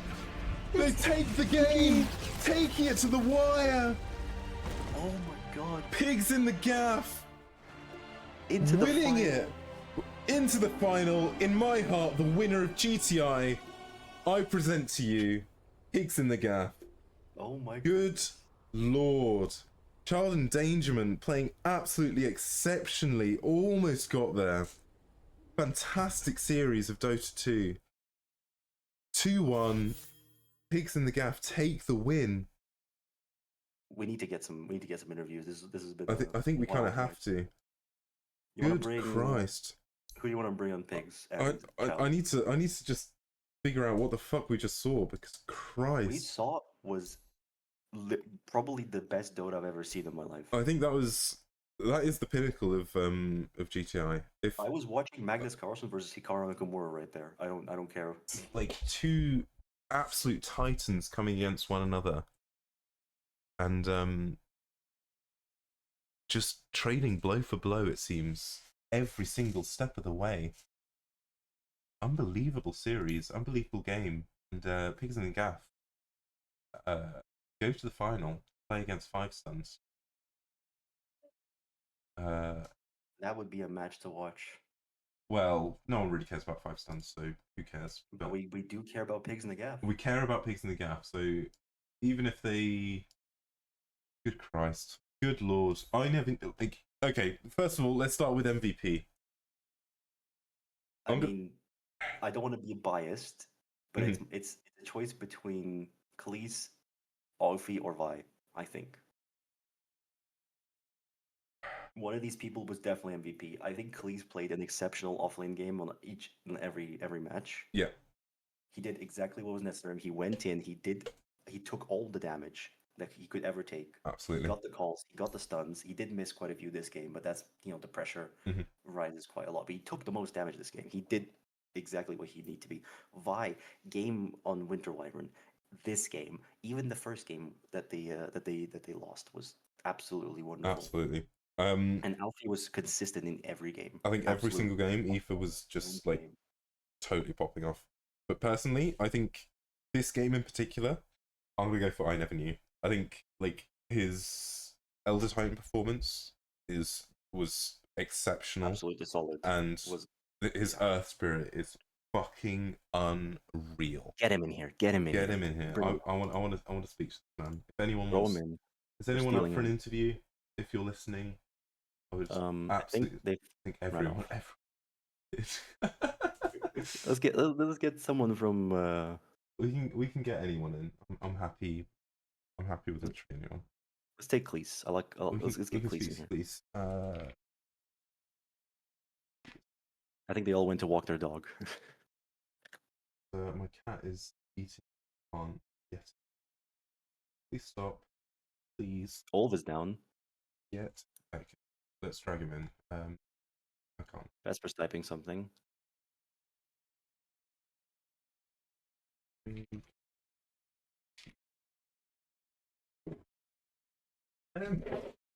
Bloody cat. Let's get. All right. So Let's get Olv. let's get Ulf in. Hello. How are you doing, Ulf? Hello. I'm tired. You're first tired? of all. No shit, dude. Yes, You're playing it- like an hour and ahead as well, so it's like 1 o'clock in the morning. Yeah. Holy shit! Yeah, it's 1:30. dude. Good I'm very Christ. tired. I can't blame, especially after that series. Like, holy shit! How Yeah, how are you feeling? I zoned out. A bit sad, but Uh-huh. it was fun games to go out on. You know, Mhm. I got to play my three heroes, like my best ones. I feel. Mhm. So it's just overall sad that we lost, but it is what it is. Absolutely. The others. Okay, did well. let's talk through some of the games. Let's start with game one. How Yes. so you were on the your ringmaster, pretty Yes. staple lad. How did you find it? You came out with some unbelievable Wheels of Wonder. Yeah, talk me through the game. Quite frankly, that game I I felt like I didn't use my box at all, and I heard Vesper at one point say that, like, proudly exclaim that he saw me use my Wheel of Wonder once. Yeah, because I did not Not break true. my old one. There was more. I've had some good Wheels of Wonders through the tourney, and I don't think that game had any of them. Really. There was two that were pretty good. No, there were both quite a few. defensive. Yeah, like defensively, I think you absolutely smashed it. Like, I think every single time they tried to jump anyone, there was a Wheel of Wonder, like zoning them out, pushing them back, forcing them into a position where like they were constantly retreating. So yeah, like I'd 100% recommend like rewatching it, because it was like I think your ringmaster was very good. Yeah. Oh, that does make me happy to hear. I'll definitely rewatch it. I'll watch the cast as well. You'll be on the chopping block. Oh god, no. Saying what you have Please to don't. There's an elephant in the room, Oh, though. God. The game 2 Grimstroke. Yes, let's talk about Yeah. that. So your Grimstroke, I don't think I think I've seen it before. It was a lot of fun. Was it like going into the draft, you knew that you wanted a Grimstroke, you wanted to go for these like single target, dual like link ups, or Combos. did it just sort of crop up like That like, kind of happened, uh-huh. and we got carried away, as you may have noted. Yeah. We were like, "Oh, that's funny," and then, "Ooh, we could also pick Bloodseeker," ooh, and then we got carried away a little bit, and we ended up where we were. Okay. We in one of our first series. I think actually was that the one against you? It might have been. Possibly. We did do something of the same Yeah. with a DK and the Grimstroke and like Yes. it Yeah. was Yeah. either series 1 or series 2 where we had the same idea, but we didn't gimmick it this much, and it kind of went under the radar. Mhm. But here we gimmick too hard. We gimmick too close to the sun, and we got burnt. We But did. honestly, you guys, in by analysis of how we saw like the entire game, we were looking at all the points. You won maybe about 80% of the fights where you actually got the ult off. Because in the Yes. last few fights, you were just Yeah. target focused. Mhm. Did you Which have makes any sense. moment where you had a feeling like, oh, I'm not getting these ults off? Yeah, no, I definitely there was a cutoff where I was like, okay, they're looking for me, they are hunting me down, Mhm. and the old stopped coming out. I think Like, is it a like matter of I experience with like these late game sort of moments, or is it more of just they just kept finding you somehow? I think there is definitely a game sense and game knowledge I'm lacking from not having thousands of hours in the game. Mm. I definitely like we had a fight topside that kind of what lost us the game, where Lena just shadow bladed onto me and I not clocked that she had shadow blade. Mhm. Like I had just not I forgot to check what items everyone had, and I was just not aware. Yeah. It's Absolutely. it's a mix of general lack of game sense and exhaustion, just pure exhaustion at that point. Mm. There will be many times in the last game, which I'm sure we'll get back to, where you can just see me standing still because I've zoned out. I'm not looking at my screen really. I'm not there. Dude, like I think everyone that's played Dota 2, especially like late game, it's late at night. Everyone has had that experience where no one really knows what the fuck is going on. So I think everyone can 100% relate to that.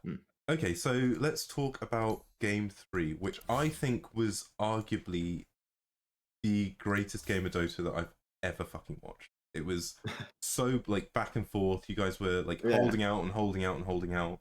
The rapier came out on DuckT. Was there like a moment where I think you guys took like a couple of really, really good fights? Was there like a moment where you guys thought, oh shit, yeah, no, we could make this happen? I think that our team, like, obviously, I don't understand the game state. Mhm. I don't know if we have like a hidden backup Medusa somewhere that's just gonna carry as soon as the timer hit 50. Mhm. And there is not a single person on that team that will admit when a game is looking like we're losing. Okay. It always sounds like, yeah, we're just around the corner from winning. Basically, they always just have that attitude of, yeah, we can do this. I never even when I feel like, holy this looks like we're just losing now. There's nothing we can do. Mhm. And that vibe never gets through from any of my other teammates. Right. So I always have the feeling that, yeah, we can still do this. Mhm. Like if they always have such concise plans on what to do next. Yeah. Okay. It just feels like we can still do it, even when the game is so doomed. Those two last fights, you guys were like chessing your moves so well because like Spirit Ineverknew jumps in, then you've got a Lotus, you've got a Atos come out. You guys are trading pieces so strategically of your kit to make sure that the tension doesn't break in the favor of the enemy, and it was a beautiful thing to watch. It's a shame that you guys unfortunately fell at the end. It was absolutely marvelous. It felt like a grandmaster chess match that was unfolding. Absolutely. Oh, yeah. Okay, so let's cast our minds back. Unfortunately, this is where you guys. I'm going to say that you guys got second place in the tournament because no one cares about the final because 5 Suns No Brains are fucking losers. That was the same sentiment I've given to every friend I've talked about today about this. It's just this. Today we're playing the finals, and there's nothing happening after that, absolutely. even whether we win or lose. Absolutely. Nothing. So, casting your mind back across the entire tournament, like I know, just for a little bit context of anyone viewing, you're completely new to Dota 2. This tournament was pretty much the first chance, I guess, that you got to like properly play Dota. And like coming into the tournament, I think you had less than 100 games or something. How have you found your journey? Okay, generally really pleasant actually. It's been a lot of fun playing Dota. When I agreed to enter the tournament, I had exactly 5 games in Dota. Okay. 2 of them against real people, and those 2 games have the caveat that DuckT and Vesper had the great idea that my first game should be played in a trio lobby with them. So it was just a black screen simulator for 15 minutes. So that's why I always say I had zero experience going into this, because I had some games, but I didn't get anything out of them. I couldn't remember them. It was like in 2024. Right. But overall, the experience of Dota has been really fun. It's definitely coming from League. It feels like the natural conclusion of if everything is broken, nothing is broken. Everything feels so horribly overtuned that it just nothing is overtuned. Like you have 5-second stuns, but then you have BKB, and then you have some shit that pierces BKB, and there's always a bigger fish. It's how this shit feels sometimes. Yeah. I clicked with some fun heroes early on, and that's what's most important to me, is finding something I like. Yes. I just play heroes I like most of the time. I'm actually a bit sad that we didn't get to see Vengeful Spirit or Mirana from me this tourney, because I actually really like those two. But DuckT finds them boring to draft, so we didn't. Do you think you've been held back by DuckT? Yes, I specifically think my idea of maliciously stacking as Enchantress, like overstacking the enemy camps with Enchantress passive so they can't farm them. I think I should have been allowed to do that.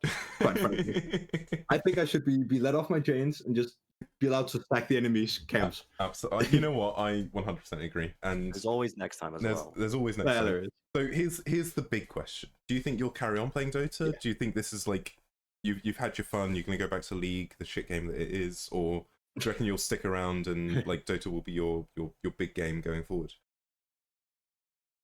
I think that Dota will enter my doom spiral, as I call it, which is the circle of PvP games with the shitty communities I have that I play. Okay, yeah. Like as my main game for like 3 months, and then I loop over to the next one, and then I just kind of go around them. Okay. But because I think that, and I've spent a lot of time thinking, do I like League or Dota more? Because I think both games are incredibly fun. Yeah. So I mean, the short answer is I'll keep playing Dota, but I want to give the long answer because I like talking. Reasonable.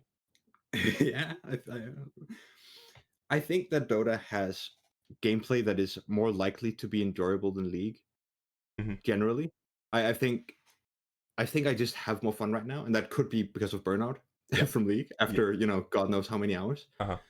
But I really like League character design and like the stories they tell in the world. I'm a sucker for like a story and a character. Okay. And Dota just, a lot of Dota's characters and voice lines are kind of jokey.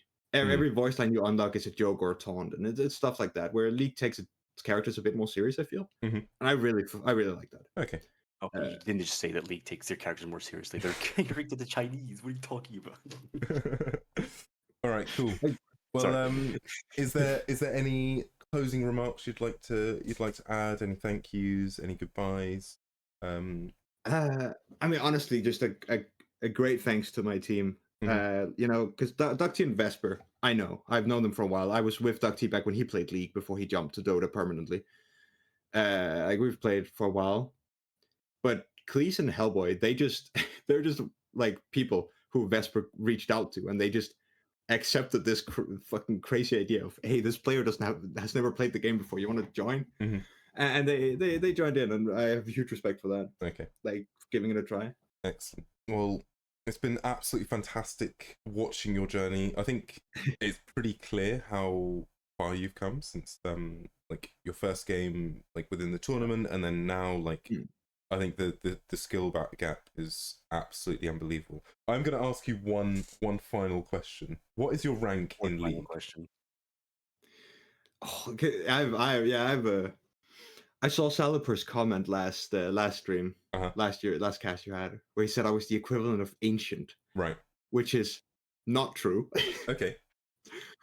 I am currently gold 4, which is low Archon. Okay, interesting. But that's mainly because I don't play ranked. Okay, fair enough. The highest I've been is plat, like high plat-ish, which I would say is somewhere in legend. Okay. Equivalent. Fair enough. Okay, well, no. Once again, massive thank you. It's been an absolute pleasure watching you. And I think personally you're my favorite player of the tournament, other than Vi, No, because thank you. I can't It's biased with Vi. Yeah, I can't vote against my Bias is Vi. okay. Yeah, absolutely. That is true. That's fun. But yeah, massive thank you, and really well played today. I think you played exceptionally well. Thank you, and thanks for having me. Excellent. Well, take care. Have a good night. Yeah, take care. Good All night, right. everyone. Bye. Bye. Good. Okay, that was He's playing WoW. DuckT's playing. Yes. He just immediately fucking finished this mega game, and he's like, you know what? Fuck this. I'm gonna play some more. It was cue the other edition. Is anyone from Pigs in the Gaff fancying a little bit of a chat? If not, we'll call it there. Anyone from the winner of GTI of the People's Hearts? I don't care. Like, I don't care if you're a fucking contractor. I don't give a shit. You've just won GTI. The contractor has the best comments because there is no horse in the race. Exactly. You can just fucking chat so much shit to about everyone. You can just chill and have a good. Yeah. Not fine. Absolute fine. Hell yeah. All right, get into Egg Team 1. I can move you over. You need to move to Egg Team 1, otherwise I can't move you.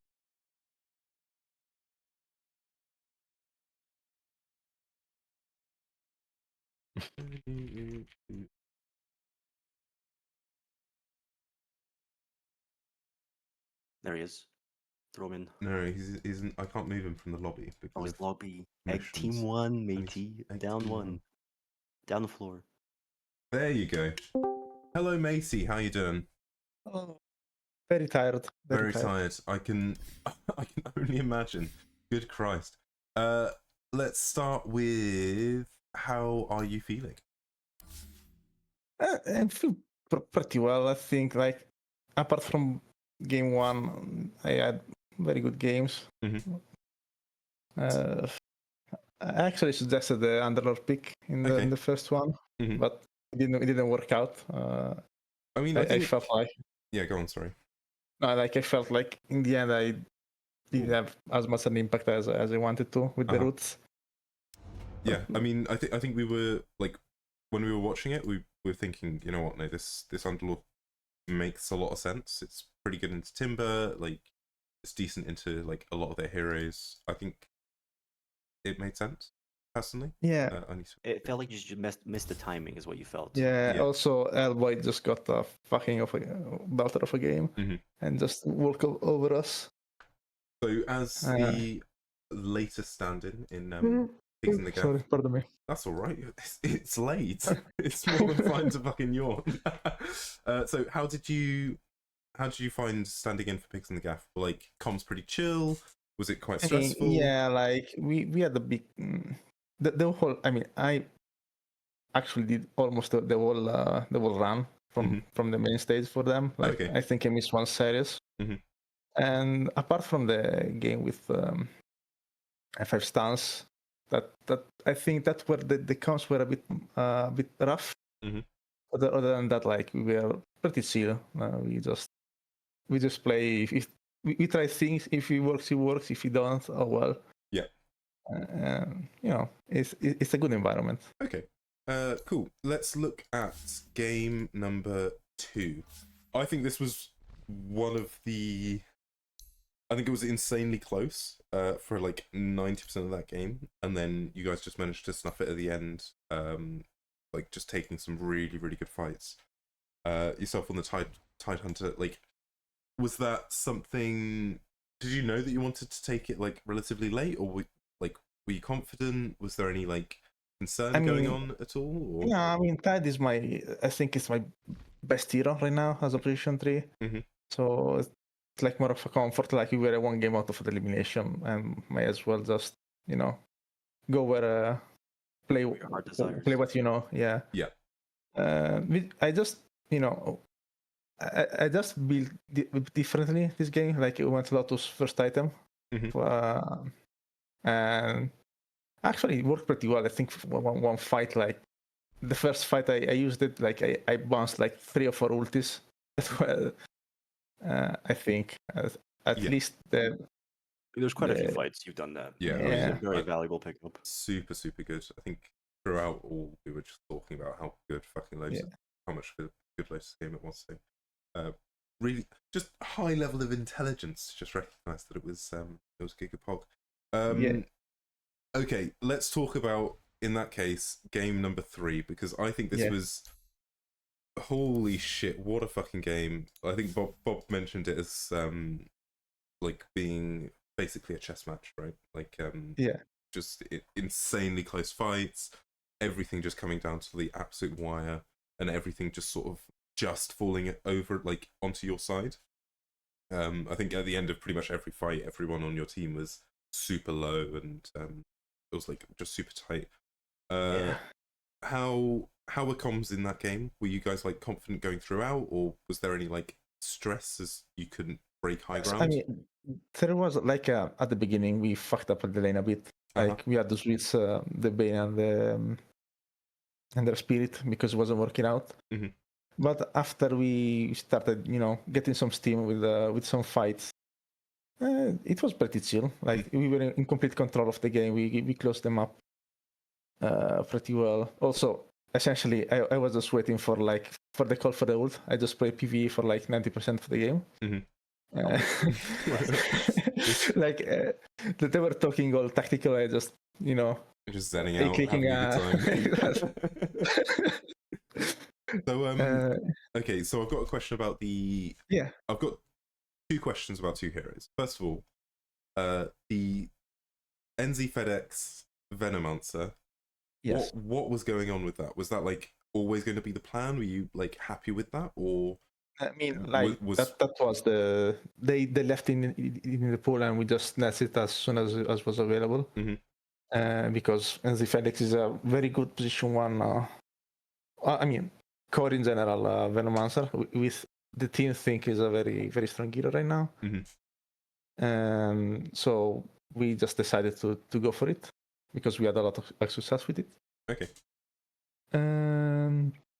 Wait. Okay, so my follow-up question then is, I never knew Matthew's Earth Spirit. Is this something that you guys have just been keeping under the radar? Like, so from my perspective, I think he had an unbelievable game, and I think he's the reason why your early game went so well, and why you were able to just like close out the map so like effectively. Like, was he? What were his comms coming out? Was it just like pure confidence, like I've got this guy, like come grab him, and bits like that? Or... yeah. No, like he was the essentially was the setup for the whole team. Like he's like I mean, as the chat said, he has a pool of 2 mini hero, Task and Air Spirit, and with some Elder Titan, as you've seen. So it's usually always banned like in the first wave. So he never, at least in the game I play with him, he never managed to snap it. But they left it in, and we just used to pick it. Yeah. Because we know that he can do work with it. He also grifted himself at level 10 by picking the wrong tunnel. Oh really? Yeah, he didn't get the roll distance. I didn't even fucking spot that. Oh Christ. Even then though, the silencers that were coming out with like Gigapog, so definitely worked out. He failed a couple of rolls because he used to have like that extra distance. Yeah. Okay. But we managed to get the ball rolling. Okay. And literally. My final question is purely on Vy's communications within the last 5 seconds of that game. How much was he screaming? And was he just screaming, hit the throne, hit the throne, hit the throne? Was he like, we're comms like super chill, like, no, we got this, we're chilling out. I think he just tuned us out and just started hitting the throne by himself, like not even caring. He just said, I went out, and to be honest, mood. Like, it was the same. We're done, like, it's 2 a.m. or... Yeah, absolutely. Stop. All right. Okay, excellent. Well, in that case, I won't hold you here any longer. You can go to bed. because good Christ, you've deserved it. Yeah, very well played today. I think every single performance from you today was absolutely top draw. Thank you. So really, really well played. And I mean, I think this is my last game of GTI. oh, really? Because yeah, I think I'm free. Mm-hmm. Finally. Oh Jesus, I'm not made for best of 3. I'm too old for this. Oh dear. Oh boy. Well, how I guess my follow-up question then, my final question before you can disappear forever, is how does it feel to win GTI? Oh, it feels great. Like honestly, I'm a bit dumb. I'm dumb because like I'm tired. Yeah. I don't know. It's like 2 months of actually serious Dota, quote unquote. Yeah. And at the end, it starts getting to you. Like it's almost become a chore, and not. I mean, it's still enjoyable because it's a bit of tryhard, but yeah, of course.